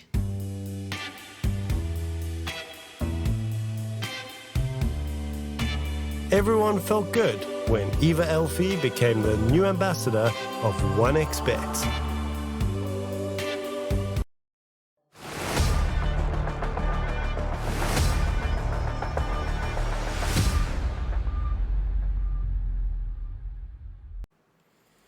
All right, welcome back, folks. We've returned from our lovely little break, and now heading over to the final series of the day, which is going to be IHC versus Manta, one of the top three and the other from the bottom three. A must-win series for Manta, and of course for IHC, one single map win for them, and they are through to the playoffs.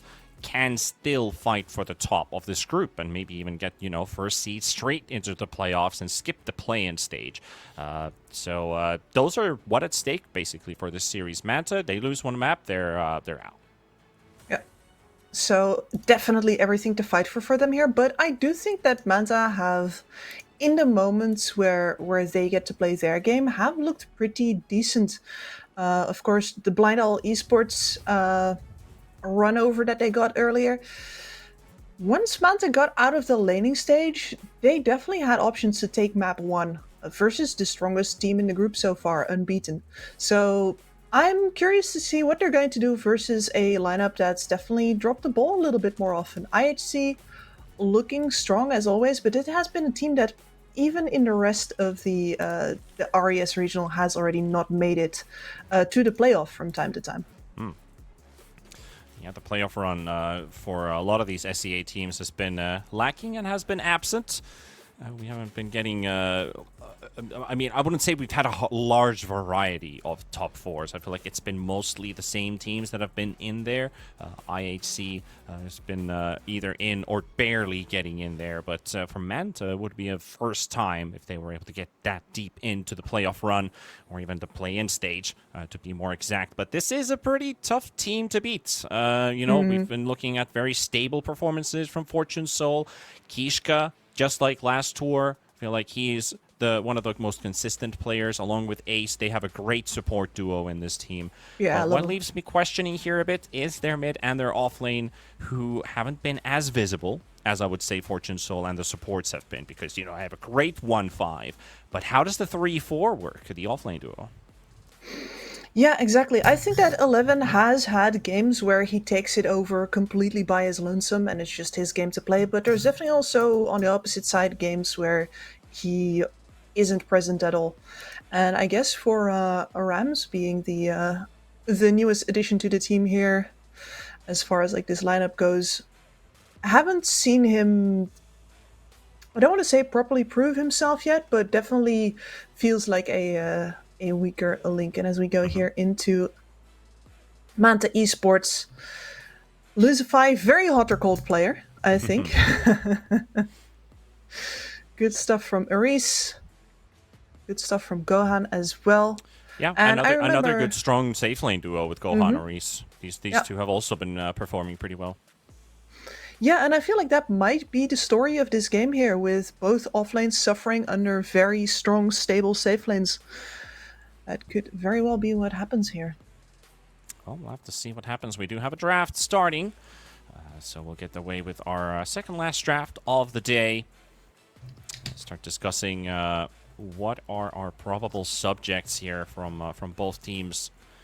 IHC and Manta, of course, looking up their statistics coming up to this day. Of course, IHC has been much more victorious, so their XPM numbers have been off the roof. It's been 3,500 compared to the Manta's 2,700, so there's a pretty big difference in XP gain. Obviously, when one team wins a lot, they get more experience overall, but I think that's a pretty big gap between the two, because when you look at that 2,700, that is the second lowest out of any team here in the SCA group stage, while IHC is the second highest, right after Team TK. Right after Team TK. Interesting that that are are they 6-0 now? Yeah, that are Blind Owl Esports are not 8-0 now. Yeah, are not that high up. Yeah, Blind Owl is only at 33. So like 200 less. But it also maybe comes to play with how long the games go. So if you have these quick, rapid victories like Blind Owl has been seeing most of the time, less than 30 minutes of gameplay, don't get to accumulate big levels. That also means faster farming capability, and your opponent's levels as well get higher, which means you get higher rewards. So it means that IHC is playing longer games too. So maybe there is something for Manta to look at during the mid and the late game parts of this game to see if there is a vulnerability that they could exploit versus IHC. Let's see, indeed. Manta Esports has been the team with, Blind Owl has had that Tinker pick that Manta Esports very happily answered with the Silencer. But that is not the only times that Manta Esports has favored the Silencer here. So that is a cheeky pick that we might see involved in this game. And something that I hope IHC is prepared for, because if you have to improvise a draft that works well versus Silencer on the fly, you might make a couple of missteps. Global silence is very annoying. Getting enough purges on your own squad is not the easiest. Certainly never is. We're going to get our DK opener once again. Kips is amazed. Oh, amazed, bamboozled, impressed. Oh, impressed even. And the real deal with this hero is, of course, like, I do like it in the carry position, but you gotta be ready to leverage it early, and I feel a little disappointed every single time that the carry skips that early blink dagger and does not make use of the fact that you are basically in gear with, well, 4,000 gold. You buy the armlet, you buy the blink, go time. If it doesn't go for the blink route, though, we see something similar in the carry position where we prioritize stats. Just I mean, of course, right clicks in, have the Fire Dragon. Of course, there are games where I'd still like to see the Frost Dragon come out, but his matchups where it would be good aren't really being played that much currently. If you get like an Alchemist against you, it could be good. At least that's being played. Necrophos is super situational in the mid lane. You don't necessarily get to see that hero either. I wonder if the three facets are meant to be safe lane, mid lane, off lane, you know? I wonder. But where's support? In our hearts. In our hearts. Yeah. And not even really in my heart, though, honestly. Like, give me support center over support DK every day. Support center is good. Yeah. DK support. When did we play support DK? There was a phase we had like these pause 5s and pause 4s, breathing fire and spamming Q. Spamming W. The stun out. I think that was in the phase where his shard was still really good as well. So yeah, the fireball farming. Yeah. So you actually get a lot of farm out of that hero. Grimstroke Sand King. Okay, that is a potent combination. Inkswell onto the Sand King. You are going to be buying an early blink dagger on this hero. You're going to get great AoE magical damage out of him. In general, I'm still waiting for that axe build up as well. IHC slam down. Yeah, that's support duo. I mean, Rubik versus Sand King. That instant stun with range, what's not to love? Yeah, you do have got a lot of control to work with early on. I think we might be even looking at a offlane or mid DK in this case with Rubik and Clockwork. Could be pretty easy to just go around the map, play around these two supports. Put your cooldown always, or always have your DK form up when you're planning on making moves, so don't spend too much time jungle farming. The other idea would be if you play this safe lane as a carry this DK, you need a tempo mid and probably an early game offlaner. I don't know, maybe like a Wind Ranger or something like that could maybe work in this lineup potentially for IC. But of course, Manta, they picked the Zeus.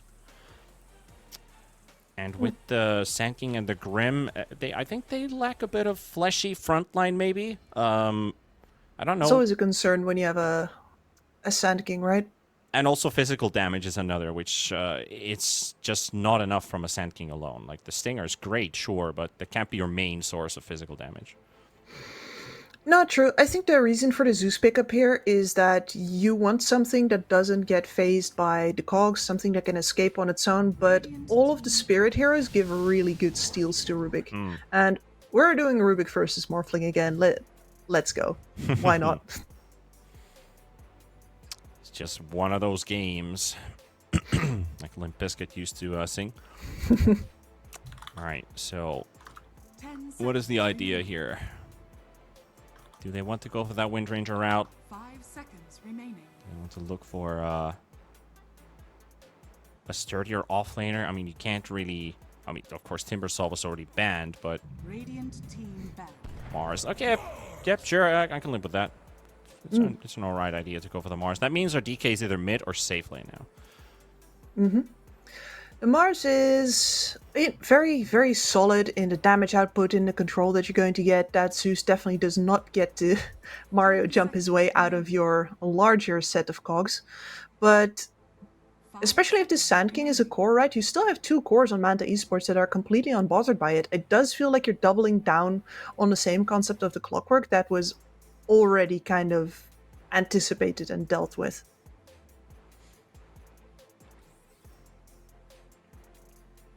So what is our final phase going to look like then?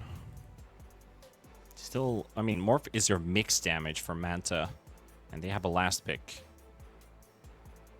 Support Zeus, could that be a thing? Or Dire team banned.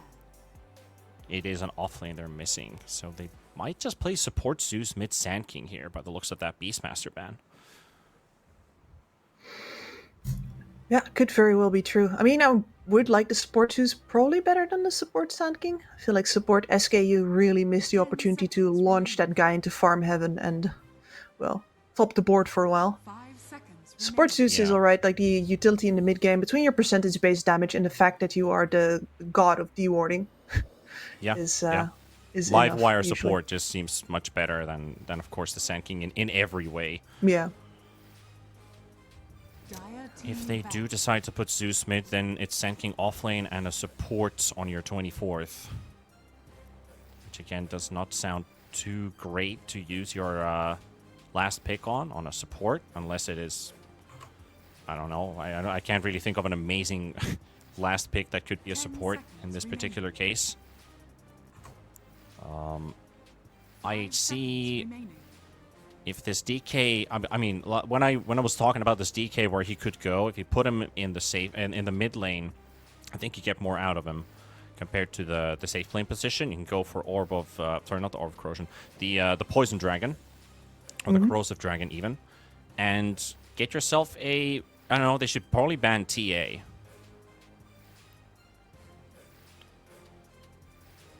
On IHC? Or the Naga. I think Naga is also another good ban for Manta. No, you're talking about Manta. No, the Naga absolutely agreed with, but we're dodging the anti-mage matchup again. I'm not sure if we could learn from earlier today that AM over Morphling right now, because that was, of course, a Flow Morphling? Yes, Flow. I got it correct. Yes, Third time's the yes, charm. it did. Yes, it did. You got it. There you go. Left you hanging there for a second to see if you printed it in your brain. No, the stupid thing with brains is that after you got it wrong a couple of times, it's carved deeper into your memory pathways than getting it right, and you're going to do it wrong even more often. It's great. We are getting a tiny, and I think it's still open between 1 and 2. Depends what Manta's going for. 10 seconds remaining. Yeah, What it is is, the offlaner to change the story? Because I would have loved to see a Beastmaster, but they will not get it. Remaining. Nor the Darkseer. nor the Brewmaster, nor the Timber, or the Underlord. And the Doom ban as well that Manta got rid of earlier on. But this could very easily still be a support pickup as well, right? We still have, well, I was going to say Hoodwink available, but that's a lie. She's Yeah. not. But I would not like a support here. I feel like this is a waste of a pick. If they go for support, because there isn't any good support in the game right now that could change. Like this is not like an AA counter game. Chen would, but we're not rolling like that today. All right, so what is Key playing? Is now support primal. Yeah, he's going for the Sand King. Sand King mid. So offlane then- primal and a support Zeus. Presumably, yeah. I mean, we've had... Yeah, that is Aris on the support Zeus. And plus 4 on that Grimstroke. We've seen some really good Grimstroke performances, especially when you have something like a Primal Beast, where you can get those Inkswell combos off starting right from minute 0. That is the way you want to go with the plus 4 Grimstroke. Yep.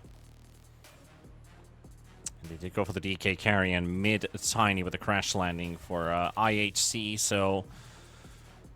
What do you think? Victory Feast. What do you think about these drafts? Pretty meta-like. Not a lot of things changing here. Maybe the Mars is a bit of a surprise pick in a way, because he's not in every game anymore. And he used to be in a patch where Mars was always your S tier offlaner. Yeah, used to be. Got Amar to thank for that as well, I think. Really teaching us. But I think IHC, and we've seen this DK versus Morphling matchup literally 1 map ago. And I think that IHC is the kind of team that's much better at pressing the tempo when it's necessary, because you do need to end this game in time. And you're going up first a very hard mid game here between the Primal Beast and the Sand King. There's going to be so much AoE damage and control. But that means just that you gotta hit your BKB timings pretty much all at the same time, and that needs to be what pushes you over the top into, at the very least, a situation where you fully control the game and can end from there.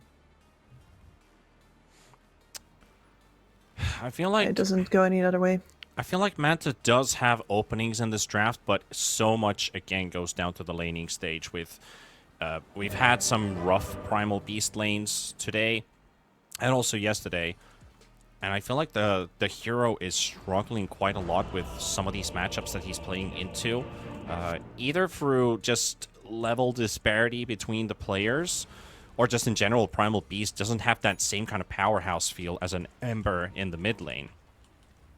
So that's my biggest worry, is how well does Fiend get to play his lane. I think there's a potential he could get like a first kill off of the DK, just running him down with Trample, easily bypassing all of his armor by just doing magical damage. But then after like level 3+, I feel like DK gets a hold of that lane. Plus, there's still the clockwork counter. Yes. Like from ages ago, where the Primal was then picked into, which will make his exit from the laning stage also a lot harder.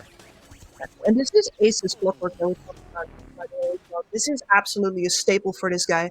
And the performances that I've seen him pull out on a +5 clockwork have been, well, sometimes nothing short of miraculous. I really love this guy on clockwork. Yeah, Ace has been a really good clock.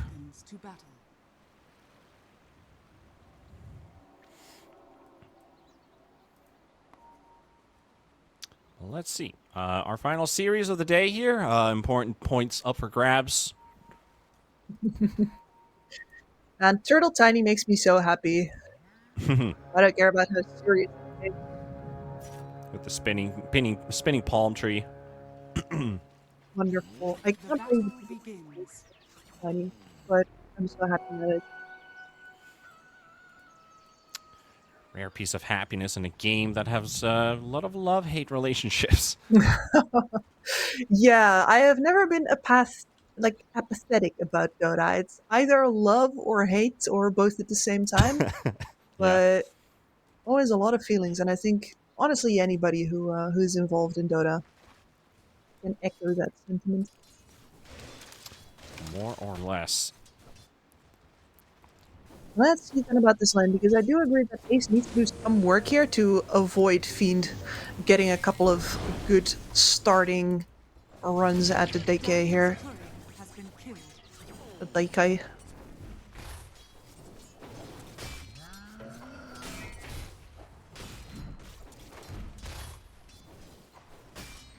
Starting off a pretty chill laning minute at least. I think with what we've said basically about that bottom lane, should be kept in mind. Like Fiend could find an opening early on. For a Level potential 3 kill. is the biggest deal. It is, but I already feel like it's a bit too late at level 3 versus DK. I feel like then it tips its balance towards the DK. It might be both. The peak is the start of the valley. Maybe, but I think level That's 2 good. is your limit, and level 3 is when DK starts to look better. That's just how I've seen most of these lanes go. No, it's true. I just felt like going all ancient Chinese philosopher on it. Mid lane matchup in the meantime. Sand King hurts for quite a while in this one. The first couple levels against the Tiny, everybody has a tough time versus the tree grab. But Sand King especially, you don't really start participating until, well, the level 2 in the Stinger, at the very least.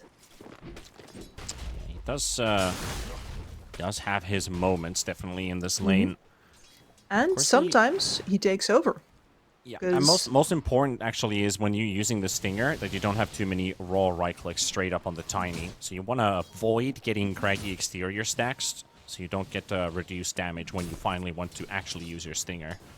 Not like you're going to be right clicking the hero most of the time, but still when you have 10 max stacks already at level pre-6, that's 20% damage reduction off of your biggest nuke. So all those numbers, they start to matter. Talking about numbers, we're grenading up a Zeus here and a Reese. It's going to be first blooded by 11 with the help of Kishka. I feel like we've had so many good Rubik players today, but Kishka, another one. Can be absolutely game deciding on this Rubik. And this is such a classic lane as well. Getting a lane where you get good use out of the telekinesis is so important for Rubik, and lifting people into spear paths is exactly one of those. Yeah, and also the follow-up after doing it the other way around. You want to prevent them from escaping and just telekinesis them closer to the Mars. Or actually more like closer away from the tower, and from the arriving reinforcements. Morphling could die. Oh, the stick comes out just in time. The spear duration was not enough. This is a lane where we see Morphlings die sometimes because of things like this. Mars packs quite a punch. Fortune Soul. Ace is helping him out with the battery assault. That is very low on Fortune Soul, but Ace is there to help him out just enough. And Lucify dies to the tower. So DK pulls up the long straw for the kill, and now Ace is going to start kicking cogs in the way of this Primal Beast, and he's gone too. And there we have the dive. I feel like it coming in a bit late, and of course the creep wave was gone, so both of them ended up tanking the tower. It really bites back. Absolutely, but great play from Ace there as well. Exactly in, well, the wrong place where Clockwork needs to be. Most annoying little tin can that he can be, so... Good play, and yeah, this is allowing Fortune Soul as well. No points into the Worm's Wrath yet whatsoever, which is nice. Just a breathe fire for the damage reduction, splash damage. Dragon Tail. He's not going to be threatened into moving into the jungle anytime soon. No need to start scaling just yet.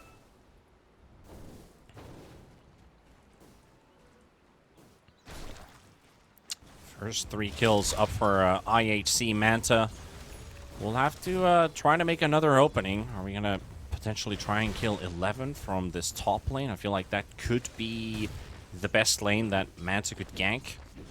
Clockwork is already doing great with the DK in this lane. I don't think bottom is a very good lane to go to as a Sand King. And of course the Sand King doesn't want to make moves too early, so it would have to be the Primal Beast moving away from this bottom, take a portal rotation top. And if you don't get that gank to succeed, take example Onslaught, and then Mars actually spears him away. And basically they don't even need to fight, they can just pull out and retreat. Gohaz taking quite big nukes here, and Key is going to call for a pause. We've got some lag going on with the players. Only some server-wide issue once again. Has not been an easy week on the servers. Not for Discord, not for Dota.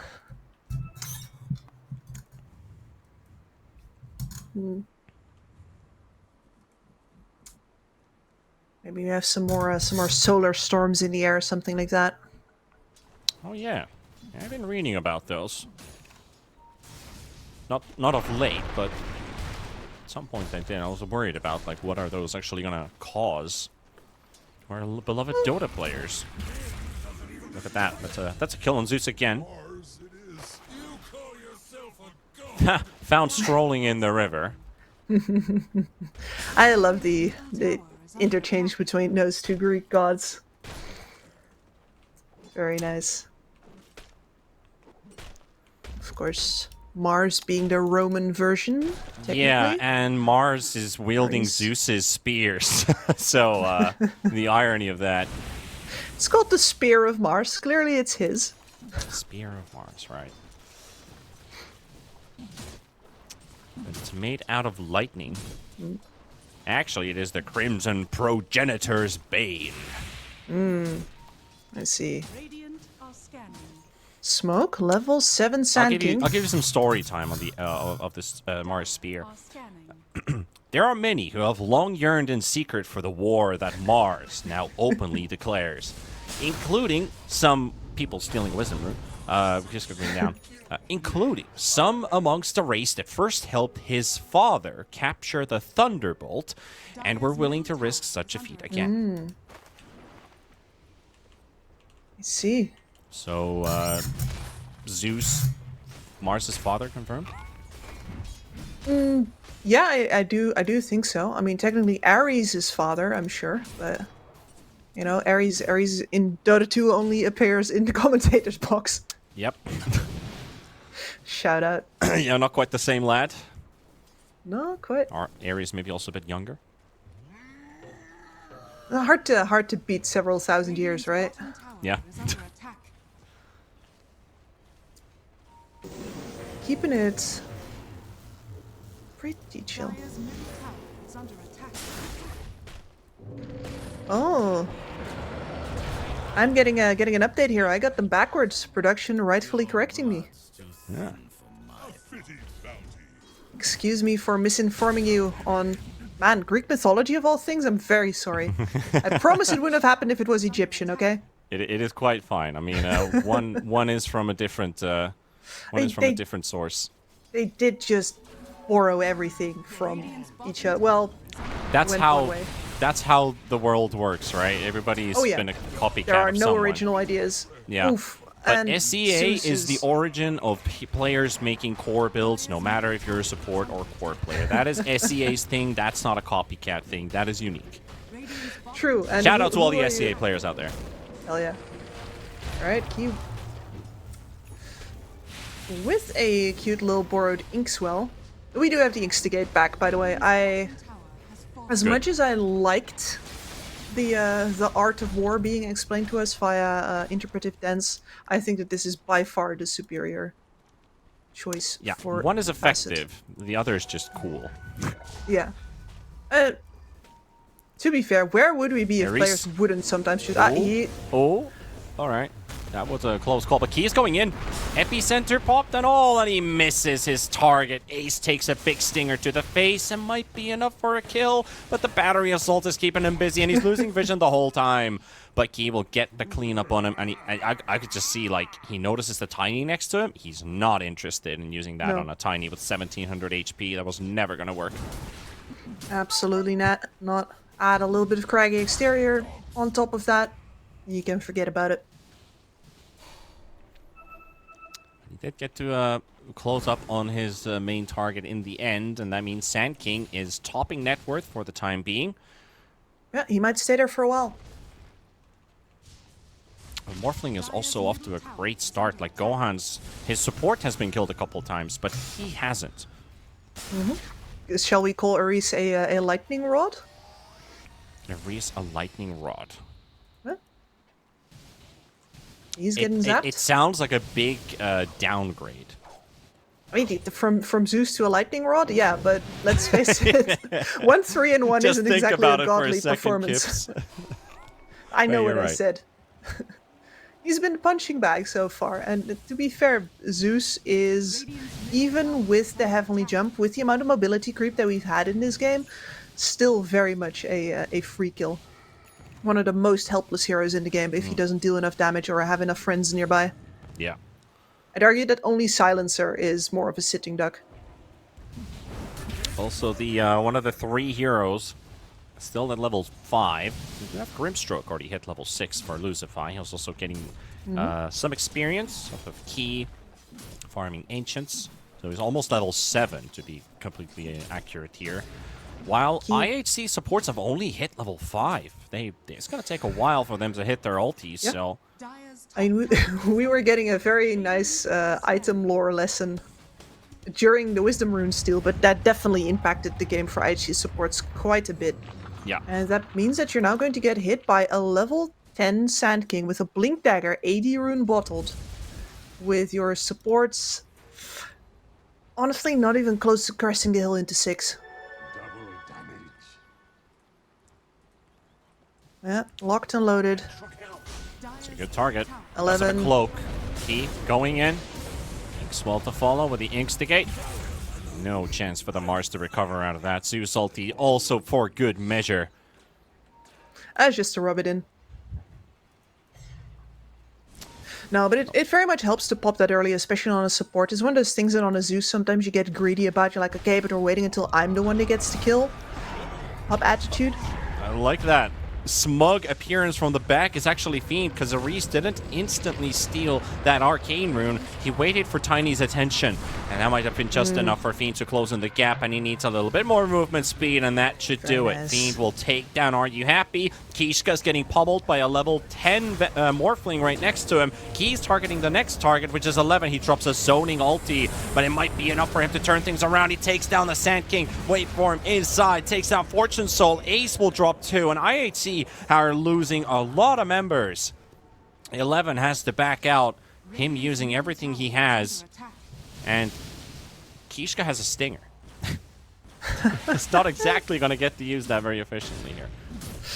No, because that range doesn't really do anything for you currently. You could smack further with your staff compared to that. Yes. No, that it might be something once the levels in Arcane Supremacy start to kick in, but for now, you'd rather not get that close to any of your enemies. Yeah. Anyway, as I was saying, pop that Thunder God's Wrath early for the info, please, people. Way more important. I want to see the stinger on the Rubik. What kind of animation does Kishka have? Oh, that was lame. That was a very lame animation. Like, I thought it would be something cool. But no. He doesn't even really do anything. No, and he stole the strength morph.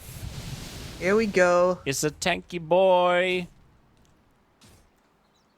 Rubik has more HP than Clockwork, Zeus, Sand King, currently Morphling, Grimstroke. Yeah, that's more than half the server.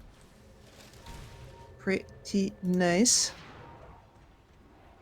Okay, he's going for more. Okay, now he has more than the Primal Beast does, and goes straight to help out with the Sand King kill.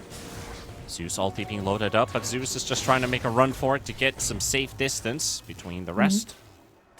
And Rubik has no fear frontlining now with 1800 HP at level 7. No, and his opponents are all magic damage, right? That is why I had to take that think, because he went to like, yeah, I need to keep a couple of armor, and then he looks at the opponent's lineup and I'm like, oh wait, no I don't. No, wait. Not very needed right now. And that's a jump in as well from Are You Happy? Turning things around. Ares, Lucify already down. Key, with the help of Gohan's, trying to turn things around on their side of the map. They've already lost the tower too. Buyback from Lucify. Key dead. 3 gone. And maybe even more gone as they go for the toss on Fiend's Primal Beast. And suddenly it's a cascade of deaths. And IHC lose no one. Fortune Soul showing up again with the armlet, very much more efficient or effective this time. And Sand King, in spite of having a Blink Dagger, not able to line up an epicenter that actually connects into the middle of the fight, thanks to well-placed cogs from Ace. That was huge. Entire epicenter whiffed.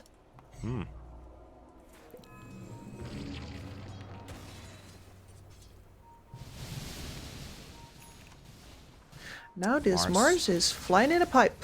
Yeah, first item pipe. I mean, Just negate what they have. Gohan's dies to Are You Happy kind of out of nowhere. is Not a very good death. Ace with a quick hook shot keeps Key and Lucify busy. 11 is coming in, frozen the spear. Arena is not available yet. Fiend is coming in too. Fortune Soul interrupts him, gets instantly pulverized down to the ground. They're gonna lift though. They got Ace down. Key dead as well to Are You Happy. A quick snipe, and now Lucify is being chased, speared into a tree. With the help of Kishka, 11 and Kishka will take him down too, and now they chase a Reese. Pretty much dies to just one single toss, but Fortune Soul right-clicks him away. And now we have a very decisive lead being built up here. This was a 2k lead for Manta. Now it's a 5k lead for IHC. So we've quickly swung 7,000 gold. Now 8,000 gold in about 2 minutes. Dire's top tower is under attack. And this is what IHC needs to hold on to now. They've played this one out correctly, getting Fortune Soul in at the time where that was necessarily to start turning around these fights where Manta was going to bring in all the big ults, all the big magic damage from their two, well, strength core tempo makers. And now that they've broken that advance and Manta is going to sit back some more, you farm up. Oh, I want to say... I would normally say I'm worried for this Rubik,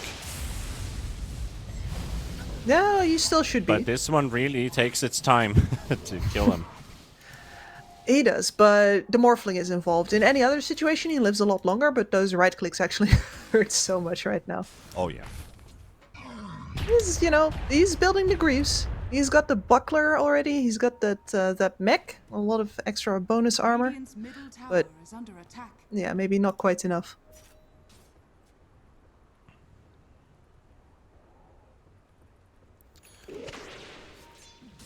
You got a bit of catching up to do now, Manta. Try to hit your Morphling timing. Honda is lined up. Radiant are scanning. So, what we saw the previous match kind of gets skipped. Purely standard edition carry Morphling, I guess. All stats going for right clicks up on right clicks. Here we are still going to see the mixed Epicenter in mid. Morph approach. And that's an ace kill they're going for. Rubik shows up as That's well. not enough. And they just turn it around with just them. Oh, that is...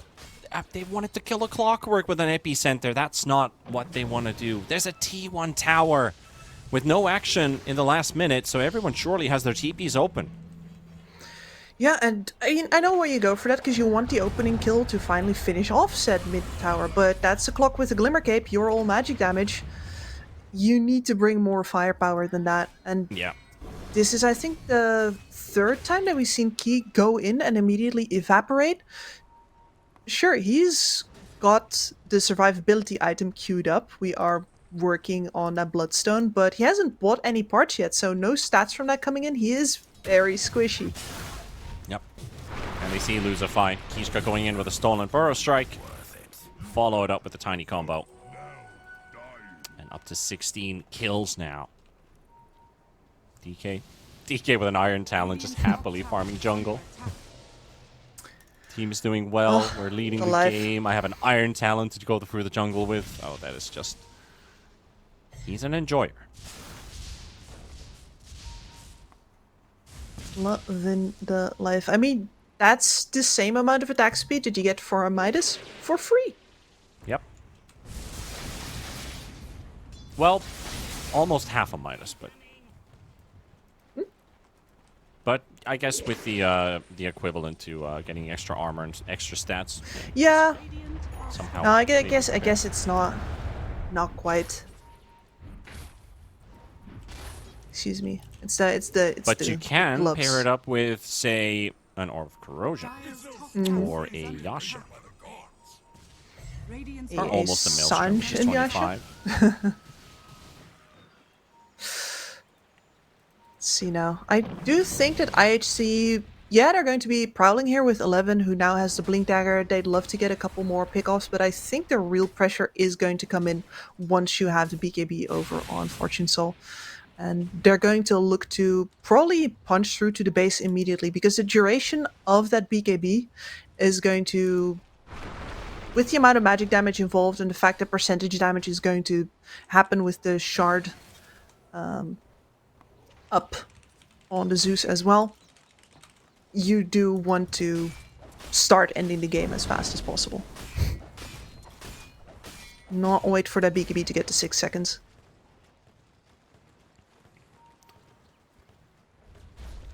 So Roshan is an objective that they can look to take once they are ready for the push, and I think maybe that BKB and the DK might just be enough.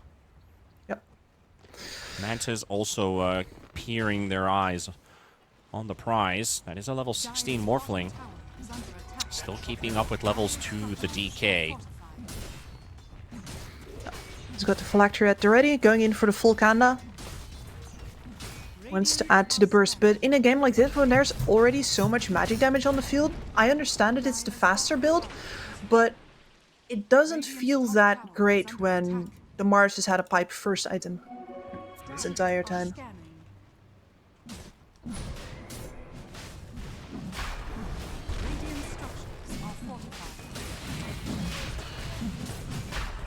Here goes Roche. He's gonna tank that. 5 stacks of Craggy.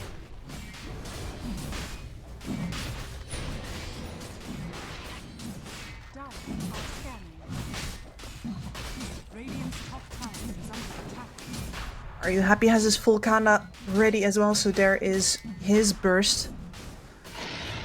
It does make for a very relaxed game as a Mars, right? All you have to do is pop your pipe, get a good arena down, and you don't have to worry about dealing damage. You got a tiny for that. Yeah, just the pressure of landing a good ult.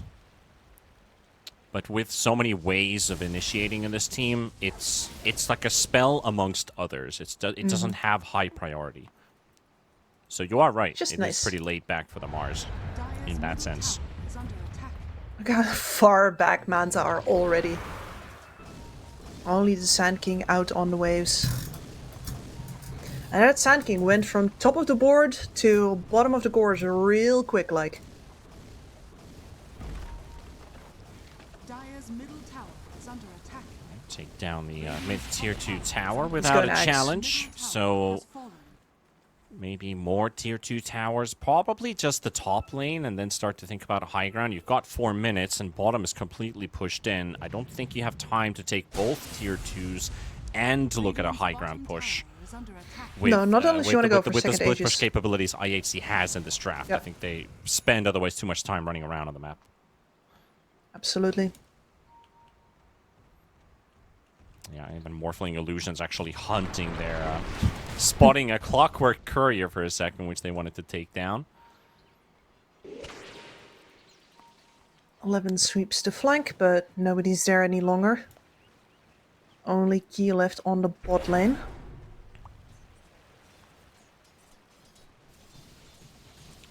Pretty easy for Manta to play the map right now. So many capable split pushers, especially once we, at some point, get a Nimbus on the Zeus. That's going to take a while, though. But they are going to jump Fiend in the mid lane here. Ace with Kishka. They're the supports in the front line, of course. Again, remember, that is a very tanky Rubik, so he can definitely hang around there in the front. Yeah, got himself an onslaught for his troubles. Very nice. You know, if you want to get in range to stinger people. Radiant's bottom tower is under attack. And they are going to go for the cross map. Fiend is going to pop that smoke. Yeah, Fortune Soul was forcing out the glyph on top. There we go, they caught Fiend. IC will get themselves a pick off. Fiend at least, well, even if it's not a pick off, that's still a BKB gone. And might not even have the chance to get away. Grimstroke gets caught by Fortune Soul. Primal gets out, but that is his 9-second BKB on cooldown.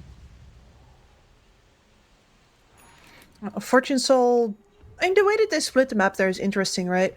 It is possible for Manta Esports to call their bluff and Fortune Soul to lose his Aegis and his life on top there. But since Manta are so focused on dodging, Fortune Soul knows that that's most likely not going to happen. Gives the opportunity for that smoke gang to go off well by showing in top lane. And then joining because he does have to come once the info comes out. I What just happened? realized that Iron Talon is great versus catapults, which normally are really hard to clear out because you normally use the spells, normally use your cleave, and they're the ones that are last standing. You remove 80% of that catapult's HP, so it's one right click on an Iron Talon and it's gone. Chop. I just remembered that's a thing too. It's not just killing neutral creeps that makes it faster, because they normally don't have that much armor, but because it's siege armor, the catapults are a bit tankier. That Iron Talon just neglects all of that. That's just 80% pure. Negates. Anyway, yes. Oh yeah, negates, yes, thank you. Yeah. You are Iron neglecting my armor. Why? I would never neglect my armor. Oh, that Aegis though. Ticking down. Only a single minute left. Yeah, and they haven't gotten to a single tier 2 tower. Worried about. No, after the mid one. Nope. And they even lost gold differential in that time, so... Yeah, a lot of chasing. A lot of chasing around the map. Well done by Manta, and IHC taking their eyes off the prize just a little bit. Well, they're all going to TP bottom, and Key is already leaving the area, so... Looks like we're just going to go for a traditional push the bottom wave in, get the tier 2 out of the way, just admit to the fact that we can't play against this split push as effectively as we'd want to. I'm watching that gold differential tick down in real time. IHC are really dropping the ball.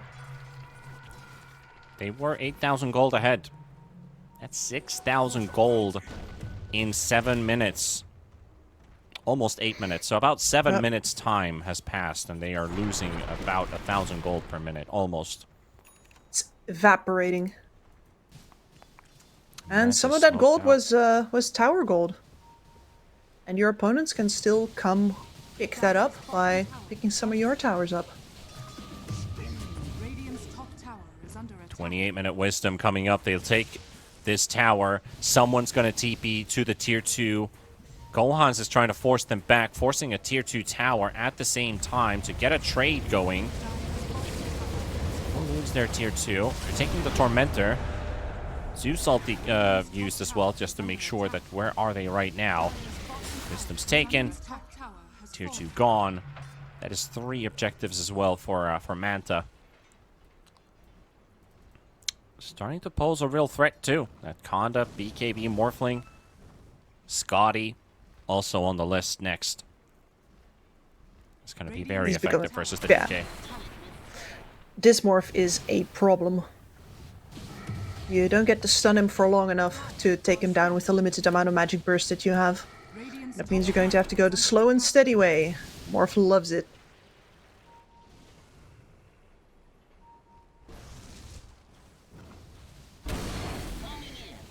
Fortune Soul's been the biggest, baddest guy on the field for, well, the past 10 minutes, but not anymore. And I don't think he's going to get back up there again. This is why I was so adamant about needing to hit the timing with the BKBs, needing to perhaps take risks on taking base buildings earlier than you normally would. You know, take a page out of the book of gaming gladiators. Some good old GG Dota. Love it.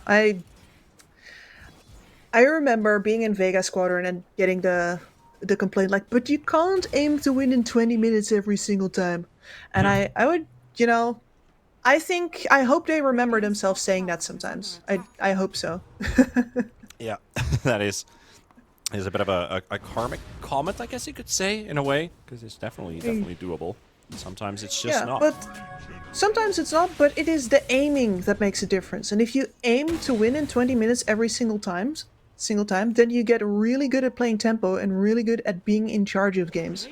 And your longer games also get way better. Yeah. There's a lot of truth to it. Yeah, IHC So I'm not definitely, saying you can win it every single time. Absolutely not. But aiming to win it in 20 every single time, I think it is the superior strategy. And I think the past 2 years have I've taught everybody that. Yeah. And with IHC as well, like this was a team that was coached at one point by it was Forev, right? I believe so, Yeah, yes. Forev was with the team until summer. And basically, until June. And then they also had roster changes, you know, Sanctity out of the team. I think maybe something had to also do that they're lacking their former mid player and their coach, and maybe things have changed a bit too much with IHC perhaps. because they were very polished with Forev still in charge of the team. Yep. Are very polished, very fast. And we've watched, well, 10 minutes of not very much. And this is such a hard place to be as a carry, because you didn't take the risks when you had to, and now, yeah, you're still scaling, you're still doing well, but you fall into the one more item trap. It's like, okay, but now I need my Skadi, alright?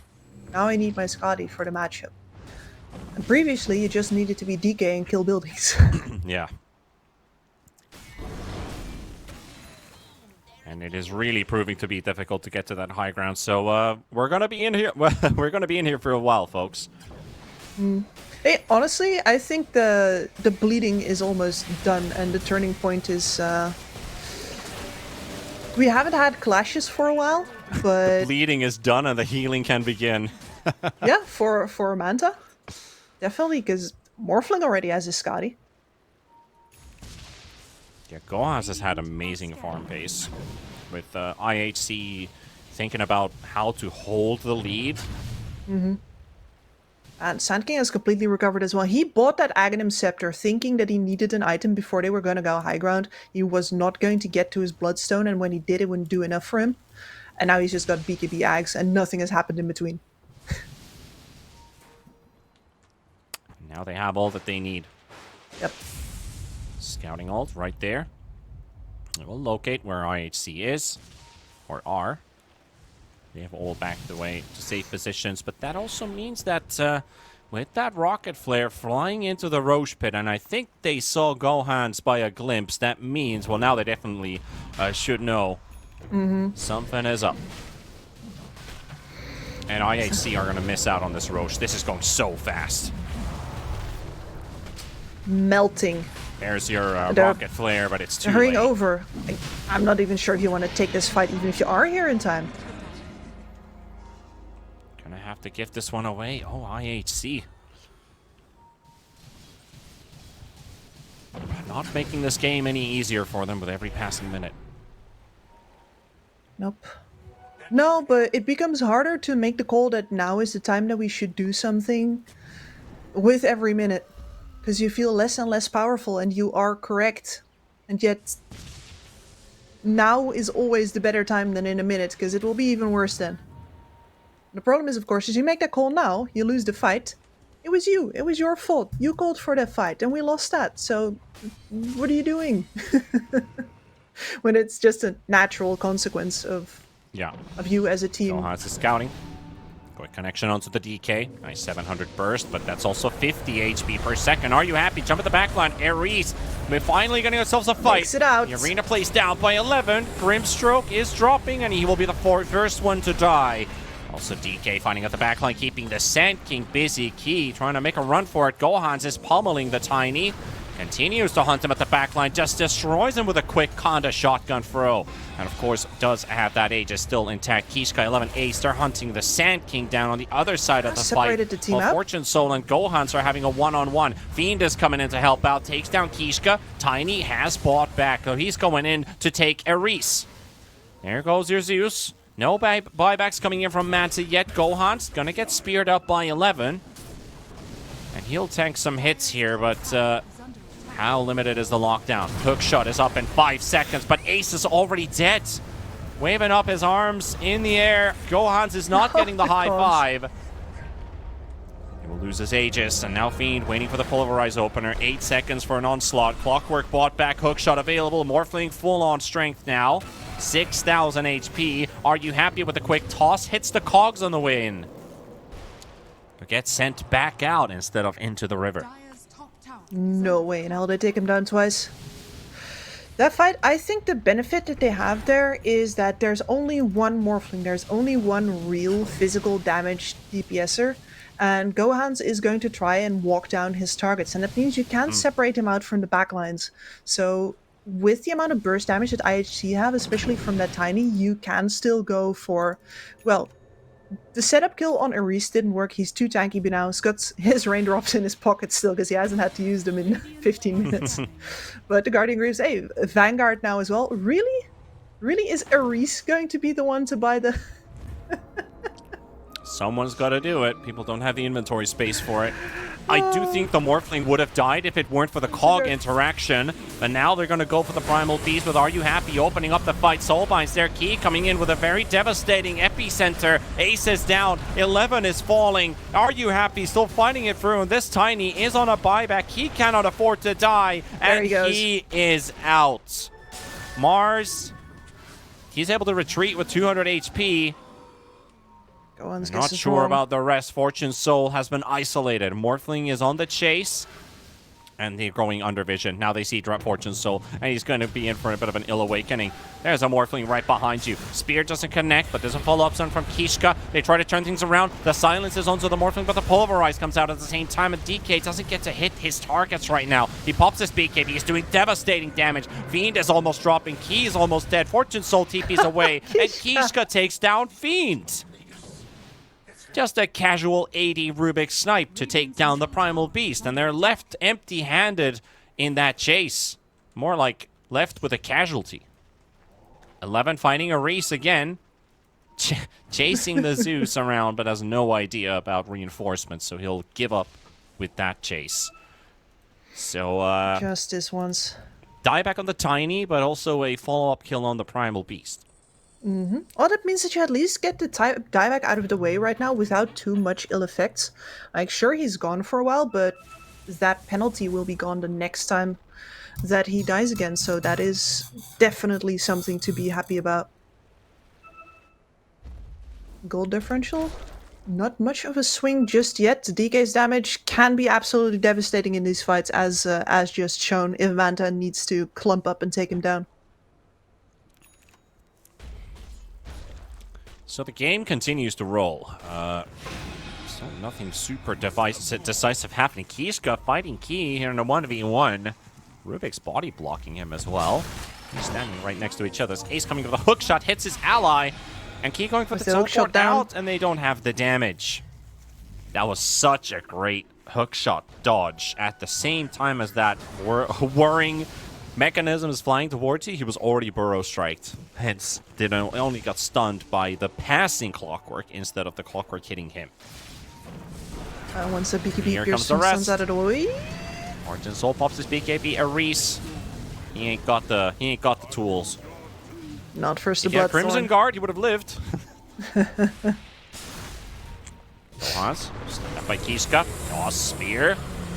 Wing is stuck for now. Pops his BKB. Pulverize also grabbing a couple of heroes in there. So much damage. 11 gone out of the way. Tiny again close to dying. Key misses the stun, misses the stinger. He was not around for it, but Kishka onslaughting himself away. Key still following another burrow strike stun. But this Rubik Not has this time. He hoped to live a bit longer. Unfortunate for him, there's no luxury. Morphling becoming a Rubik with the stolen spell. Yeah, no, now you can't go back to Morphling, because next time you become Rubik, you become Rubik as he is right now, which is dead without Onslaught. Radiant's middle tower is falling. What an interaction, honestly. Yep. Radiant structures are fortified. Level 25 on Gohans now. Butterfly as well. Radiant's middle DK, well, he's going to get that boost from the extra Dragon Blood HP and armor, but his damage output is never going to surpass the Morphling again, and the Butterfly is such an issue in the matchup as well. It's going to be a big win for Manta if they can just close this game out. Still keep them in the run for that playoff spot, and IHC is it is the team to approach. I mean, you win this series here, IHC loses tomorrow, and Manta wins their series tomorrow versus... they had Immortal, right? Yeah, Manta versus Immortal, basically. Both teams would go 3-5.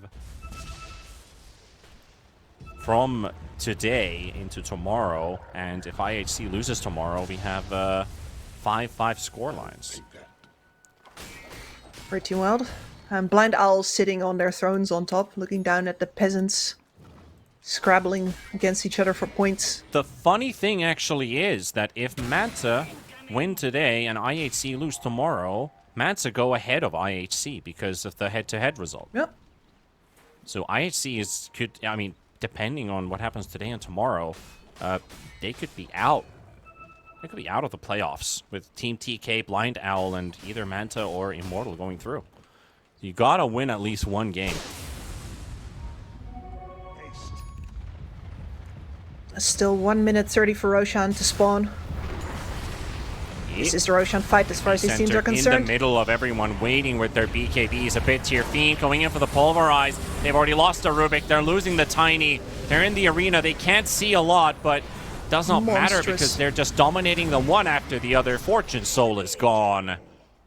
And without buybacks, it's just the DK they could bring back up. And that is Manta. The job is halfway done with a victory over IHC in Game 1. Radiant's bottom tower is under attack. Well played for Manta. The map gameplay, the split pushing, just an absolute thorn on the side of IHC.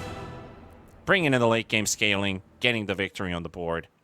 I think this was a really played win for Manta, but you gotta look and stare at the mirror. IHC, what happened, boys? Yeah, I mean, they blinked. They blinked. Manta is staring them down, is dodging every single attempt that IHC makes in order to get a pick-off kill first.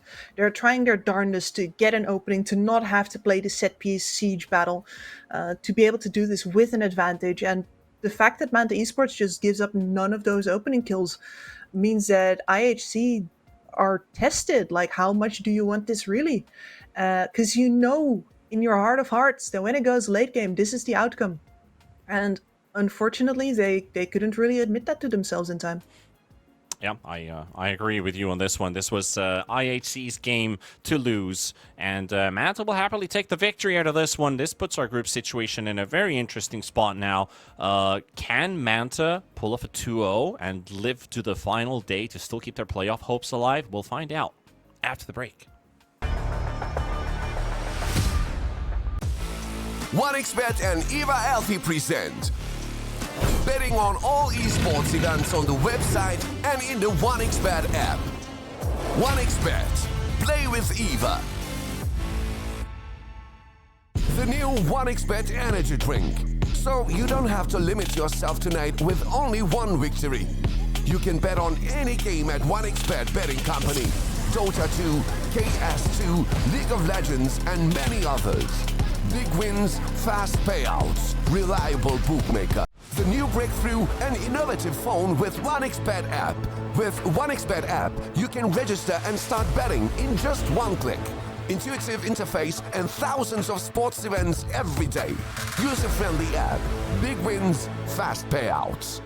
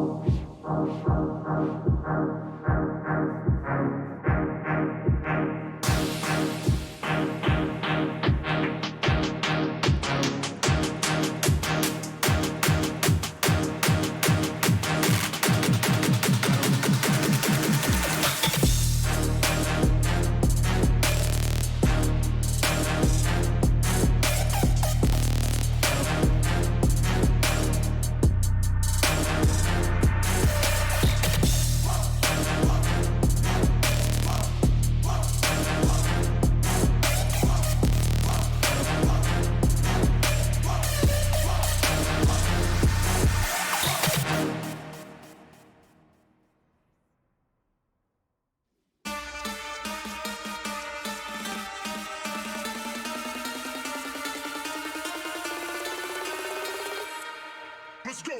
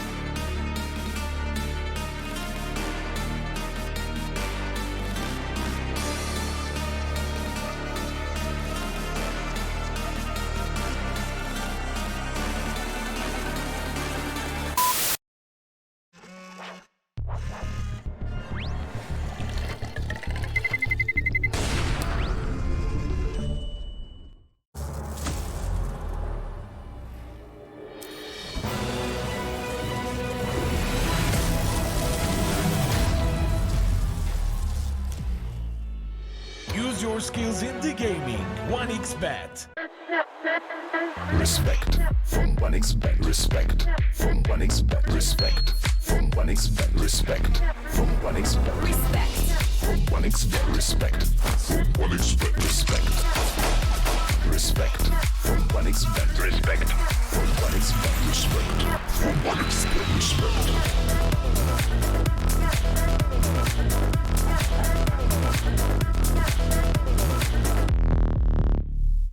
Hello, son. Hi, Mom. Pretty girl. This is Eva. Nice to meet you. Thank you very much. Your dad's just making his favourite dinner. It's duck. Come on inside. They're all probably too gruesome to tell you while you're eating at the table. How's your food? Is everything okay? Good, good.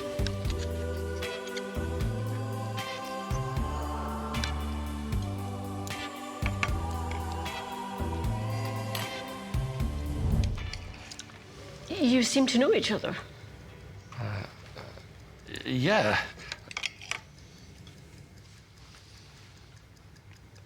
This is the new ambassador for 1xBet.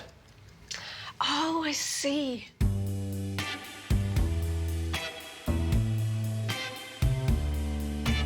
Everyone felt good when Eva Elfie became the new ambassador of 1xBet.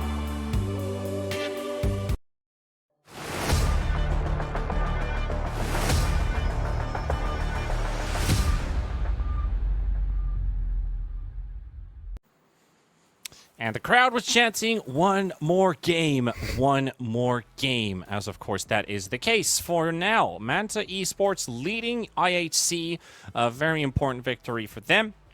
Keeps them still in the race for the playoff spot, and of course a second game is now required for them to win, that is, so that tomorrow they can do the same thing, repeat, and have a chance at the playoff run.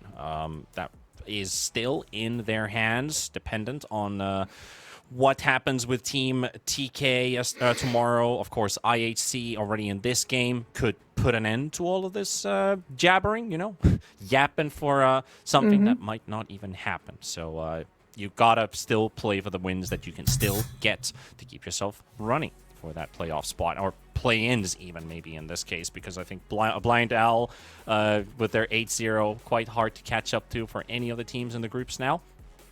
But if we go back to game one and try to wrap around how is Manta going to replicate this, it does feel like if IHC just plays game one like they did, with incapable of making risk decisions. I feel like they played it maybe a bit too safe. Yeah. Like you said, they tried to play systematic Dota game.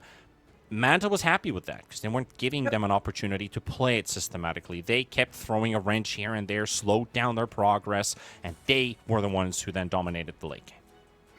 Absolutely. And it is understandable, right? Because IHC, the amount of counter initiation that you're up against here if you make a wrong move, between the Sand King and the Primal Beast, we've seen the amount of teamfight damage that they can do. Throw the fact that sometimes we've had the Grimstroke with amazing ults come over the top. We've had several double grabs from that Primal Beast slamming, well, the Mars and the Tiny together like two coconuts, or two Barbie dolls that you're trying to make kiss. That's not very great for your team fight at all. So yeah, I can see how you can be fearful of that, but the problem is that I think the IHC we saw in the past was not afraid to make those calls that might have, lost them the game, when really, as long as you don't call, everything is a loss. So how does this game 2 go onward? Well, it starts with the draft, and we're getting rid of Sand King and DK instantly. Also the Primal Beast. So I think IHC want Manta to play something different here in this game 2. Just to maybe put them off that comfort zone of playing these heroes they just won a game with. And I think the easiest way to fix this for IHC is you're not going to get rid of the fact that nobody made that call in just 5 minutes here. It's like, guys, somebody needs to say something. And then everybody is cool, like, somebody is going to be somebody else than me, and something is going to be, whatever they want to say, because I'm not doing it. Yeah. So ideally, what you do is you make sure that this time you match Manta's late game. And that way you get to play a normal game without all the pressure on it. And if you do run away with the game, you're going to have yourself a better time taking those risks that can lead you to winning earlier. Of course, talking about early wins, laning stage is one way to look at it. The exit, what kind of moves are they planning to make? Because I feel like IHC, Kishka, and Ace. I mean, Ace was like all over the place, right? Like Ace was looking really good, but I feel like Kishka with the Rubik, he didn't always have a pair up to kind of play with. I felt like 11 was maybe either occupied or lacking a bit of farm to participate. It was, after all, a Mars that is very reliant on his ulti to be somewhere. So if they get something that activates a bit early or has lower cooldowns on your off lane, I think that could do a big favor for Kishka, because then he gets to play his aggressive game and he has someone to play it with. Yeah, I'm gonna echo that here. I do think that he should have been playing with his mid laner most likely then, just because an aura offlaner is just going to feel less confidence and less firepower. Your instincts come from pubs after all, where you mostly do those things alone and then see if somebody wants to help you out or not. Yeah. But yeah, in any other game you would normally have two, and the companionship between the 4 and the 3 is the engine that keeps mid games going usually. Yeah. So that would definitely make it easier for Kishka to have a better game as well. I already have the Hoodwink snatched here in the first phase. I think we could look at maybe something like a Centaur is left in the pool, which could definitely help him a lot, because that's just a blink stunner with Stampede helping the team. Could be an idea. A lot of damage. But they didn't let Phoenix through, and they picked the Snapfire for Manta. Snapfire alone without any indicator for the lane. A very popular strat in last year's DPC, We see a lot of these Snapfires just come out of nowhere. The casual counter would have been Silencer. And now with an early Storm Spirit, we might Very even early. get our hands on a Disruptor game here, Kips, for either side. Yeah, I mean, both of them with a Spirit picked up in the first 2 picks, that's starting to get tempting, and they both have their most likely +4 up here as well. Of course, you can Snapfire out. Snap Disruptor is fine. You got enough out of your position 4. I think Hoodwink Disruptor gets a little tasty on the other side. Oh, but that is tasty indeed, and in a good way. So we might just be playing Ace Hoodwink with Kishka Earth Spirit. This could also, I mean, okay, this isn't actually a mid Earth Spirit, but you could play a offlane Earth Spirit. That also could work, and that with the previous facet that he had. With the extra damage during the magnetize, the extra right-click damage. I guess you could also make it work if you have a run-at-you carry and pick the movement speed one, which is more suitable for the support. But if we're just reading it plain and simple, it is a 5 and 4 Hoodwink Earth Spirit. Yeah, or perhaps the other way around. We know that Ace usually plays the go-in heroes. I would be willing to say that he might want the Earth Spirit in his matchup, though of course that does make his lane carry usually harder, and you would want to have a ranged carry then. And there's a Silencer. It's on the other end though. I mean, Manta have been the only ones picking it so far. I did expect at the start of the series that we were most likely going to see a Silencer from them. So, yep, versus 2 Spirit Heroes already on the board. Neither of them do anything whatsoever if they're silenced. Completely gimped. Yeah, that is right. That is true. It might be harder to land on the Storm Spirit, and he also itemizes away from being crowd controlled with silences. He needs to be most of the time hexed, maybe stunned. Or maybe even rooted from time to time. Those things really hurt him if they can't keep that silence up and running. Maybe get a hero that builds an Orchid too. Could also be an idea that could work. But they're gonna go for Sven. Obviously, that does keep the Orchid idea open. Not your I was item. thinking CK. CK Snap is classic lane. Of course, it's going to be a CK Silencer then, but we've actually seen Manta run, I think, that exact lane with success. Sven just a little, well, different flavor of the same, I want to say. You get a little bit more farm acceleration out of the Sven than from a CK. You can get a little bit more of your distance out from farming rather than having to fight. And you know what? If IHC is going to give them the same kind of game that they got previously, then this Sven is going to have time to gear up. So we got an Underlord to come against the Sven. Seems like a very classic minus damage versus a hero that has a lot of damage. A straightforward reply to it. So how do we look at these lanes? Double melee off lane? Or is that an Earth Spirit 5 with an unknown carry? I'm still saying Earth Spirit 5. I'm still doing it. Let's Because, I mean, you can. Yeah, let's run a Drow Ranger. Go through all of that. No, not into the Let's Sven. not go for a Drow Ranger, please. I think that would just Drow spoil everything. Drow Storm. No, we don't do that anymore. That's been a long time. Drow is horrible. That hero just does not work. I love when they tried to buff the hero by giving it Glacier. So you'd have like this ice platform that gives you extra range, a bit of protection. And it was still kind of garbage. It's like, doesn't really help you in anything else except sieging high ground and getting a bit of extra damage on the tower. I mean, she's such an agile, reliant carry in a game where now everybody has 3k HP and a absolute metric ton of reach. She got left behind by the times. So this is one of those agi carries that holds up a little better because of the sheer amount of armor that he gets is kind of nuts. Natural Manta Builder, nice versus the Silencer. Ember Spirit, usually not enough damage output to actually go through a TB as like the sole solution, but he is nice to have versus TB. And of course you got a melee matchup for your Sunder target as the carry to carry. Yeah, you are going to play with one double melee lane though versus Silencer and Snap, who are lane dominating supports too. So I don't Yeah. feel super comfortable with IHC's plan. You may now select your hero. They are going for the Darkseer as a reply. You're going to get some mean illusions to hit IHC, but of course the, Yes. the Underlord is always going to be out there, which reduces also the illusions damage output. Yeah, and he's got good crowd control, good crowd damage for those illusions. It's not the worst. I mean, Darkseer is a great pickup here, but he did get hit by a bit of a nerf. So before it used to be that either strength or agi pairs up with his int. Now it's strength plus agi, which equals your int. So that hurts you a little bit here. I think it halves the stats you would be getting normally.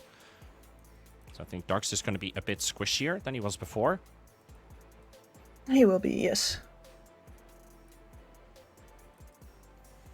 But in terms of these full drafts, though, do you think Manta's got a 2-0 in the bag? I do like their draft. I like them maybe a bit more than IHC's draft. Yeah, I have to say the same. They have really good internal chemistry as well between these heroes. Bring in yourself a Snapfire plus a Darkseer. You can cut waves with that and get kills on the support behind tower, starting at level 3. Going into the mid game, both of those heroes work absolutely fantastic with the Ember Spirit as well. And of course, the Silencer has a carry with a stun on his lane, which is all he ever wanted. So yeah, the lineup from Manta feels really good. IHC a little bit more reactive. Feels like they put themselves in an awkward corner with that Earth Spirit pick in the middle. But perhaps they do have once again I shouldn't say once again, they do have the late game advantage this time around, with the TB being a great matchup versus the Sven, eventually. Well, we are getting the Kishka Earth Spirit on pause 4 and Ace with the 5 Hoodwink. So Hoodwink TB proving to be a bit of a kill lane.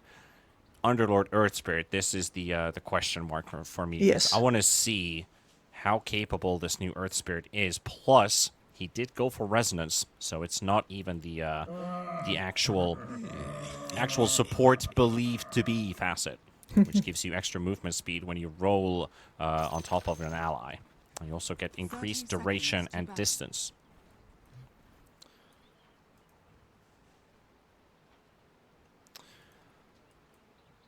IHC, they do have to at least secure a win.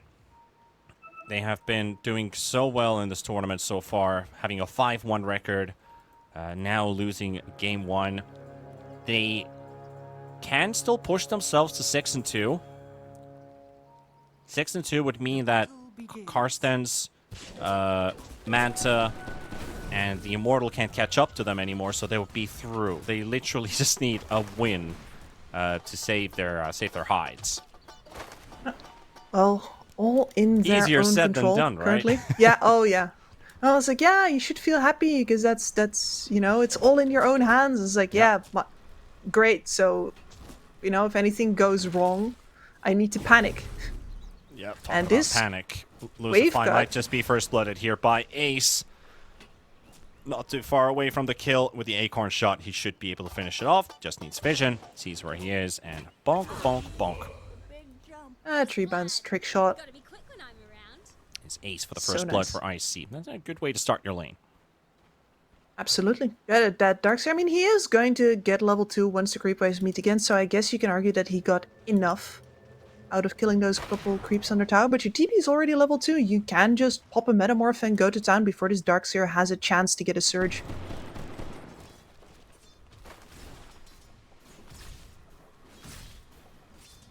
Fiend, of course, I feel like he should be in for a pretty good lane. The Iron Shell damage is very good, especially when you're looking at level 3. You can make some easy cookie setups. Mm-hmm. With the Snapfire, maybe even just put it straight up on a creep. You get magical damage from the stun and follow up with the Iron Shell. Yep. And here against such low HP pool heroes, they can't afford to tank your Iron Shells for very long at all. Yeah, very soft TB. Wraith Band like coming a- in for the Hoodwink and a Bracer for the TB. Yeah, no, I like that choice from the TB as well, because the HP is clearly the problem here versus the magical damage coming in. Yeah, Bracer is a big buff for these glass cannon carries. Now bringing HP. They changed. Storm Spirit dying in the mid lane, but Kishka rolling in just in time. And Key might be killed here by Are You Happy? The Storm Spirit looked like for a second that he might be in trouble. Is the one who gets the first kill in this mid matchup. Of course, Earth Spirit making this no longer an honest 1v1. Listen, is just a good old spirit get together. You can't object to that. Yeah, all three spirits. Void is in the bin where he belongs. You weren't very pleased to see it earlier on today. No, and I think we once again saw the reasons why. Yeah. Like, it can be a good Void Spirit game all you want. It's just not, like, Void Spirit's just not good. Where does that leave you?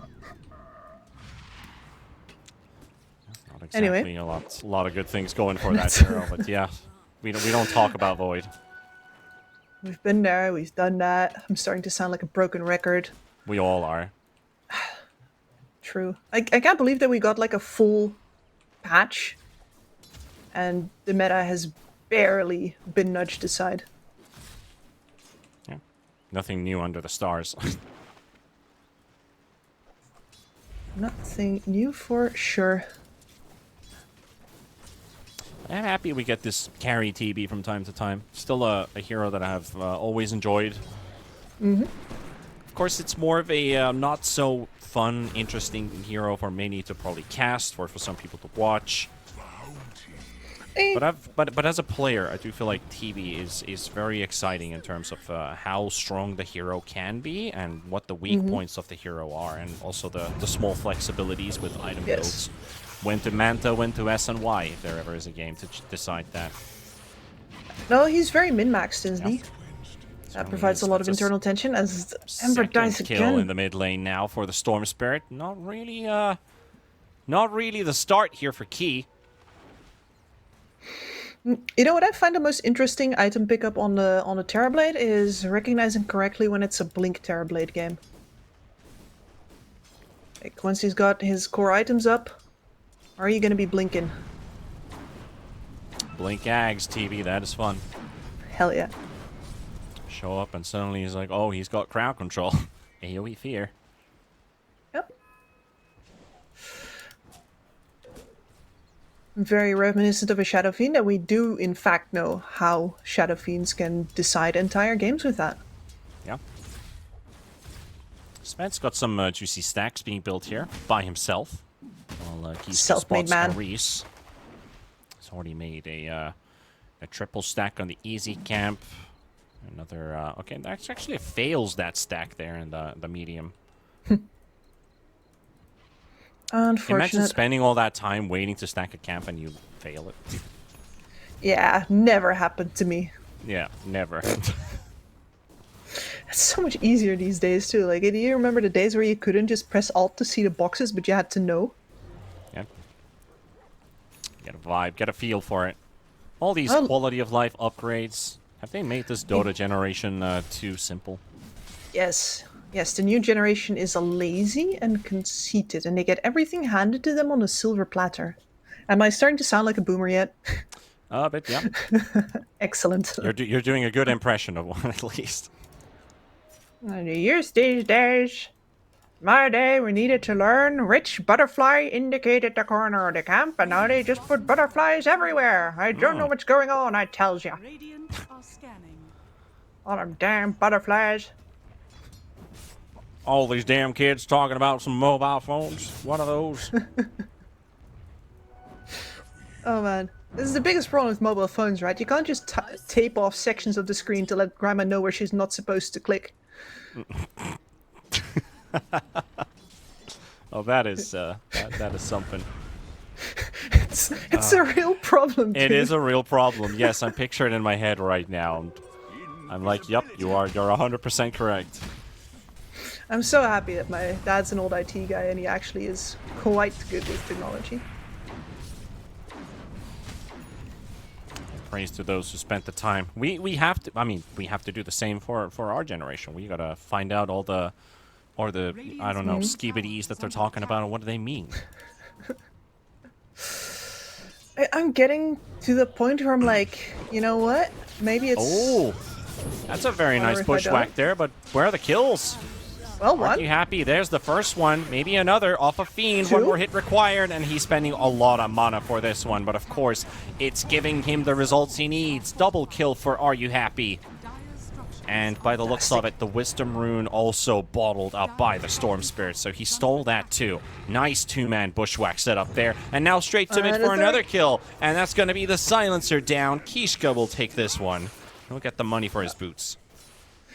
And are you happy? I was wondering about his item build in this game, because you picked that Storm Spirit after the Ember because you're going to be building an Orchid, and then you have the upper hand in the matchup, because the Ember does not want to build any defensive items that can get rid of that. But you're up first to Silencer now, so what do? Well, best bang for your buck here. Are You Happy has looked at the timings and says, I'm going to get a Witchblade, and then I'm going to go straight into the BKB and be a have right-click damage to contribute even while I'm silenced. Decent armor on that as well, with the chainmail involved. A little bit of extra tankability.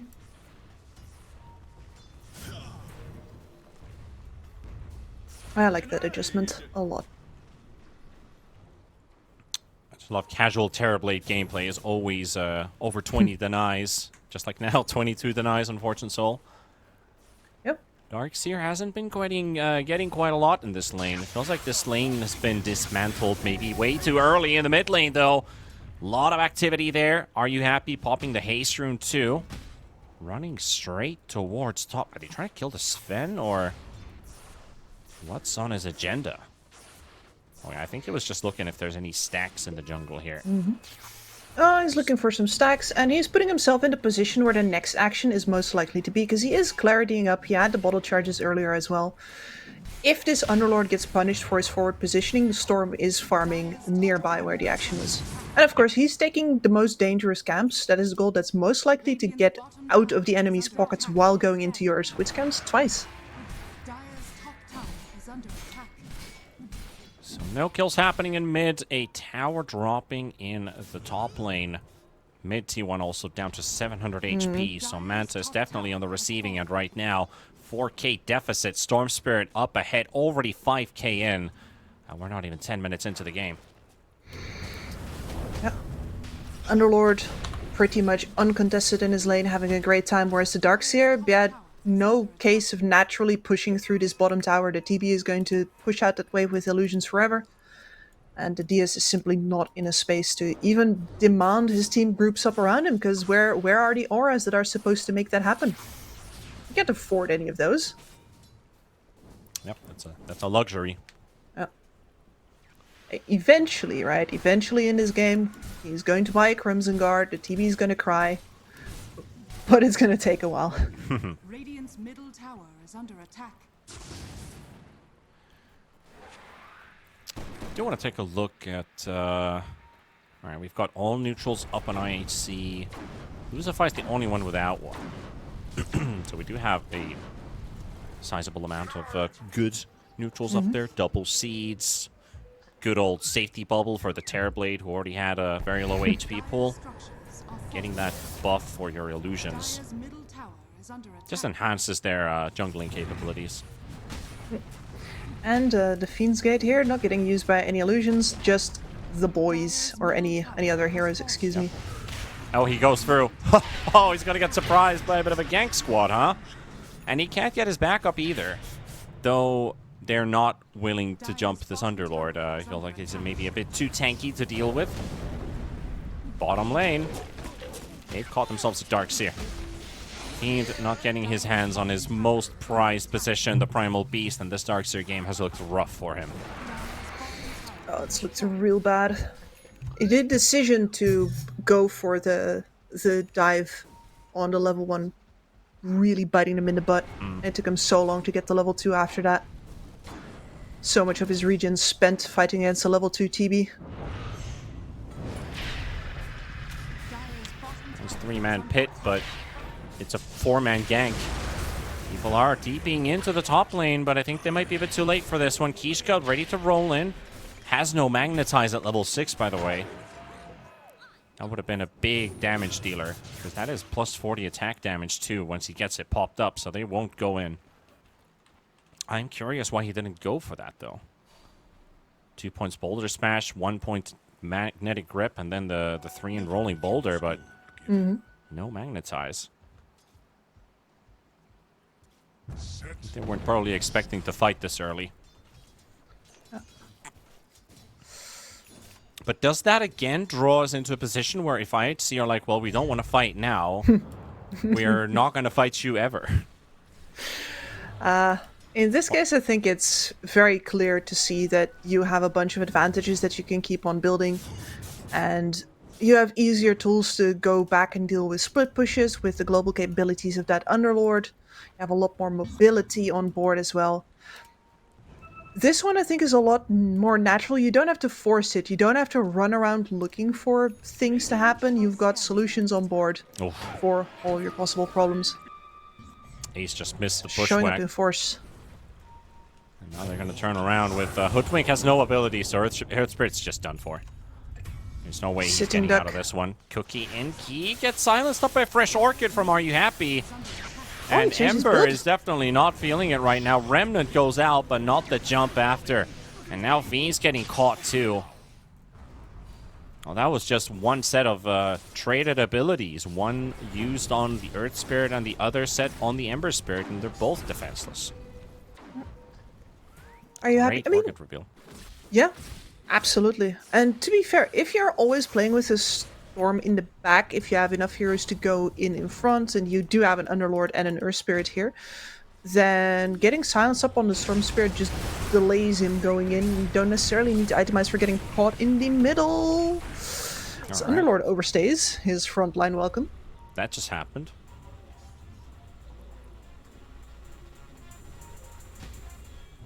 Probably not the area to necessarily be in as an Underlord. You gotta start respecting your opponents. But he's got the spirit, right? IHG's problem used to be that they didn't go forward enough. The man's going forward. What do you want out of him exactly, huh? A lot of things. A lot of great things. True. But you are right. I did want some activity from him. It's just that we have a level 7 Earth Spirit, still no magnetize. No, I mean this is not unheard of. I think we used to be here. In fact, when the rolling boulder was still had scaling on it. Now it does again. I do want to max out that rolling boulder and be able to properly take down creep waves first, which is something that the magnetize doesn't do for you, and especially on support Earth Spirits. But he's not farming, is he? No, that's correct. He's not doing that. Yeah, that's only looking at 20 CS on the Earth Spirit, so I'm curious about this. If this is an idea between them to just have him as a backup, but they're not willing to full-on fight. Because you picked your facet to buff your magnetize, or the magnetize to buff you, and now they might think about going in. This is going to take over. Around. It's a kill that they've done before. They know they can do it. There's magnetize. All right, so level 8. We finally got our ulti up. All right, I can breathe again. I mean, you can breathe, but Manta certainly can't. This map is so choked. The top jungle has been getting farmed by the Storm Spirit since basically minute 7. Top, with Darkseer losing his lane so hard, no way to get in. That's found. Gohan's. Well, 1, 2. You can see Key there. He did not trust that. He's like, dude, you're in the river. We can't see uphill. We have none vision. I'm gonna sit here and see if any hostiles come falling out of the trees. Okay? Yeah. Good old scout. Still a 3K lead for IHC, but again, Manta. Look at that graph. It has been, again, slowly flowing towards Manta's direction. But that can change. We're still in the early minutes. Storm jumping in, finds Lucify. Quick silence comes out on him. He does have the Pavas to block the damage, and Storm is dead instead. Yeah. That was always going to happen. The moment he pops that Orchid on anything that's not an Ember Spirit, Ki is going to come in like the wind. And then, of course, over the top of that, the fact that you don't have a BKB yet just means that you pop that Global Silence. Storm is a goner. It's a pretty big commitment, though. Ki gets rolled in. Underlord Portal coming in, he misses the Magnetize, and he gets out.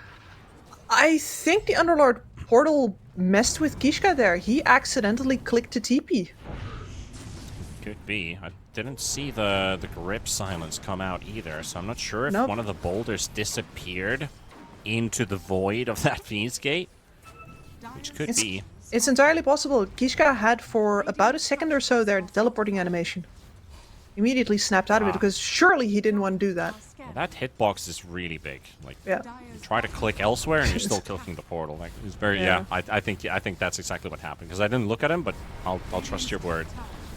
So I mean, it's very Underlord style, isn't it? To produce Yeah. big things that just get in the way. Yep. Just the way the hero rolls. I think it will be a huge buff for the hero if you have to click the center of the gate to activate it or something like that, because the hitbox is definitely, it is something. Smoke gank from both the Storm and the Earth Spirit, trying to hunt for some targets here. Manta on their side of the jungle. Global's down for 30 more seconds. Yep. And God Strength is up once again. Mortimer's Snapfire parked right next to the Sven. He got his own entourage.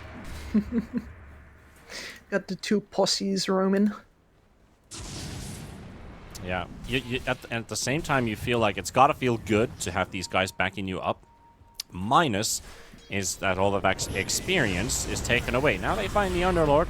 Pipe will be popped up, but he's not that tanky enough to survive 5 heroes of engagement here on 11. So Gohans will get the kill. And with God Strength popped, he'll go straight for the T1 tower. This is being overlooked by Kishka's Earth Spirit, but he's not staying around with the Underlord gone for 30 seconds. And that's finally some space to breathe for Manta. Opportunities to place some aggressive vision, take some enemy camps for a change, instead of them doing it to you. Yusufai has found Ace. That's a slippery little devil. Yeah, we got the Snap just going on a bit of a trip here, looking for Hoodwink. Sharpshooter is always nice of an escapability. Disappear in the trees again. When you think you have a glimpse of the hero, and then they're like, well, they're gone again. Oh well, it was nice while it lasted. BKB in the works for Fortune Soul. Yeah. Also, one annoying thing, talking about Sharpshooter, is actually if a Sven is, for example, chasing the Hoodwink, and Hoodwink gets the Sharpshooter off, and people start to cluster up, your cleave is gone for a moment. You don't get that sudden big power spike of damage that you think.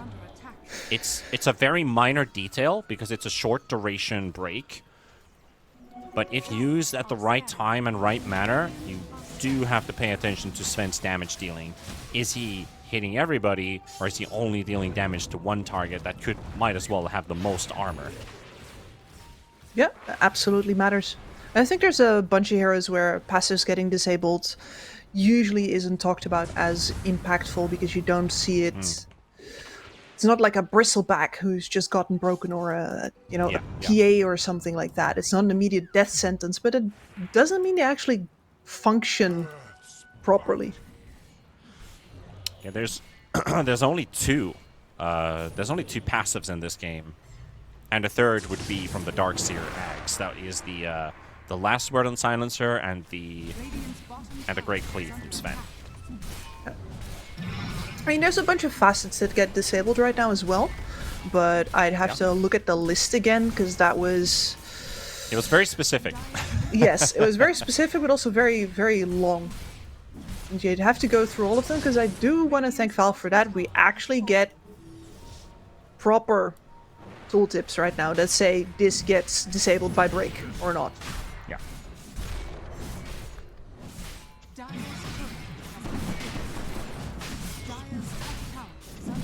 So Vanquisher actually gets broken.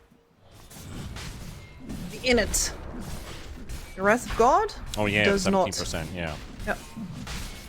Okay, so it's mostly innets that get broken, I think, and the passives from the facets might not. Let's I mean, you have a mix of both, right? Because for Darkseer, the other facet would be breakable, the Heart of Battle. But Quick Wit or Mental Fortitude is not. In this particular game, trying to scroll through this list here, it's not that long, but it is very specific. It's very specific. Yeah. Silencer, Irrepressible, do we have that? No, we don't have that No. in this game either.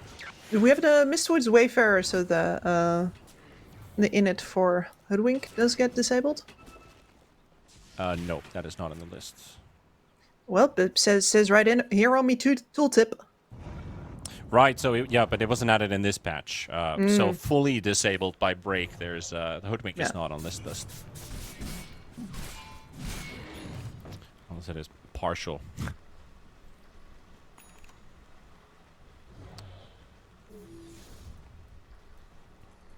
Yeah, I was just going through the patch notes. This big list of heroes here. It's not like we've seen IHC particularly step the pedal to the metal in this phase of the game previously either, and now with an Aegis in the hands of Manta, probably not. Gohans is online. Well, they're bringing the fight to them now. Fortune Soul has to bail. Keep the quick chains, instant Manta. Run for it. Radiant's top tower is under attack. And this does, yeah, look pretty similar to game number 1 too, where both teams are just farming the majority of the map, and Manta in the end, they say their thanks, but now they actually are the ones who get to play this lineup sooner than IHC does, who are, by the way, thinking about a high ground push here on the tier 3, so they're taking the reactive, or the initiative more into their hands, force out the glyph. Gohans is in fact coming back. That's a long TP after everybody else teleported in there as well. And instead, the fast cross-map smoke might just cut off a couple of these stragglers who walked home the long way. See, there's the connection onto the Snapfire, Losify. Gonna get silenced up. This snap is done for. And nobody from Manta is coming to save him. Still 2.5 minutes on the Aegis. They'll just probably wait for the Snapfire, regroup, and go again. They do spot Key, which could be a difficult catch, but it would require Kishka to roll in successfully. Fortunately, neither of these two spirits is able to grab him. Otherwise, are you happy to make the cross-map jump? That is a good question. He was running a regen rune just there. So, you know, maybe if Key would have stayed. Are you happy with it tried?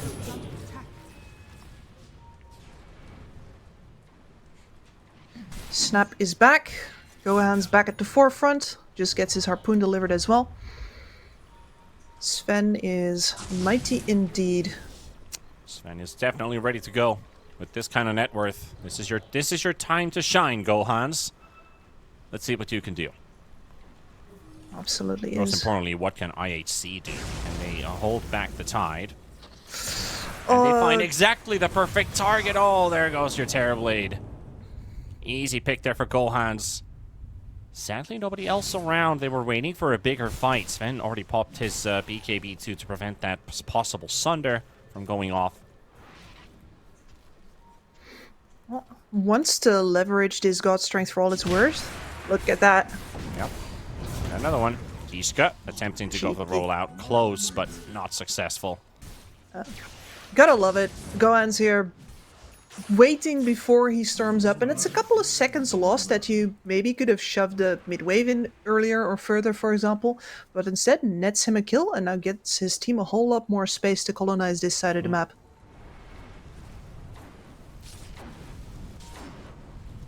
The graphs are taking a turn. This is the strongest point in the game for Manta, and this is the point that IHC simply wants to live through.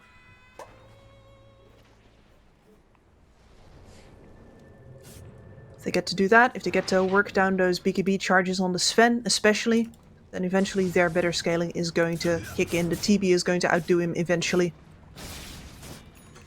Yeah, it is a pretty good matchup for the Terrorblade, considering the carry-to-carry matchup. Will very happily face this Sven.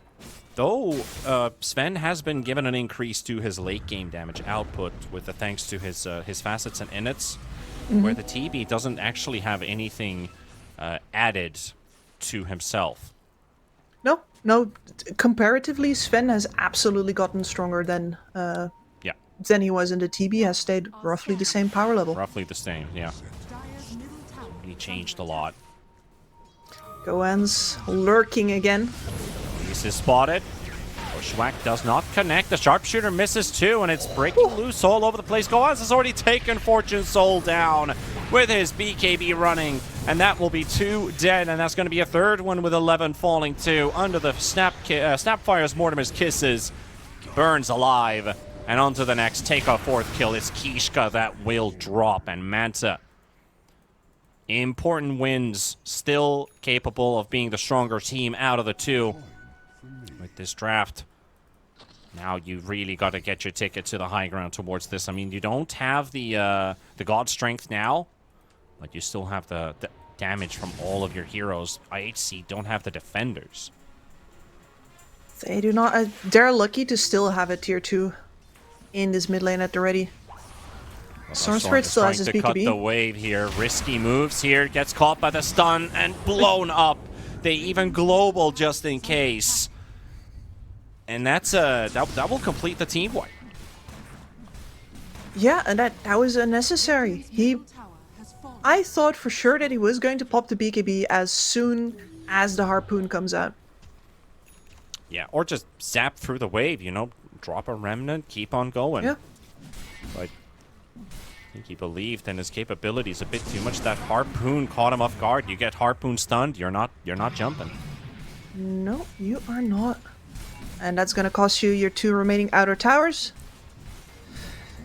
And the Sven's BKB is back off CD by the time everybody is back up. So once again, you want to fight? Sven's ready to go again. He'd love to fight. Backpedaling, back and forth. Spots the Earth Spirit rolling away. They're keeping tabs on Manta's positioning. Key also going in pretty deep. It's the D-Ward, gets jumped here by the Silence. The Orchid from Are You Happy? And Key's gonna help him out, but they can't finish up the kill. There's a back wall being dropped down by Fiend, and 11 is taking hits. Kishka is dropping to Gohan's, and they're not letting the Pit Lord escape. So 2 more kills for Manta, and with the God Strength still halfway, might be able to siege, but there is a Metamorph TB. But still that BKB. Same Storm actually did use his.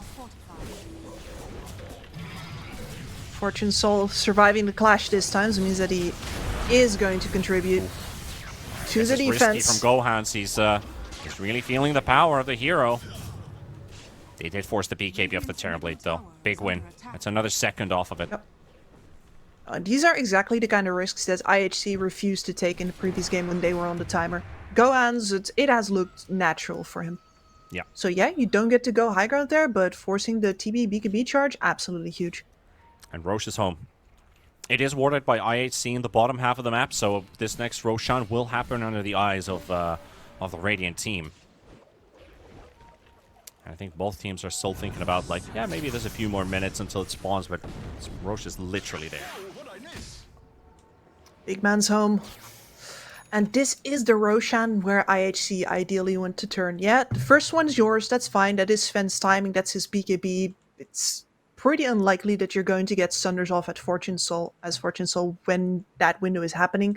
But now you're going to get to the level 20. You're going to most likely take the Conjure Image duration. You're going to be better at the split pushing, have more space on the map for yourself. And you're going to hit your first proper damage item here very soon. This is ideally where Fortune Soul says, all right, that was your playtime. It's over. Now it's time for me to shine. But I'm not sure if he's quite ready yet. There's just a naked Chrysalis right now. If you buy that Daedalus, you can say goodbye to any chances of having a buyback. Of course, you are a TB. Like, what's buyback to a guy without Metamorphosis, right? True. Yeah, his melee capability has been diminished by quite a lot, considering there's a Darkseer, the chains and all. They just get kited very easily by Manta's lineup. I think he should buy out, because the Crimson Guard is now 5-0-9 on the Darkseer. Yeah, this guy's trying his best with the split push, but... Well, on the other hand... turn around on Key. There's actually a lot more heroes around, and again, he gets away with a Remnant jump. And he'll be alright. Key will live. And the Global Silence is there just to protect him. And it was a good call there for Aris. Try and save his hide. And that's going to most likely net them Roshan now. I don't see any way that IHC groups together and makes it to the pit in time. They don't have a creep wave, they don't have vision here anymore. That's been taken down in the meantime. And it's gonna have to be third Roshan for Fortune Soul. There we have it. Banner and Aegis is now picked up by Manta. And Fortune Soul's buying out for this damage. As he should.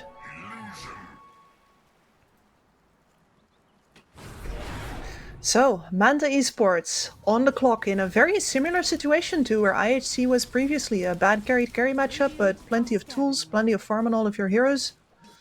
And of course your carry, by far the most farmed on the field. Yeah, and they feel more efficient. It's quite an easy difference to draw between the games 1 and 2 of how these teams are mirroring each other's. And Manta just seems like they're getting the job done better here. This was a Darkseer that was dumpstered in the lane, and he's 4th in net worth. He's gone past the Storms and the Underlords. There's a 6,000 gold difference between the two carries. Nothing to sneeze at. That's a big item, though. That's a really big item for Are You Happy? The AoE Vortex. He's trying to TP out. Laying into that Underlord. He can. He broke the TP from Are You Happy? 11 is already down to Gohan's, and the base is empty. And now at the same time, the Darkseer is holding back the tide, which is Are You Happy, Kishka, and Fortune Soul. But he's all right with it, and he's got them all in his hands. He's beating this 1 versus 3. And they are cleaning the base at the same time. This Darkseer only needs to buy time, which he has already successfully done so. They're cleaning for 1 lane of Rax, but they're getting a second already by Manta Esports. And of course, with those tier 2 towers, there's only 1 more lane that they can get for IAC. That's the top lane. So they're coming back to defend the base against a potential mega situation. Are You Happy can't be there unless he dies and buys back right now. He doesn't have the money. That is a long trip for the Storm to return. That is a long trip to come back. Key, quick jump back, but the Global Silence deafening everyone. Sven broken for a moment here. He's able to run away. TP out as well from their Ember. He does have a Remnant placed down. Oh man, Are You Happy just going to run straight into the retreating enemy? Hoodwink could die here. He's literally under the Remnant of the Ember Spirit. He could just come back and kill him. Gohan's nice dodges as well. Okay, the Ember is sticking behind. He's waiting. Only got about 15 seconds left for the Fire Remnant. So probably just cut another wave and then join in. Darkseer also returned. I mean, if you're IHC here, you're just thanking your lucky stars that you didn't lose the game off of that TP cancel. That was really big from Fiend, because I saw that he's running around and about. They're gonna go in for the base. Will charge into the base. 1, 2, 3. 4th hit to clean up the range racks here. Sven cleaning up the base. Fortune Soul backed up in the wall. Harpooned back by Gohan's. He could pop his BKB as well to prevent the Sunder, but he kills him with a cleave.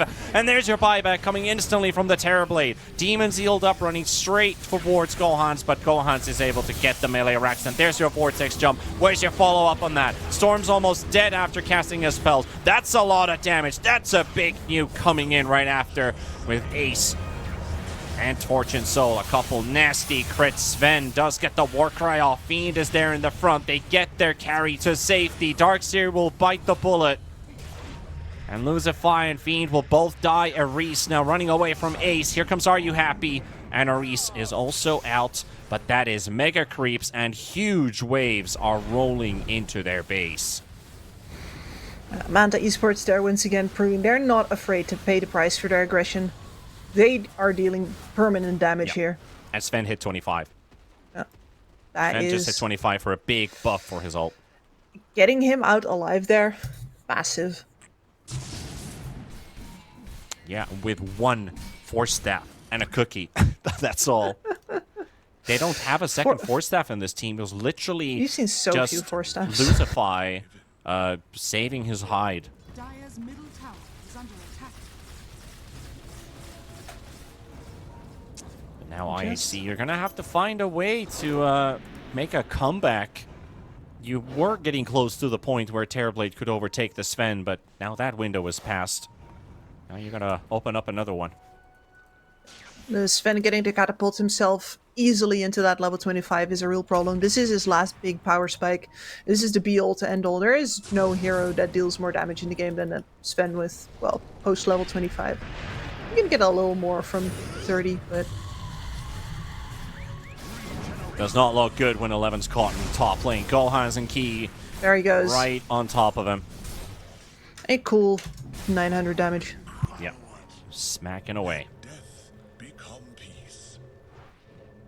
He's on to the next one. He spotted Kishka. Harpoon in. Smack away. 1, 2, 3, 4, 5. Gone.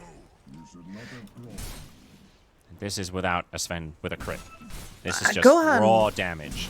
And he's been playing with such a predator's eye for this game. Like, as soon as he had his kit ready, it's like a switch was flipped. We're gonna take one more fight in them. Global silence is popped. Everyone is silenced right now, but the Terrorblade hammering away on the side, focused on Fiend, but has to back away from the damage that these illusions are also dealing.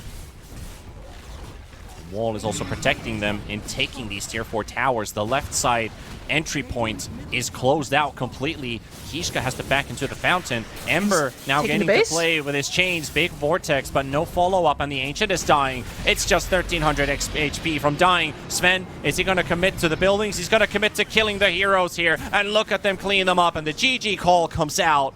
Manta Esports are still in the run for the play-ins, and IHC Esports, they still haven't clinched that play-in spot, so they're gonna have to wait until tomorrow if they can still do it, because they needed one map win and they just got 2-0'd. Yeah, and I was so sure at the start of this day, like, yeah, it looks like everything can still happen, but, you know, we only need a 1-1 or, you know, one more win from the teams that have looked the most dominant so far in order to immediately end this group stage and have a last day that basically doesn't matter anymore except for standings. And we got the complete opposite. Oh, yeah, we got the complete opposite. You're absolutely right about that. That shift ups the group situation by quite a lot. Based on the results that we got today, Blind Owl Esports, they clinch and win the group. They're going to be definitely going into the playoff stage directly from Group B. It's no longer possible for IHC Esports or Team TK to catch up to them, who are currently holding second and third place. We'll see the graph in just a moment as it is being updated currently. And here you have it. Manta, Immortal, and Carstensz. Carstensz is the only team that is guaranteed out. And if IHC tomorrow lose their series and Manta win, IHC is out and Manta is into the play-ins. And Team TK, they also have their series to play. If they don't win a single map and Immortal's able to 2-0, we got the bottom two teams who've been chilling in there for the last 2 days are going in. And the top three will look completely different to what it looks like right now. Yep, and IHC still have the hardest matchup of the entire bracket to go because they are up versus Blind Owl tomorrow. That doesn't look too good.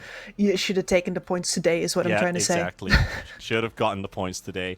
But that is all for tomorrow. Tomorrow's schedule, we start again at 10 a.m. CEST, 11 EEST, depending where you're living from. If you're a European viewer, I don't fully remember the Southeast Asian schedule, unfortunately, because I'm from Finland. Apologize for that. Hope you guys have enjoyed today. I have been in a bit of a flu, so... I might have been feeling a bit nasally today, but hope you guys still enjoyed the casts and the games that were on today. But tomorrow is a whole new, different day. We will be back with some more great dotes in this final SEA tour before we close things out. So until tomorrow, take care of yourselves, folks. Good night, and bye-bye. One chance. One dream. One match. One energy.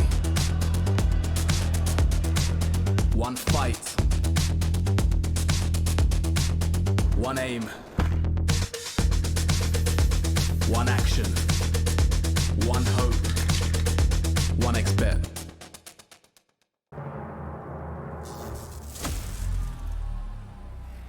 Fuck.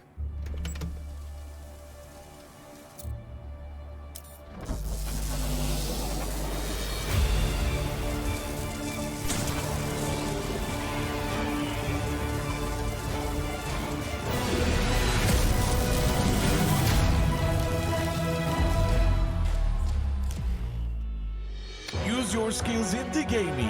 1xBet.